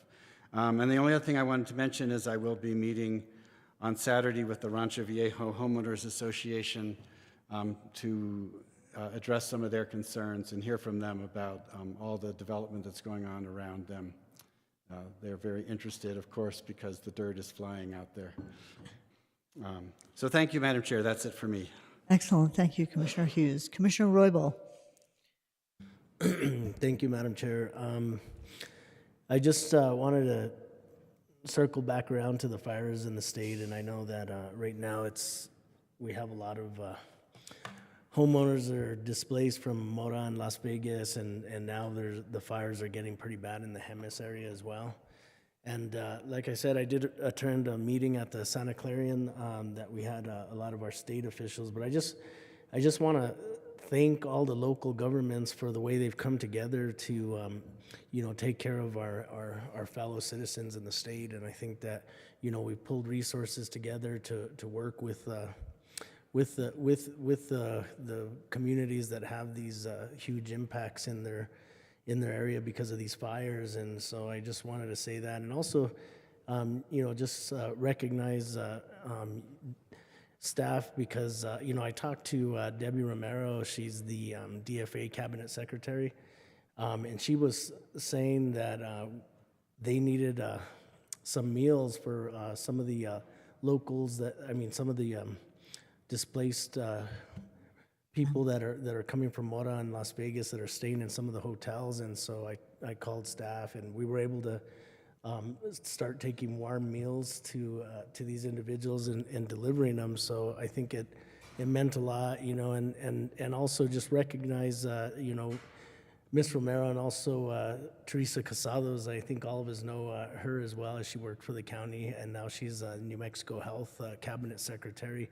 Both of them were at this meeting, and they're doing a great job in representing the state and also working with these individuals. So I just wanted to recognize them, and also staff for all the hard work and dedication that we've helped with during this this time of need from some of these surrounding communities. So I just wanted to bring that up and state that on the record.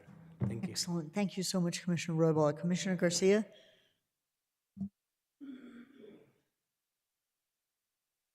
Commissioner Garcia, do you have anything under matters from commissioners?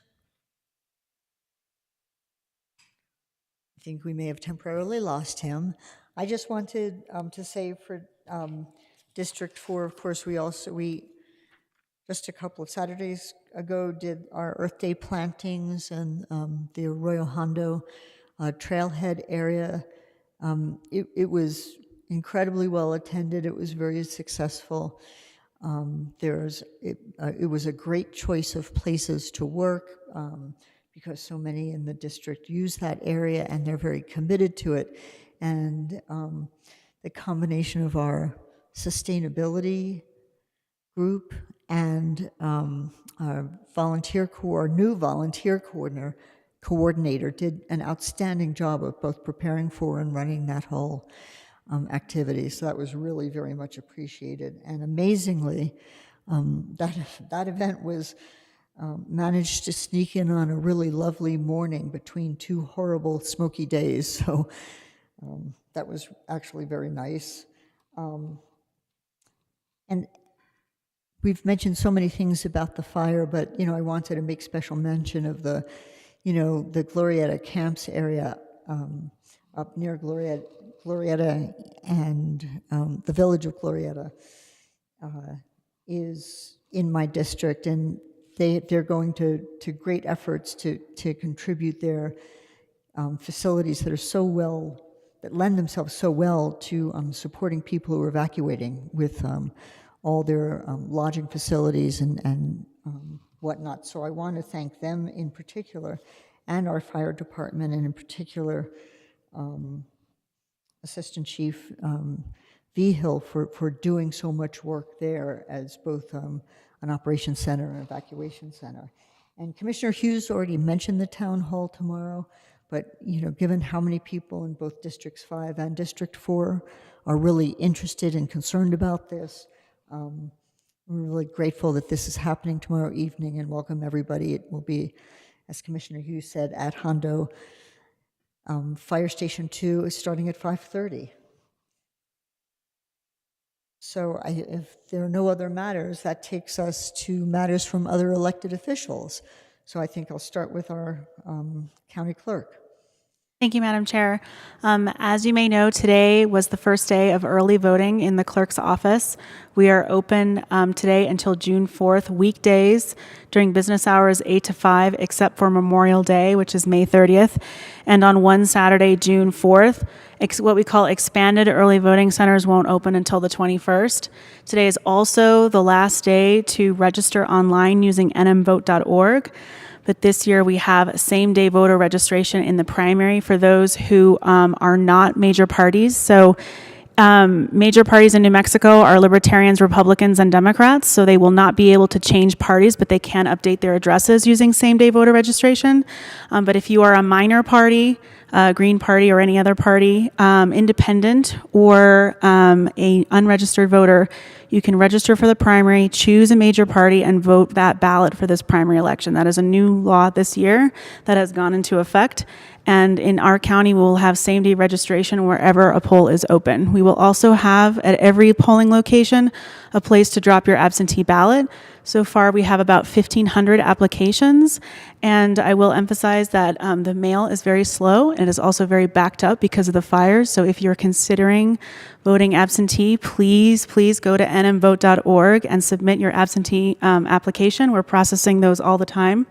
And the other thing is that during the fire season, we have seen a lot of extreme examples of buildings going up really quickly. So Young's Hotel down in Cuba went in about 5 hours. It shut down 126 and US 550. At the same time, half of Santa Rosa was evacuated yesterday because of a grass fire.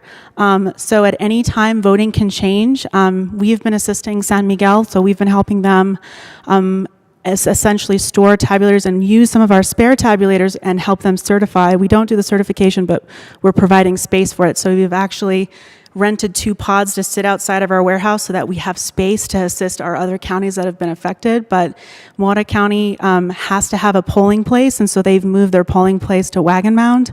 And San Miguel is still in Las Vegas for now.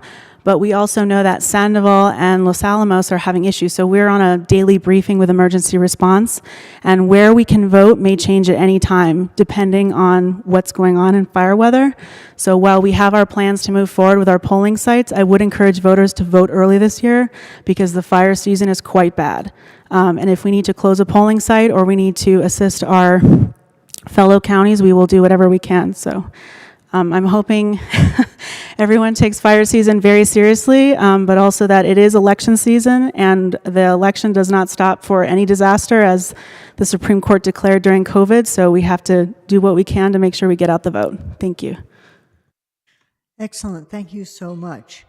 I don't know, are there any other elected officials on the WebEx who would like to speak to the constituents during matters from elected officials?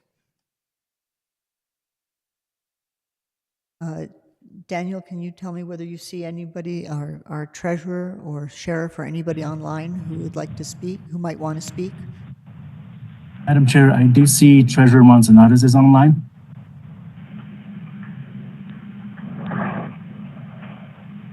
Treasurer Manzanares, if you care to speak, just pipe it up. If not, that's great, either way.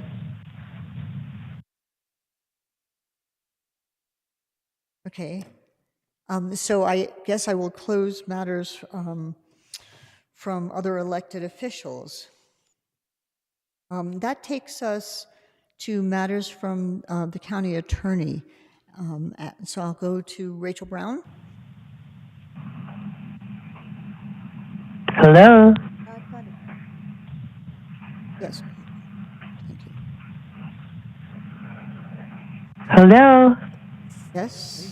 Who's? Yes, hello. Am I with the county commission meeting? I'm sorry. Yes, we're conducting business, and we're not taking. There's no public comment at the moment. If you would like to listen in, that's. I'm sorry. Well, good job on the Caja del Rio. Thank you, but please, this is not the time for public comment. Really appreciate that you're listening in and appreciate your sentiments. Attorney Brown. Madam Chair, Commissioners, I'd ask that we go into executive session pursuant to Section 1015(1)(h)(7) of the New Mexico statutes to discuss pending or threatened litigation, and specifically NM Coalition of Public Safety Officers in Santa Fe County Deputy Sheriff's Association versus Santa Fe County PELRB number 133-21. Thank you so much. First of all, if there are people who are on the WebEx who are unmuted, can you please mute yourself? Daniel, could you mute everybody for me, please? And I just wanted to preemptively let everybody know that we expect executive session to be very short. That is why we are conducting it prior to starting the public hearings, even though I recognize fully and really appreciate that everybody is waiting for several public hearings. Respect your time, and I respect the fact that you're standing by, but this is going to be very, very quick. And I believe it would coincide well with the need for a short break in any case. So, and I would entertain a motion to go into executive session. Madam Chair, I move that we go into executive session for the items that were itemized by our county attorney, Ms. Rachel Brown. Second. Thank you. I have a motion and a second. Could I have a roll call, please? Yes, Madam Chair. Commissioner Anna Hansen. Yes. Commissioner Hank Hughes. Yes. Commissioner Henry Roybal. Yes. Commissioner Rudy Garcia. Yes. And Chair Anna Hamilton. Yes. Thank you very much. We're in executive session, and we will be back shortly.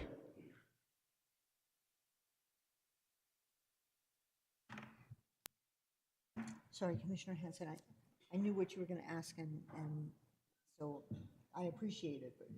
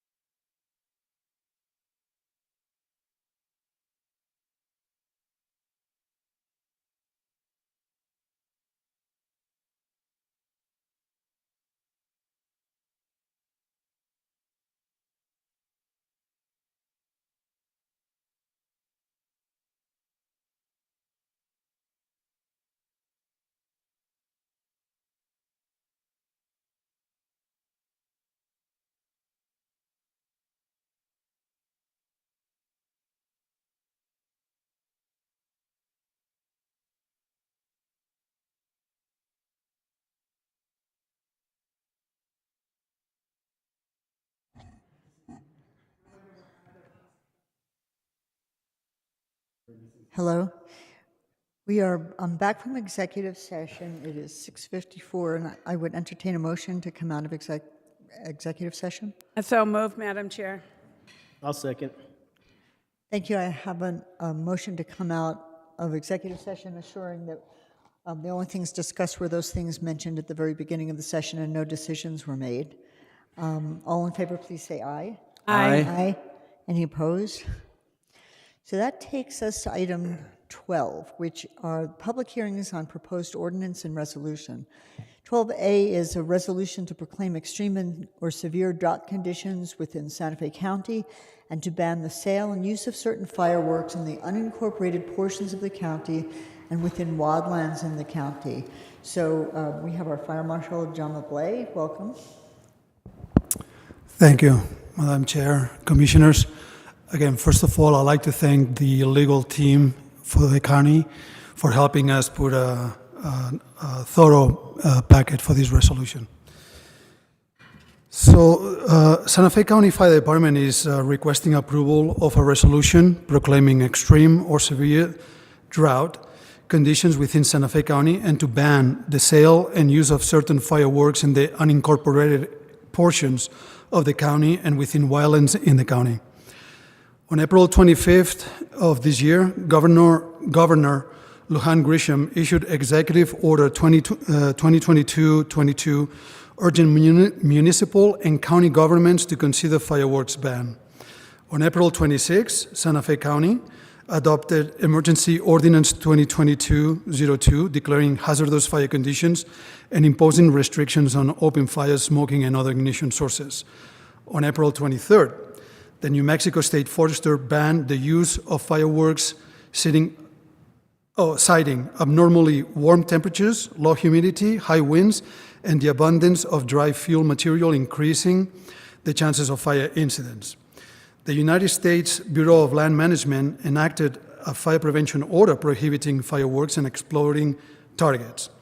The State of New Mexico Energy, Minerals, and Natural Resources Department, Forestry Division, announced restrictions on fireworks, smoking, campfires, and open fires in New Mexico.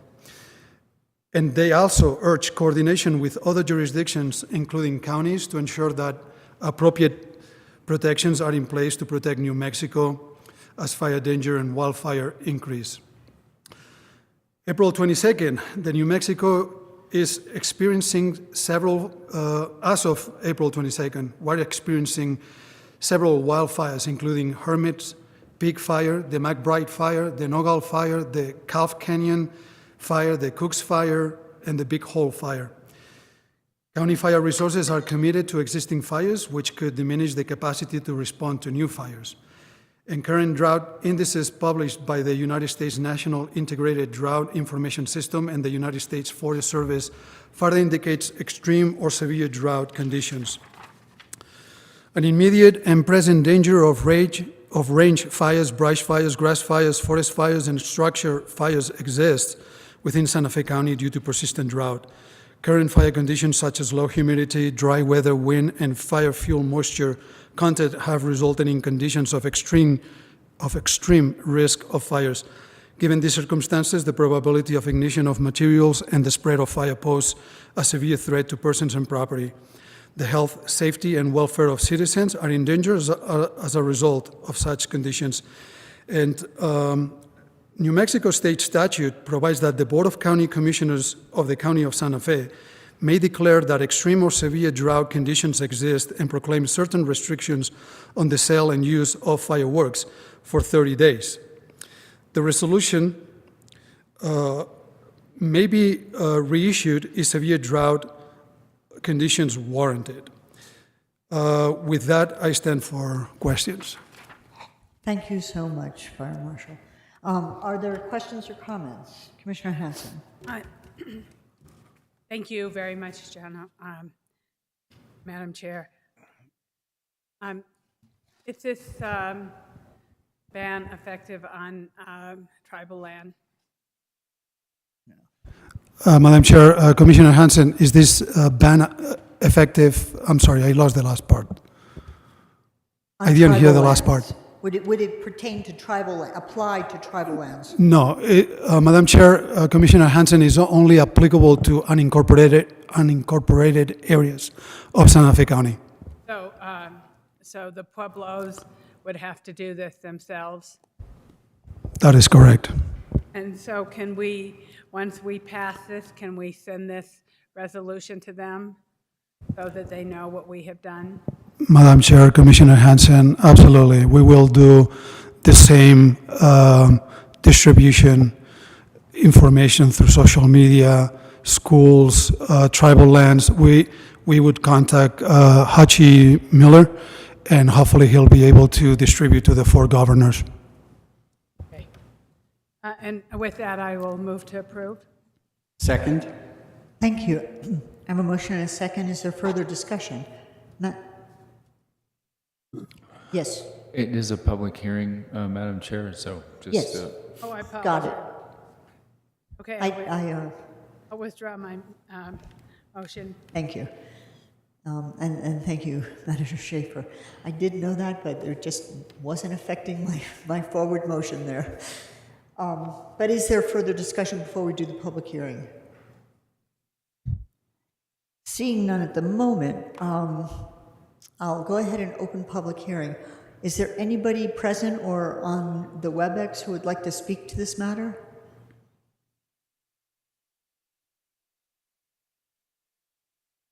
Daniel, can you tell me if you see anybody online who may want to speak at this hearing? Madam Chair, I'm not seeing anybody on WebEx indicating that they'd like to speak during this item. Excellent, thank you so much. So I'm going to go ahead and close the public hearing portion of this and move forward. Are there questions or comments or I'd entertain a motion again? Madam Chair, I move to approve. And I'll second again. Thank you. So now I have an official motion and a second. I just wanted to comment or maybe question, this is going to be good for 30 days. It's remarkably early for having to do something like this, and so I trust that you guys I fully trust, and I'm not being indirect, that you will track this, because I don't think anybody expects this to ameliorate in 30 days, by early, mid-June. Madam Chair, you will see me on June 14th for the BCC meeting. Excellent, thank you. Thank you. So, seeing no further discussion, I have a motion and a second. All in favor, please say aye. Aye. Aye. Any opposed? So this passes unanimously. Thank you for you and the staff for being on top of this, and really appreciate that. And thank you for your support, Madam Chair and Commissioners. Thank you. So, I need a resolution number. Yes, Madam Chair, the resolution number is 2022-032. Thank you so much, Madam Clerk. That takes us to the public hearing on the ordinance enacting a Santa Fe County Code of Conduct and repealing previous ordinances. Yes, Madam Chair, this is Vice Chair Rosenbaum. I'd like to introduce this. Thank you. Madam Chair, Commissioners, after what seems a long and at times arduous effort, the Ethics Board is very pleased to see the proposed Code of Conduct ordinance before a public hearing as authorized in the 12 April BCC meeting. We feel this new ordinance clearly states the ethical guidelines and best practices to follow for honesty, integrity, and professionalism for Santa Fe elected officials, appointed officials, employees, and volunteers, improves clarity, eliminates ambiguity and subjectivity, and ensures the complaint and resolution process is clear for both complainant and respondent. Specific details are very well laid out in the general summary. Once the hearing draws to a close and before any motions are made, I ask to be recognized by the Chair for some closing remarks. And with that, the Ethics Board stands for any questions.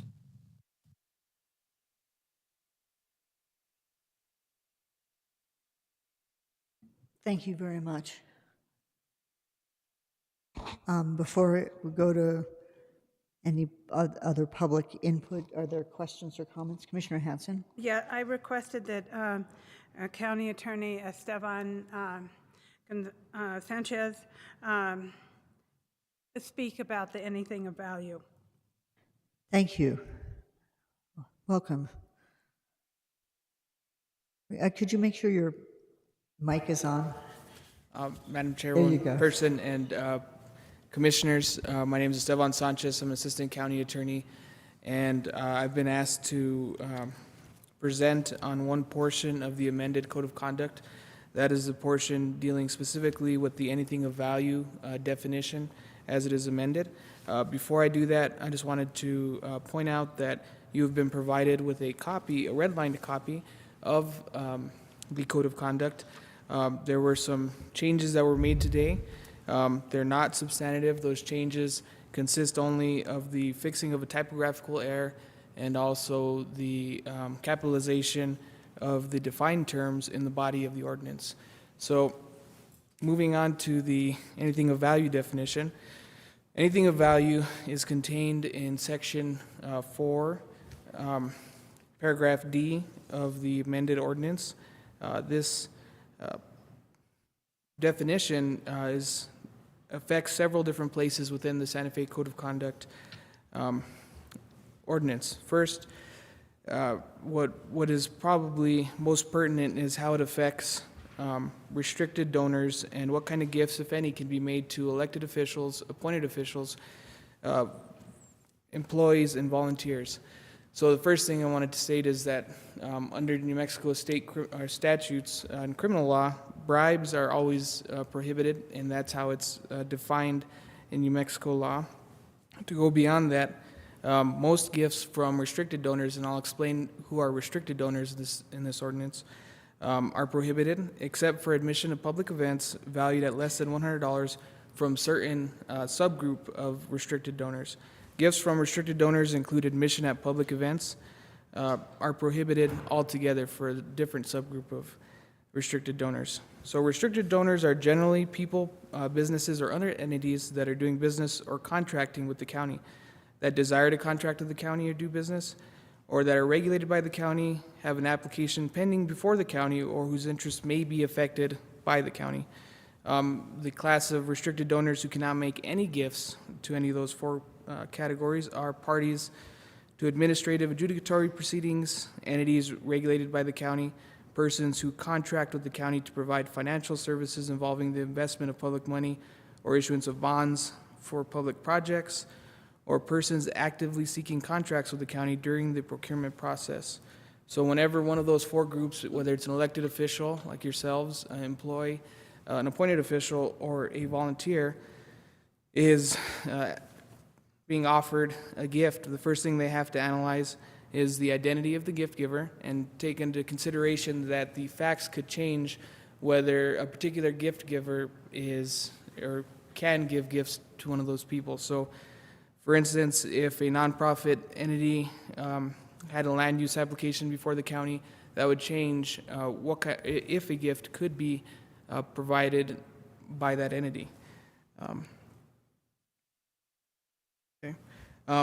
So lastly, I wanted to raise that the Ethics Commission is able to provide advisory opinions. So whenever a question comes up for an elected official, an appointed official, employee, or volunteer, they can look to the Ethics Commission to provide them with guidance as to whether a particular gift would be prohibited or not. In general, if a elected official, volunteer, appointed official, or employee wanted to accept a gift and it's not a restricted donor, the ethics, the Code of Conduct would not prohibit that. So with that, I would stand for any questions on that particular portion of our Code of Conduct. Yes, I actually have a question. Since this pertains to volunteers as well, volunteer fire departments, districts, not as individuals, but as the districts, get donations from constituents all the time. That's a long-standing thing. They're donating for and the money is used for functions of the fire department. Does that become prohibited under this? I don't believe it would. What I'm talking about here is something they would accept, I guess in their individual capacity, not something they would accept on behalf of the fire department, but that's how I understand it. Thank you. Are there other questions? Yes, Commissioner Hanson. Yeah, you have here in your summary that I would like you to talk about in analyzing gifts to elected officials, and then, for example, so I'd like you to talk about that paragraph. For example, a nonprofit organization. Is this in the memo? No, this is a private memo to me. Oh, okay, thank you. Got it. Madam Chairperson, Commissioner Hanson, can you repeat that? I couldn't hear the last thing that you said.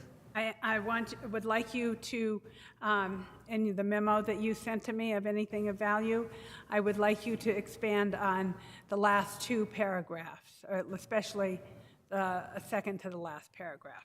Okay. Thank you, Madam Chairperson and Commissioner Hanson. In particular, an example that could be made is that a nonprofit organization who is not a restricted donor, so is not somebody currently doing business with the county, not attempting to do business with the county, not having something before the county for consideration, could give gifts to elected officials, appointed officials, employees, or volunteers.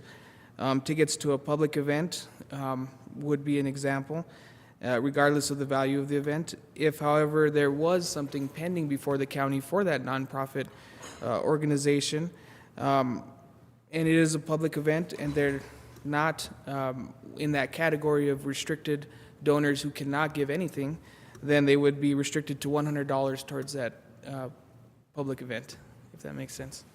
No, that doesn't make sense because that's not what I agreed to. Okay. So you're telling me that I can't go to a public gala that costs $200 as a representative of a county, as the representative from a county? Madam Foreperson, Commissioner Hanson, no, what I'm saying is, as long as the nonprofit is not a restricted donor, the type of which cannot give any gift to an employee, an elected official, an appointed official, or volunteer. So that would be under the category of a entity, a person, or a business that is a party to an administrative adjudicatory proceeding, is an entity regulated by the county, persons who contract with the county to provide financial services, persons actively seeking contracts with the county during the procurement process. So it would only be that narrow category that you wouldn't be able to receive anything from that entity.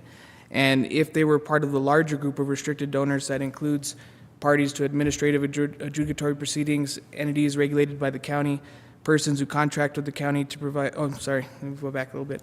One of the larger groups that is currently doing business with the county, desires to contract to do business with the county, is regulated by the county, or has an application pending before the county, then you could still receive a gift from that larger group, but it would be limited to $100. So all of this is, what I'm saying is, it's only if they're a restricted donor, and it's only if they're a particular type of restricted donor that you can't receive anything.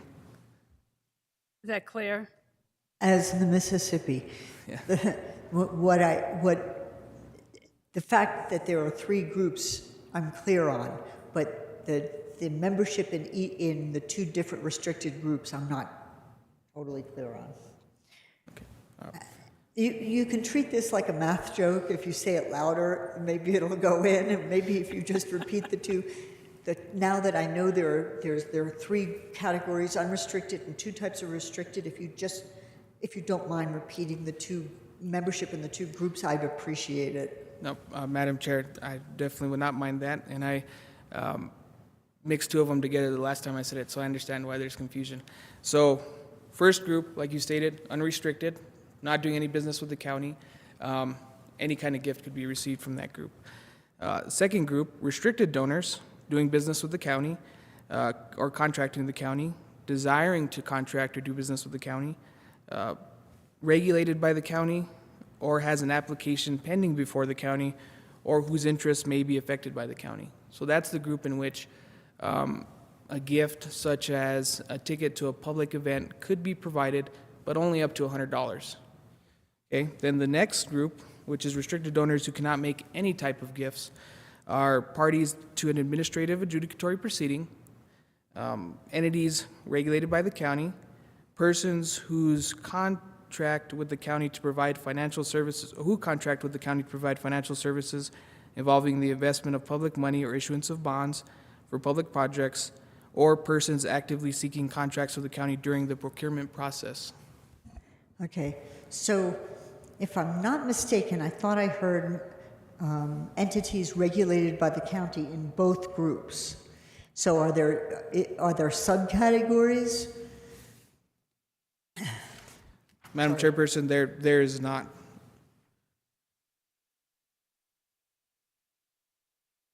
In both regulated, in both restricted groups? And if I may, Madam. Yes, Commissioner Hanson.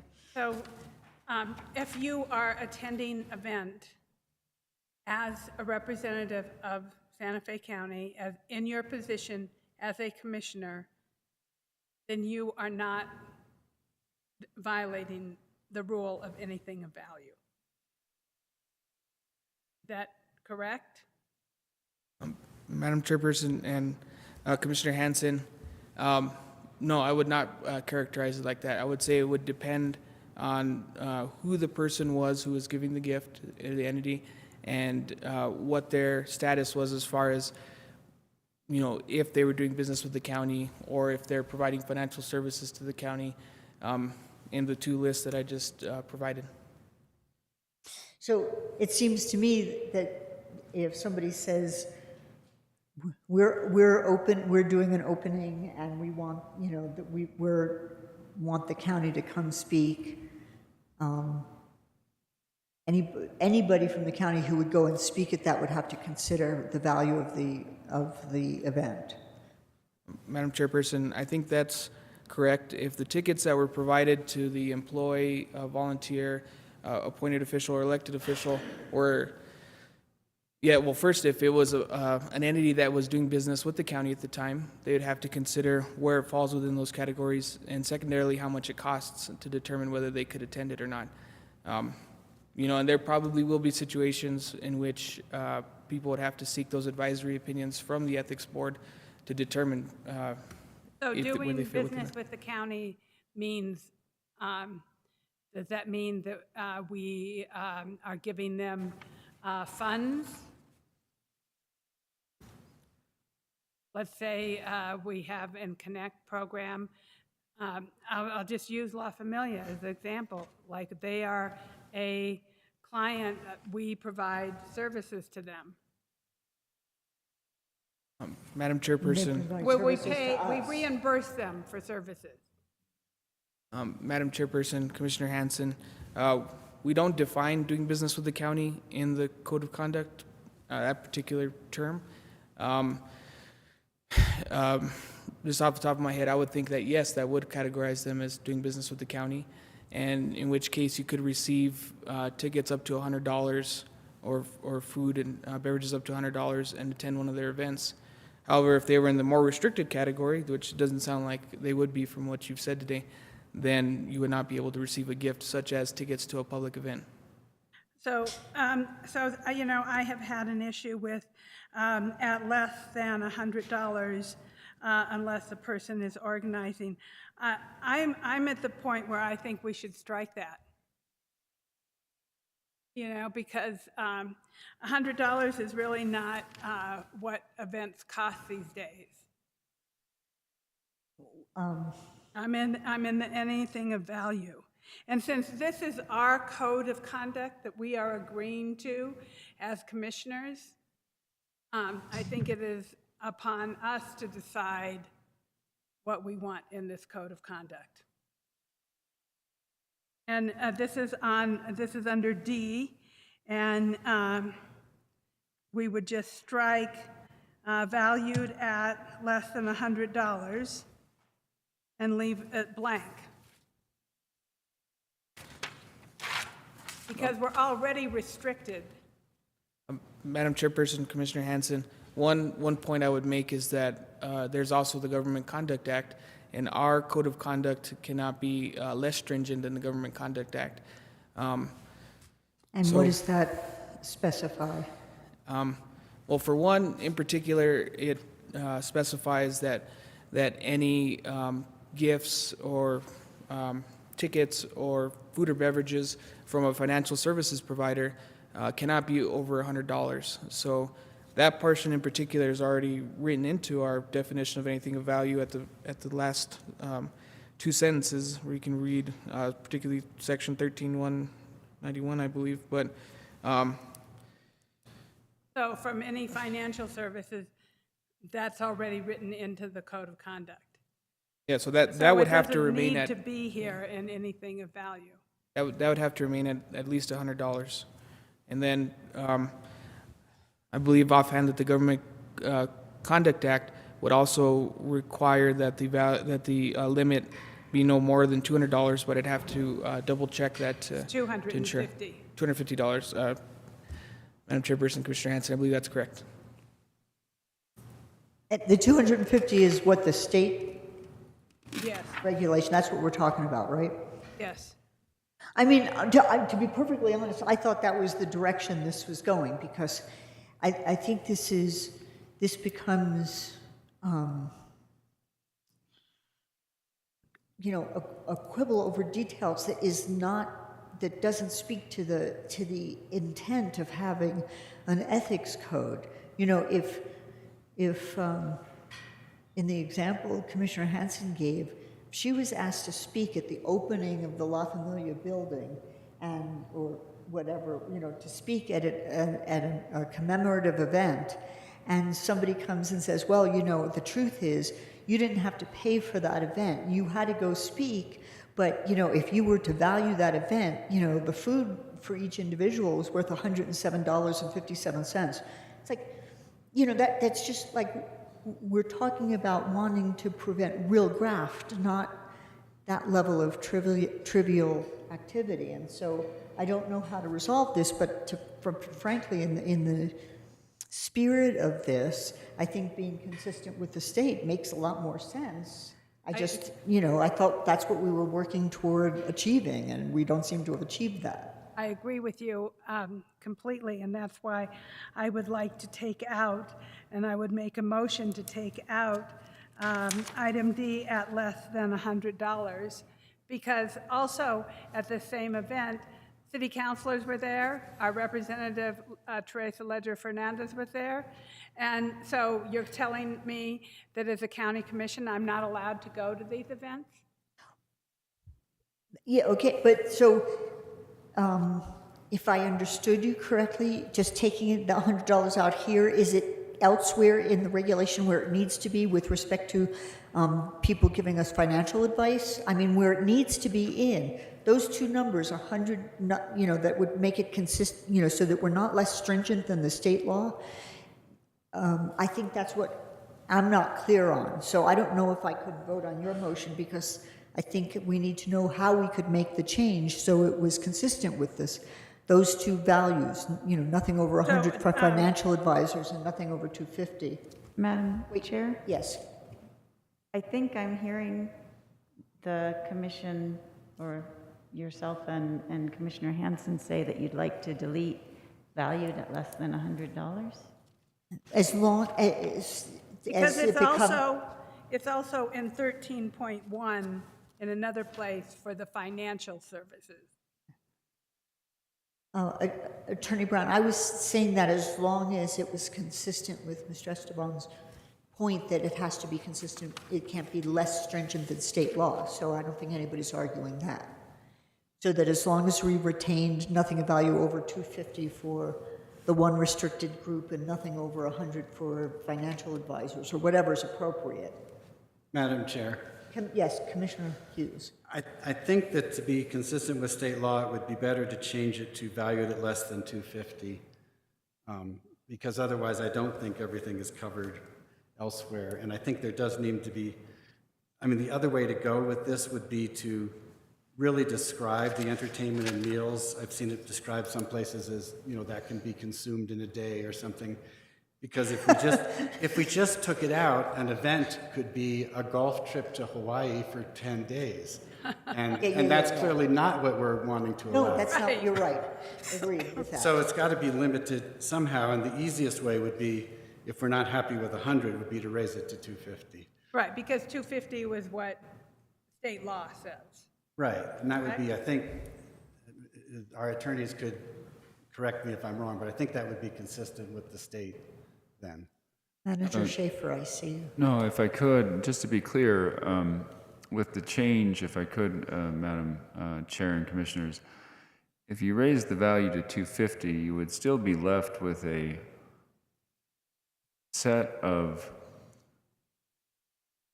restricted donors that couldn't make any gift, just on the change that we're discussing. And I think that was the intent. So it is consistent with state law, because even if you raised it to 250, a financial services firm could not provide you anything. Yes. Exactly. A party to an adjudication couldn't provide their judges anything. And so they still do work in tandem. And so I think raising it to 250, and I would defer to Mr. Sanchez and Ms. Brown, would still be consistent with state law, because that group of, again, hyper-restricted donors, if you will, couldn't make any donation. Well, that's good to hear. And then I guess that would only, Mr. Sanchez, leave my question about whether the one group was in both. Madam Chairperson, yes. Are you talking about particularly the group of financial services? No. When you read the two groups back to me, because I'm in the flat area of my learning curve, and when you reread them, I think it was not the financial advisors. It was. Madam Chairperson, are you referring to the entities regulated by the county? Yeah, regulated. Thank you very much. I thought I heard you saying in both groups, so I wasn't. If that's the way it's written into this particular ordinance, I think we'd have to fix that. But Madam Chairperson, I think that's the way it is written in this ordinance. If we wanted regulated or entities regulated by the county to be only in the less restrictive group, I think we'd have to change some of the language in different sections of the ordinance. well, if they're in both groups, though, how do you know where they fall? I mean, we can't have them in both groups, can we? Madam Chairperson, I think, if we think about it like a math problem, like you were stating earlier, that means they're just in the most restrictive group. Because once they're in the most restrictive group, no gift can be given. Okay, I understand, but Madam Chair? Yes. Maybe I can clarify it. I would might love it make if you worse. could. So there's the big bucket of people who are restricted, which includes everybody,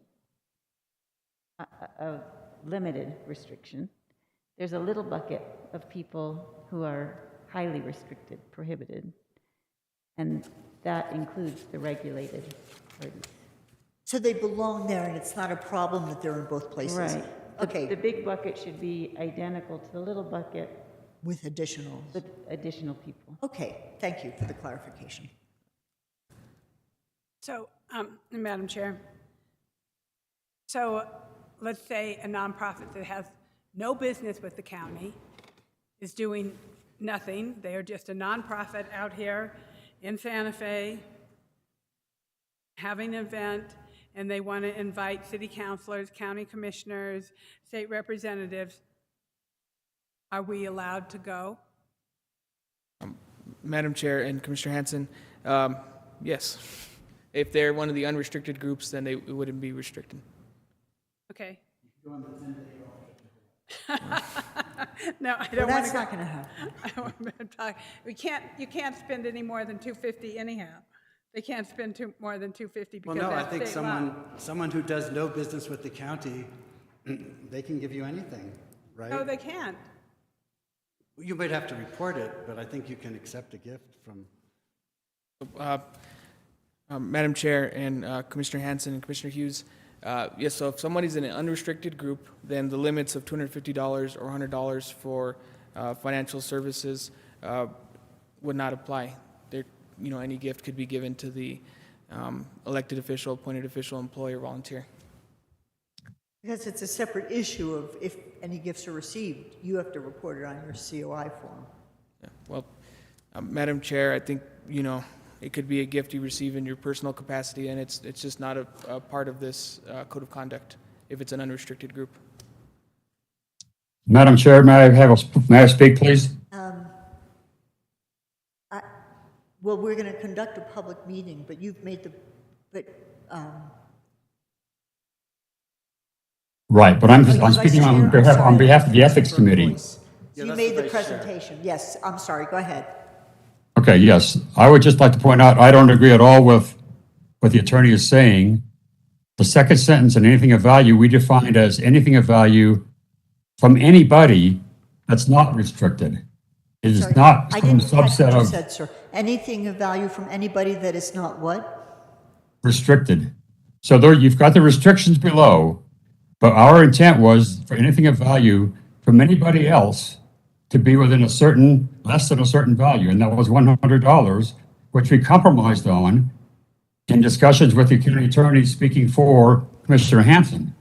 The existing ordinance has restrictions of $25 and $50. So this is you're lessening. If you change this at all, even as it's written right now, you're lessening what the current requirements are. Madam Chair. Yes, Commissioner Hanson. I believe that we're working, and all of us on this commission have consistently wanted to match state law.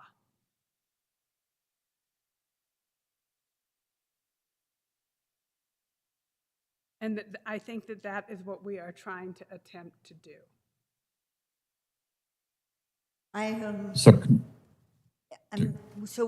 Madam Chair, if I have a chance to speak, I would. Again, the state kicked out a model code of ethics in 2020. And in that they said, as agencies, in this case, the county, adopt their own codes, they can be more restrictive than the state. And that's what we chose to be. We wanted to set an example for the county residents and all the public servants herein. I'll point out that Dona Ana and Sandoval counties have a $25 limit on such gifts. So this is not an unprecedented thing. And for Santa Fe to basically wipe the slate clean for any kind of gift and be able to accept anything of value from anybody who isn't on the restricted list doesn't make any sense to us on the Ethics Committee.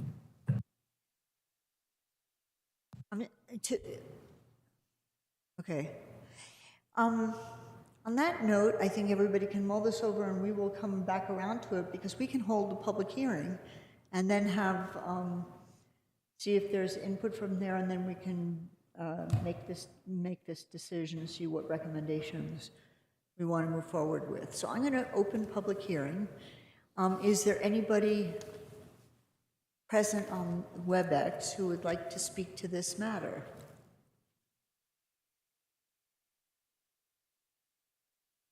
I can see it's not going to be much of a time. Greg, you're muted. Madam Chair, it looks like Gregory Copelands is trying to speak. There we go. I'm sorry, Daniel, could you repeat that? Madam Chair, I'd like to say a few words. I'm a member of the Ethics Board. My name's Greg Copelands. With regard to anything of value, the intent behind this clause is to prevent undue influence.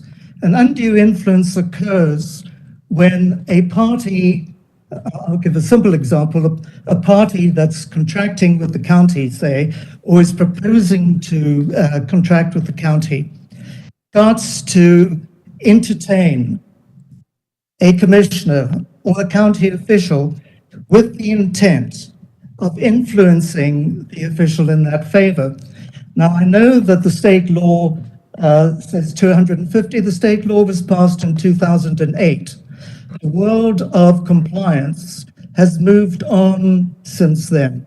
And I think that as commissioners, one has to look at this very cautiously, because in one sense you have it's arguable that you could have a conflict of interest in deciding what your own limitations should be.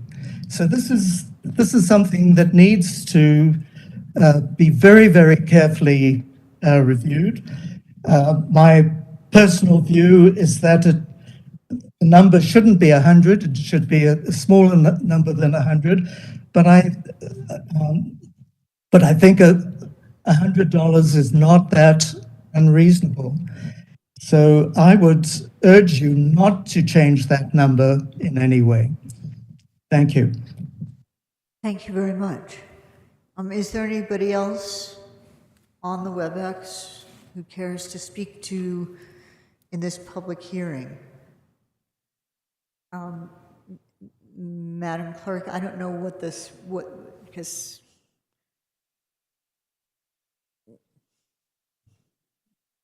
go ahead, Madam Clerk.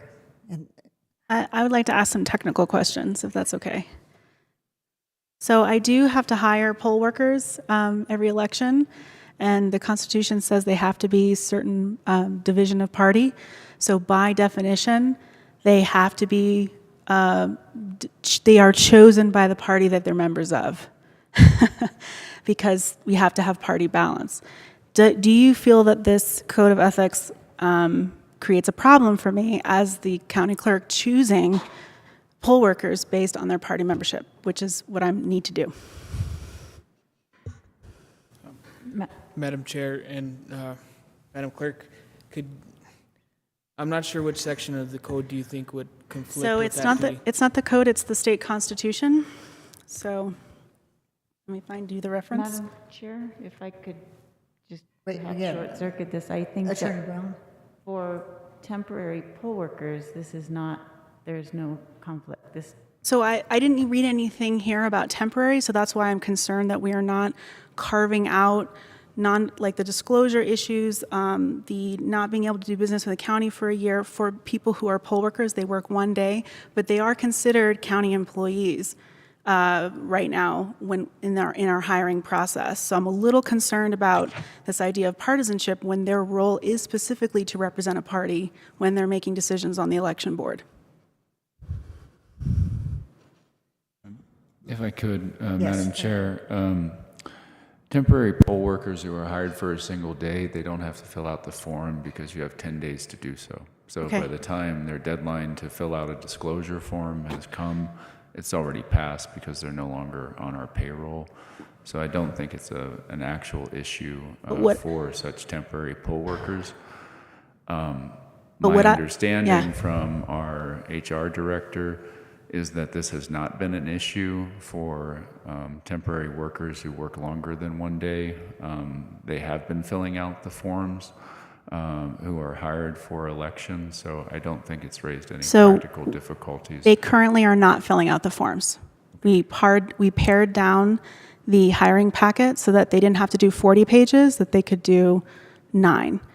And the concern I have is that I'm hiring them specifically because they are members of a party, and my reading of this means that I may be in violation of this code of ethics by doing so, even though I shall appoint poll workers based on their party membership. Madam Clerk, Madam Chair, nothing prohibits anyone from being hired. I think you're talking about the disclosure form. Is there something that prohibits a partisan from being hired? I guess perhaps we can refocus the discussion relative to what it is that you're concerned about.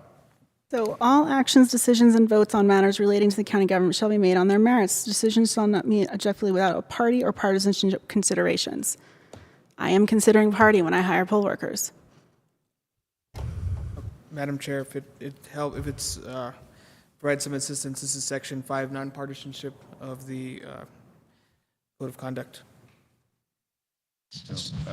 Thank you. I think if state law requires it, it would trump anything to the contrary in the Code of Conduct. Right, but I don't. If that is, I don't want to. The point. I don't want to open myself up to ethics codes complaints simply because I'm trying to do my duty as the county clerk.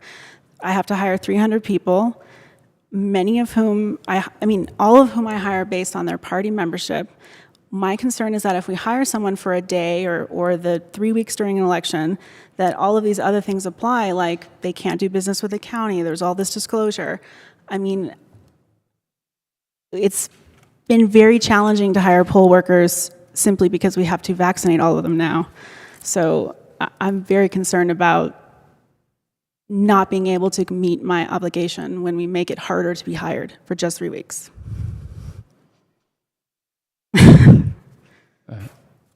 Understood. And as I said, if you go through each of those, if the board would like to make it express that if state law requires partisanship to be taken into account, that doesn't violate the code of conduct, that's certainly something we can help draft. I don't think it's necessary, but we can do it to ameliorate those concerns.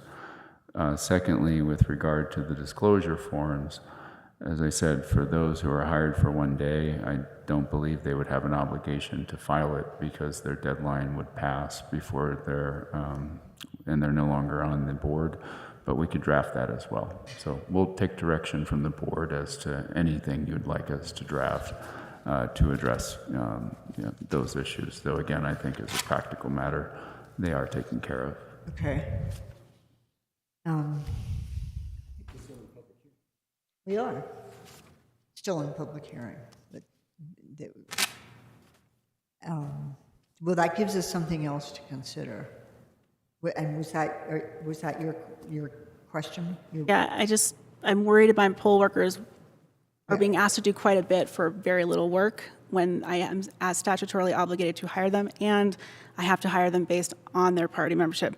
Right, we got that. Yeah, totally. Okay. So, is there anybody else here on the WebEx who wants to speak to this matter? Okay, so I'm going to go ahead and close public comment. And Madam Chair, may I make some closing remarks before you make any motions? we're not going to make motions yet. Good timing, man. I'm still given the comment about gifts from anybody. So we have ethics board people who are saying this applies to gifts from anybody, and we have our county attorney saying there are 3 different groups, and I hate to admit, but I'm finding this to be a conflict that I'm not figuring out. Madam Chair. Sorry. Yeah, was that you? Madam Chair? Yes, go ahead. I'm so sorry. Mr. Sanchez. I think the reading of the ethics board would then limit the gifts that the chair people receive in their daily lives from friends or family members. If it was anyone that a gift could be received from, that's not how I read the definition as we wrote it, anything of value. I think it has to be somebody who has some kind of interest in county government in one way or another in that large group that I read out. Otherwise, I'm not sure how we would restrict, gifts received in a personal capacity. That statement makes sense to me. I mean, there's no question everybody is interested in putting limits. Well, this is me individually speaking on influence peddling, right? But there are distinctions between what are common functions of doing ribbon cuttings and whatnot and influence peddling. And the devil is always in the details. So, and I think I'm just trying to couch what we're trying to discuss here as, how to set this at a reasonable level that gives a reasonable ethical standard, but without, catching people up in trivialities.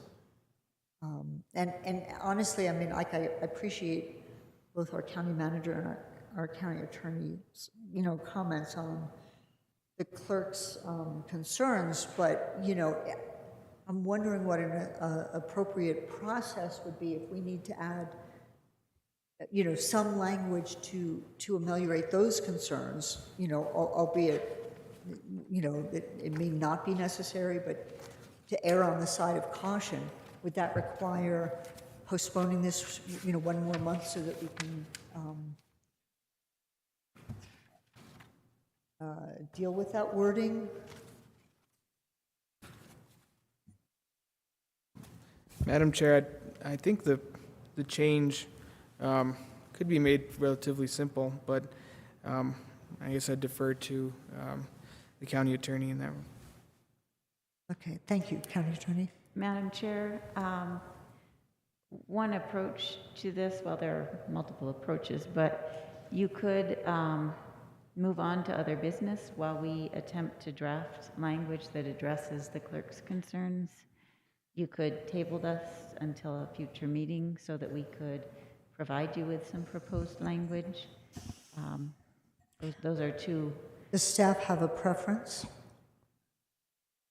Do the commissioners have a preference? Commissioner Hughes? Madam Chair, I think that it's simple enough that if we were to do the other public hearing and then come back, we could probably, I mean, it seems like we've all got this in our head now. It'd be nice to finish it tonight. That's my own personality. I like to get things done.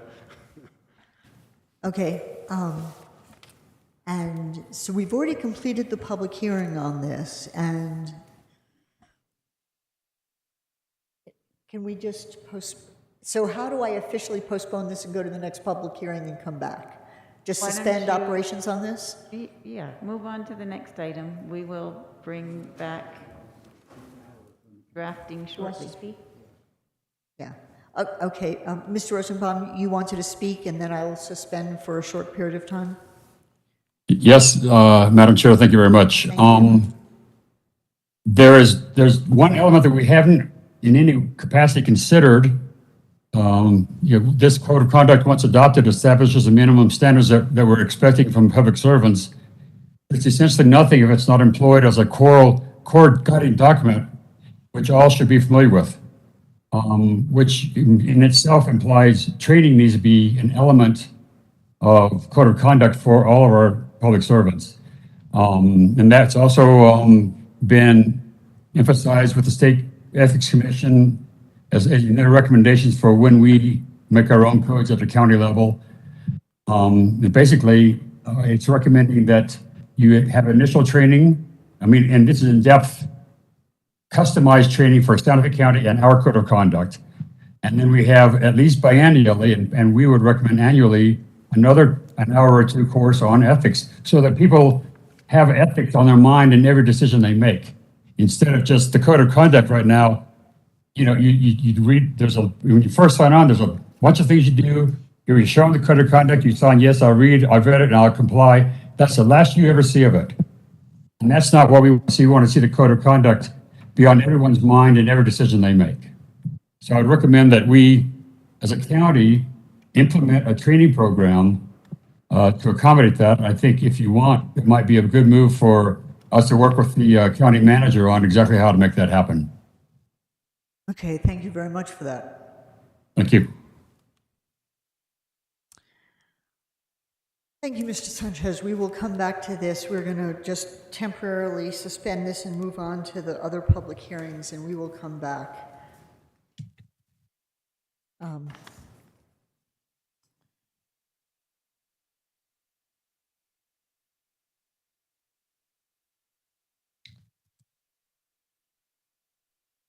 Okay. Where are we? So we're moving to item 13. 13A is the case regarding Vista de Sangre subdivision request for a third-time extension.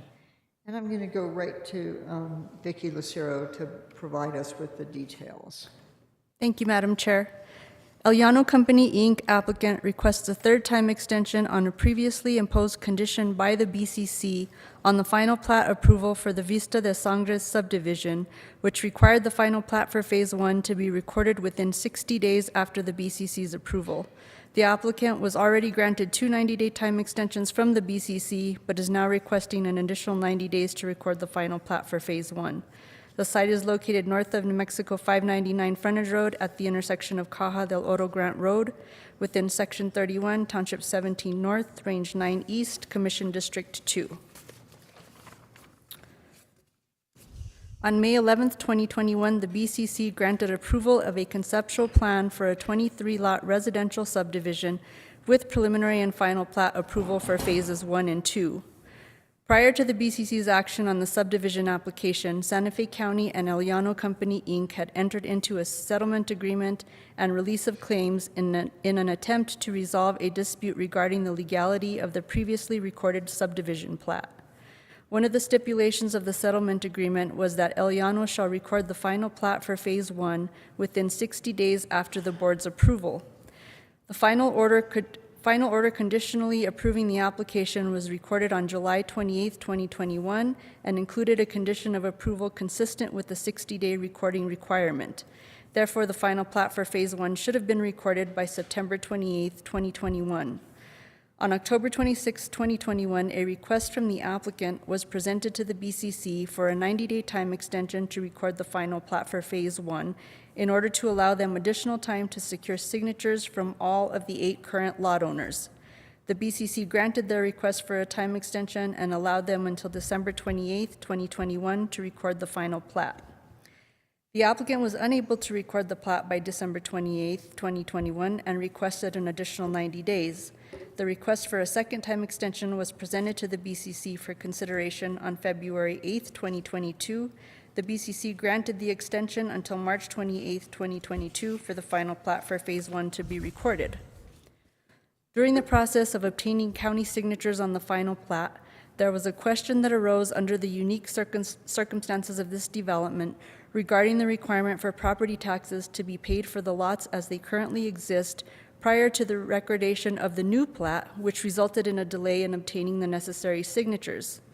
And the final plat was unable to be recorded by March 28th. The property tax issue has since been resolved.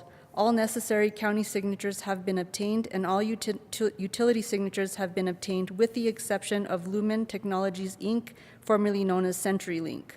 Pending the last utility signature, the plat will be ready to record if the BCC's decision is to grant the subject request for a 90-day time extension. Recommendation: the applicant has been working with county staff to obtain the necessary signatures. With the exception of Lumen Technologies, all required signatures have been obtained. Once that signature is obtained, the plat will be ready for recordation. Therefore, staff recommends approval of the request for an additional 90 days to record the final plat for Phase 1, subject to the condition listed in the staff report. Madam Chair, may I enter that condition into the record? Yes, thank you. Thank you. This would allow them until June 24th to record the final plat for Phase 1. And I stand for any questions. Thank you. So how many days is it going to take to get that last signature? Madam Chair, I know the agent is on the line, and he has been trying to communicate and get a response from Lumen Technologies, but he has been unsuccessful. From my last communications with him, he's been unsuccessful to get a response at this time. So they're still working on it. It's hard to tell how long that could take. Okay. If he's on the line, would the applicant care to make a statement at this point? This is the good time to go there. Sure. My name is Scott Heft, and we've been working with Lumen Technologies. Their process is a little bit more structured than the other utilities. The other utilities signed within a week. Lumen is much more of a process that we have to go through. We've made submittals, and we've been trying to work with them to get the signature, and it's just a little more cumbersome. Madam Chair. Thank you. Commissioner Hanson? So, Scott, what's your estimate of time? Our hope is within the next couple of weeks. And why do you have that hope? Well, because I put in about 5 or 6 emails to the group at Lumen, and I'm not getting a response. We've requested a phone call. We've requested a video conference. And it's my hope that once this hearing is through, that I will let them know that, we had to get an extension due to this issue and that we really need to wrap this issue up. Their questions came, it appeared as though they didn't quite understand the circumstances and what we were doing, which was essentially re-recording a plat. And so they were asking very basic questions as if the subject property was brand new, when in fact, obviously it's not. And so I just really need to get the fellow by the name of Doug Dale on the phone and talk with him and explain the circumstances. And my hope is that he'll understand and he will go ahead and sign. Again, the other 3 utilities signed within a week. They understood the circumstances and they moved quickly. Madam Chair, if Mr. Heft is going to continue to discuss with you, you may want to have him sworn. Oh, well, thank you very much. Madam Clerk, can you do that, please? Yes, Madam Chair, yes. Mr. Heft, would you Yes. please raise your right hand? Do you swear to tell the truth, the whole truth, and nothing but the truth? I do. For the record, before you, since you are testifying, please state your name, address, and that you are under oath for your testimony to be considered valid. My name is Scott Heft. My address is 48 Paseo Aragon, Santa Fe, New Mexico, 87506. And I testify that I am under oath. Okay, thank you. Thank you very much, So, Mr. Huff. Ms. Lucero, I'm going to ask you, have you spoken with this gentleman from CenturyLink? I mean, are they out of state? And I'm asking you this, Scott.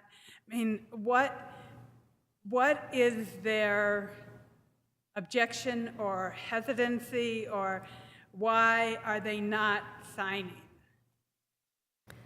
Madam Chair, Commissioner Hansen, I have not spoken with anyone from Lumen Technologies. Usually the applicants obtain all the utility signatures before we obtain the county signatures. So, Scott? Yes, Commissioner. So what, they don't seem to understand? Are they out of state? I mean, is this person available? I mean, what is... It's frustrating to me. I'm frustrated. I think my other commissioners are frustrated by this also. That we have bent over backwards to work on this project with you, and it's frustrating that we are waiting for one signature. And I'm sure you probably are frustrated also. Absolutely, Commissioner. Yes, we are. It's my sense, Commissioner, that their process is a little more structured. It goes into a portal. You need to get a reply. And I'm probably on a list with numerous people. The other agencies, the other utilities, you can walk in, you can talk with the fellow, you can explain what's going on. With Lumen, you have to go through their online portal. And I can't quite tell if anybody's back there or not. And so I sent in probably 5 emails in the last 2 weeks, and I'm not getting any replies actually. So this is company used to be CenturyLink? That is correct. I have, just for reference, I have worked with this company before, and I have found that it is always the longest one, and it's due to their process. The other utilities are much quicker. So if we give you this extension, do you think you can finish in the next 90 days? Yes, Commissioner, that is our intent, absolutely. I mean, I know you have been working on this, and I do feel for your pain. I do feel for you having to deal with a corporation who does not have a front or a face, or all you have to do is deal with a portal. That is unfortunate, but so I will move to, I think we have to go to public hearing. Yes, we do. So I won't make any motion yet. So I do have a question just before I go to public hearing.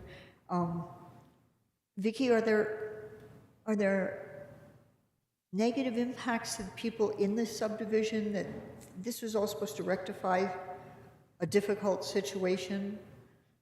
Do you see any, are there negative impacts for doing an extension that, like, people who already live there?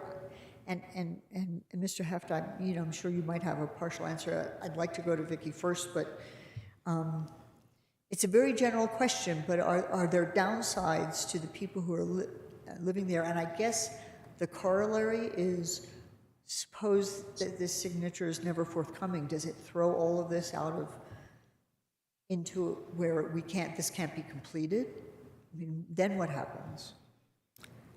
Madam Chair, as far as impacts to the current lot owners, I think obviously this is to rectify the situation of them not owning legal lots of record. So until this gets recorded, they can't move forward with, obtaining permits on their properties, potentially maybe even selling their lots. So this does have an impact on them.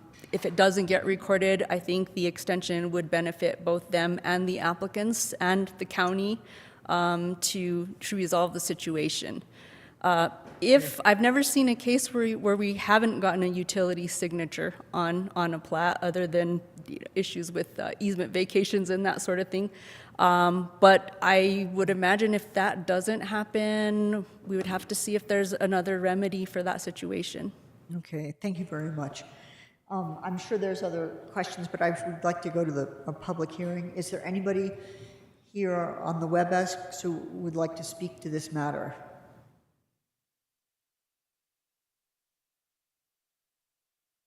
Daniel, do you see anybody on WebEx who may want to speak in this hearing?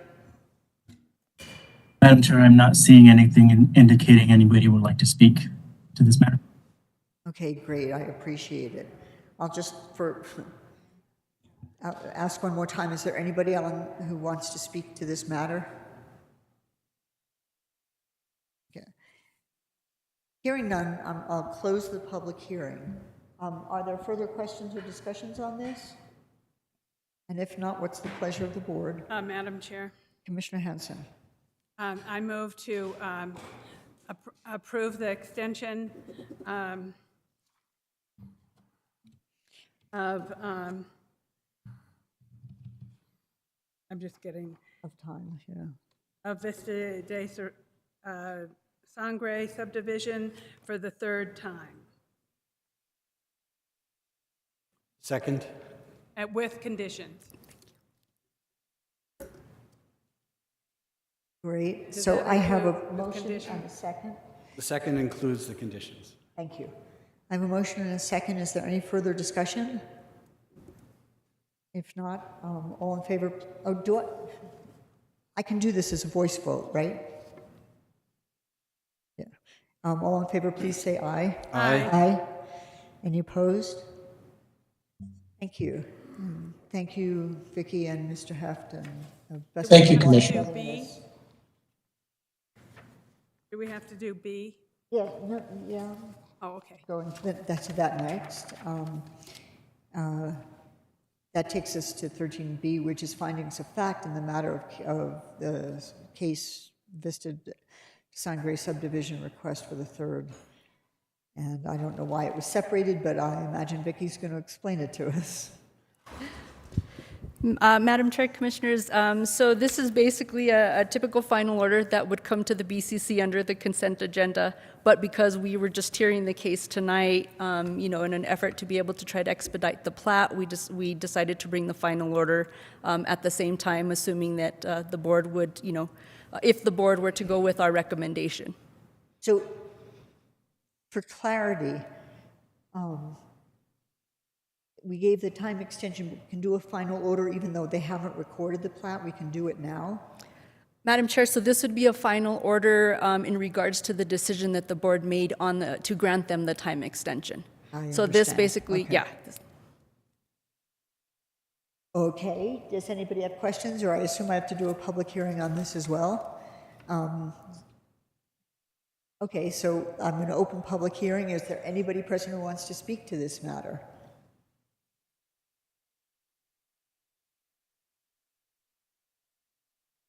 Daniel, I hate to I'm sure you're going to say there's nobody there because I imagine there's still nobody there, but can you tell me if there's anybody who can potentially want to speak at this public hearing? Madam Chair, I do not see any indication on anybody wanting to speak during this matter. Thank you very much, Daniel. So I'm going to go ahead and close the public hearing. Are there any questions from the board? Any discussion, or what's the pleasure of the board? Madam Chair, Commissioner Hanson. I move to accept the findings of fact in the matter of case 20-5113 Vista de Sangre subdivision request for the third time extension. Thank you. I have a motion. Do I have a second?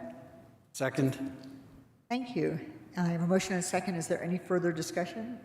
If not, all in favor, please say aye. Aye. Any opposed? Thank you. I'm going to go straight to the 13C, which is the case for Tierra Canta preliminary and final plats. Madam Chair, it's tabled. It does say tabled. Whoa. I had missed that. Thank you very much, commissioners. That takes us right back to the 12B, the ethics ordinance. Do we have anything? Madam Chair, you'll have something in just a minute. Okay. Esteban is just going to print a couple of final versions. So, and as we're waiting for him to come back, you'll see that there will be changes proposed, redlined, to the section 18E having to do with temporary election workers and the financial disclosure provisions. And I'll point out— related to those workers? The financial disclosure for those workers? Correct. Yeah, okay. Exempting those workers. And as we're waiting for the language to come out, I'll point out that those revisions are something that don't necessarily need to be included, because I think that state law trumps anything we're doing in our code of ethics. But there is nothing improper about having that clarification in the ordinance. You'll also see a revision, I'm just scrolling up so I'm accurate in what I point out to you, in section 5 having to do with nonpartisanship, and clarifying, again, not necessarily necessary, but clarifying that we are exempting decisions to hire employees where partisan political affiliation is required by state statute. Okay. And you'll see a revision in section 4D, anything of value, redlining so that the 100 is replaced by a 250. Okay. And currently, we do have provisions that require the financial disclosure statements within 10 days of hire. And we don't have an exemption for poll workers within the nonpartisan provision.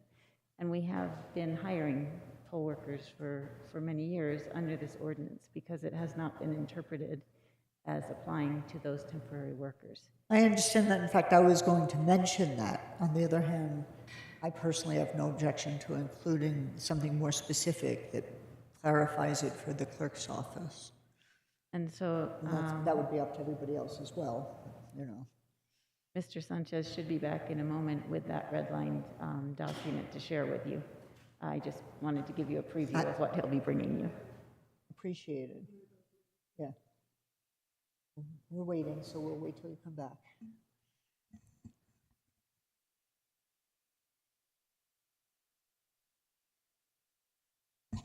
And just for everybody, yes, everybody, we have 2 or 3 minutes to wait for the revisions to come through. And just, you know, for the public who may be listening in, we are still in session. We are just waiting.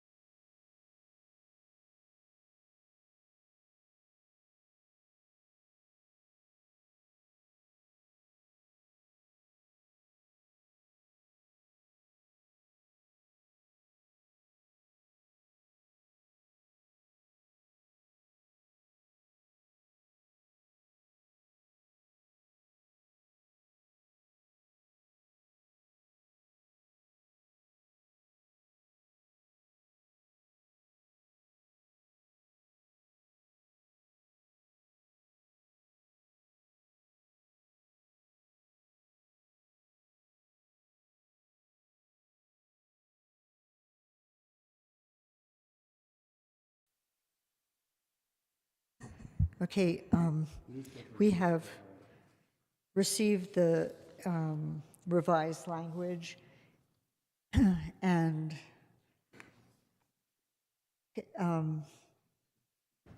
just, I guess for the record, Attorney Brown, do you want to, you gave us a preview. Do you want to say something about what's here? And Mr. Sanchez will be right back. He was just correcting a typographical error in your final version.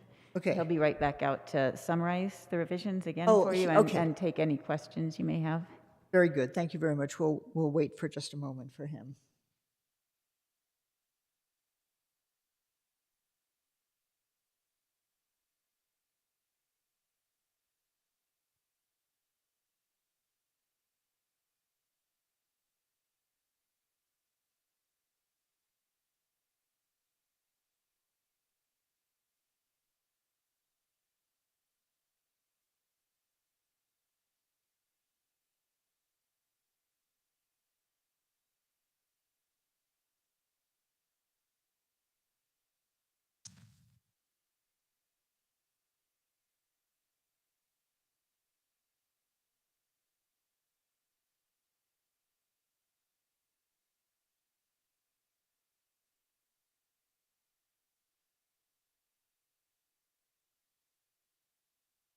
Okay, we have Mr. Sanchez back. If you could give us a summary of what we're looking at. Are you on? Yeah. Yes, Madam Chair, Okay. I apologize. The first revision is in Section 4, Paragraph D, anything of value, and that is in the definition that the amount was changed from $100 to $250. The second change is in Section 5, nonpartisanship, and it's to address Madam Clerk's concerns regarding temporary poll workers. And it changes this section to not apply to volunteers who are required by state statute to be a member of a partisan political party. And lastly, and there is a double word typo in the portion in the version you have, but we've fixed that for this final version, is in Section 18, disclosure. In particular, the change is in paragraph E, exempting temporary election workers from the requirement of filing a conflict of interest and financial disclosure statement. Okay, great. Thank you. So, are there comments or questions from any commissioners, or what is the pleasure of the board? Madam Chair? Madam Chair. Yes. Yeah, for purposes of continuing our discussion, if I could make a motion to approve the ordinance enacting a Santa Fe Code of Conduct, repealing ordinance numbers 2010-12 and 2011-19, and adopting the version that has been presented to us by the county attorney, which includes, I think, the earlier grammatical corrections as well as the changes that Mr. Sanchez has presented to us. Thank you. I have a motion. Do I have a second?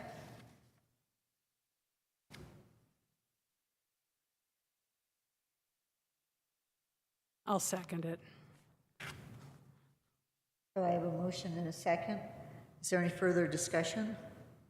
Yes, ma'am. May I speak? No.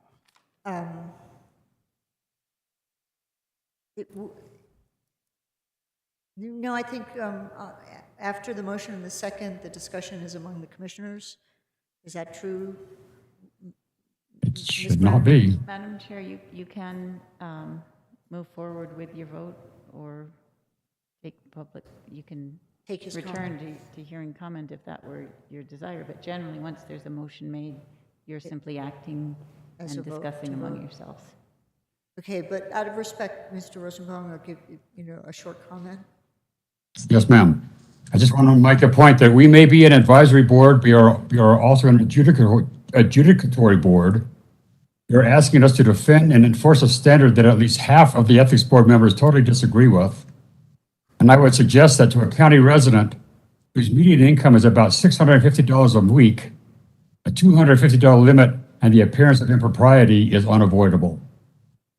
And our hope was to establish a standard that would set Santa Fe above other counties, and this change, to me, has dropped us to the bottom. Well, thank you for your comment. I mean, that's distressing, but I think there are a lot of aspects that were being taken under consideration. Madam Chair. I don't know whose voice I'm listening to, but we have. It's Chairman Thompson. May I interject?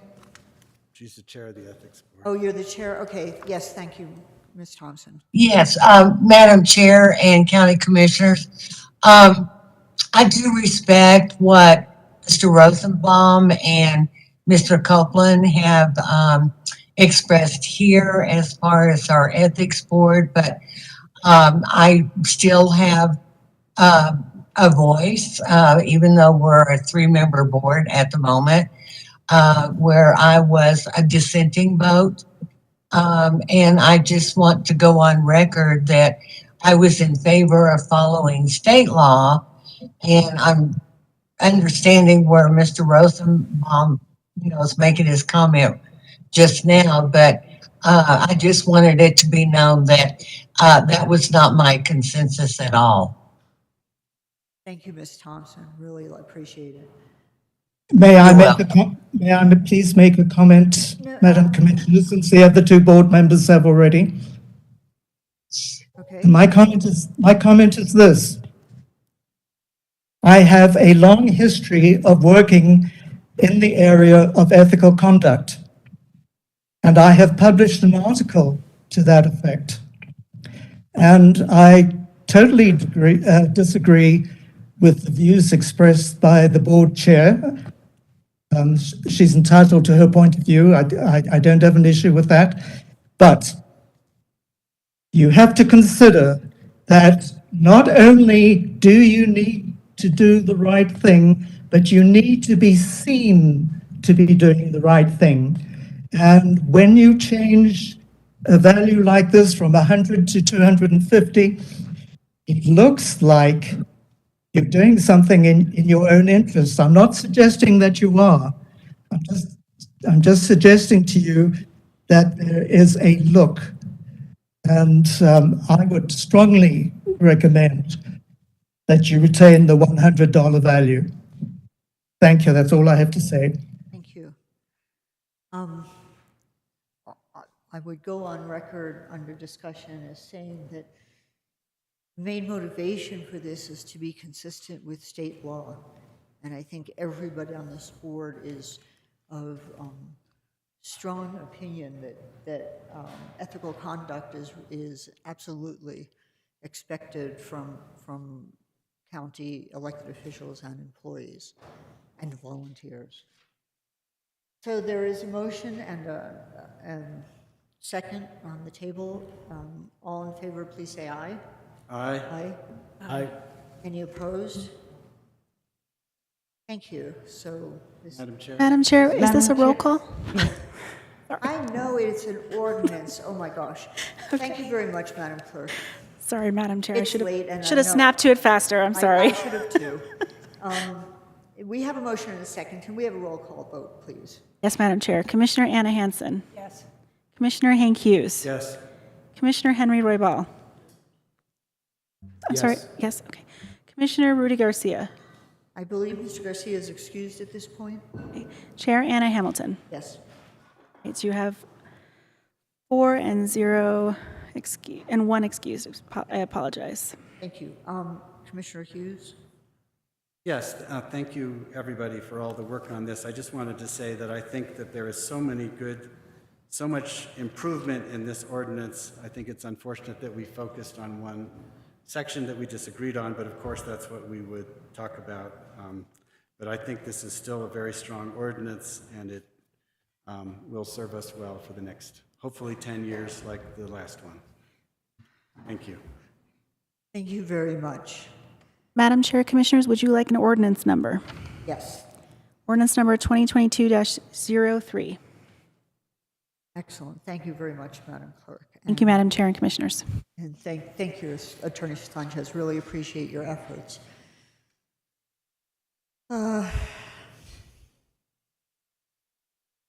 That leaves us only with concluding business. Are there any announcements or anything before adjournment?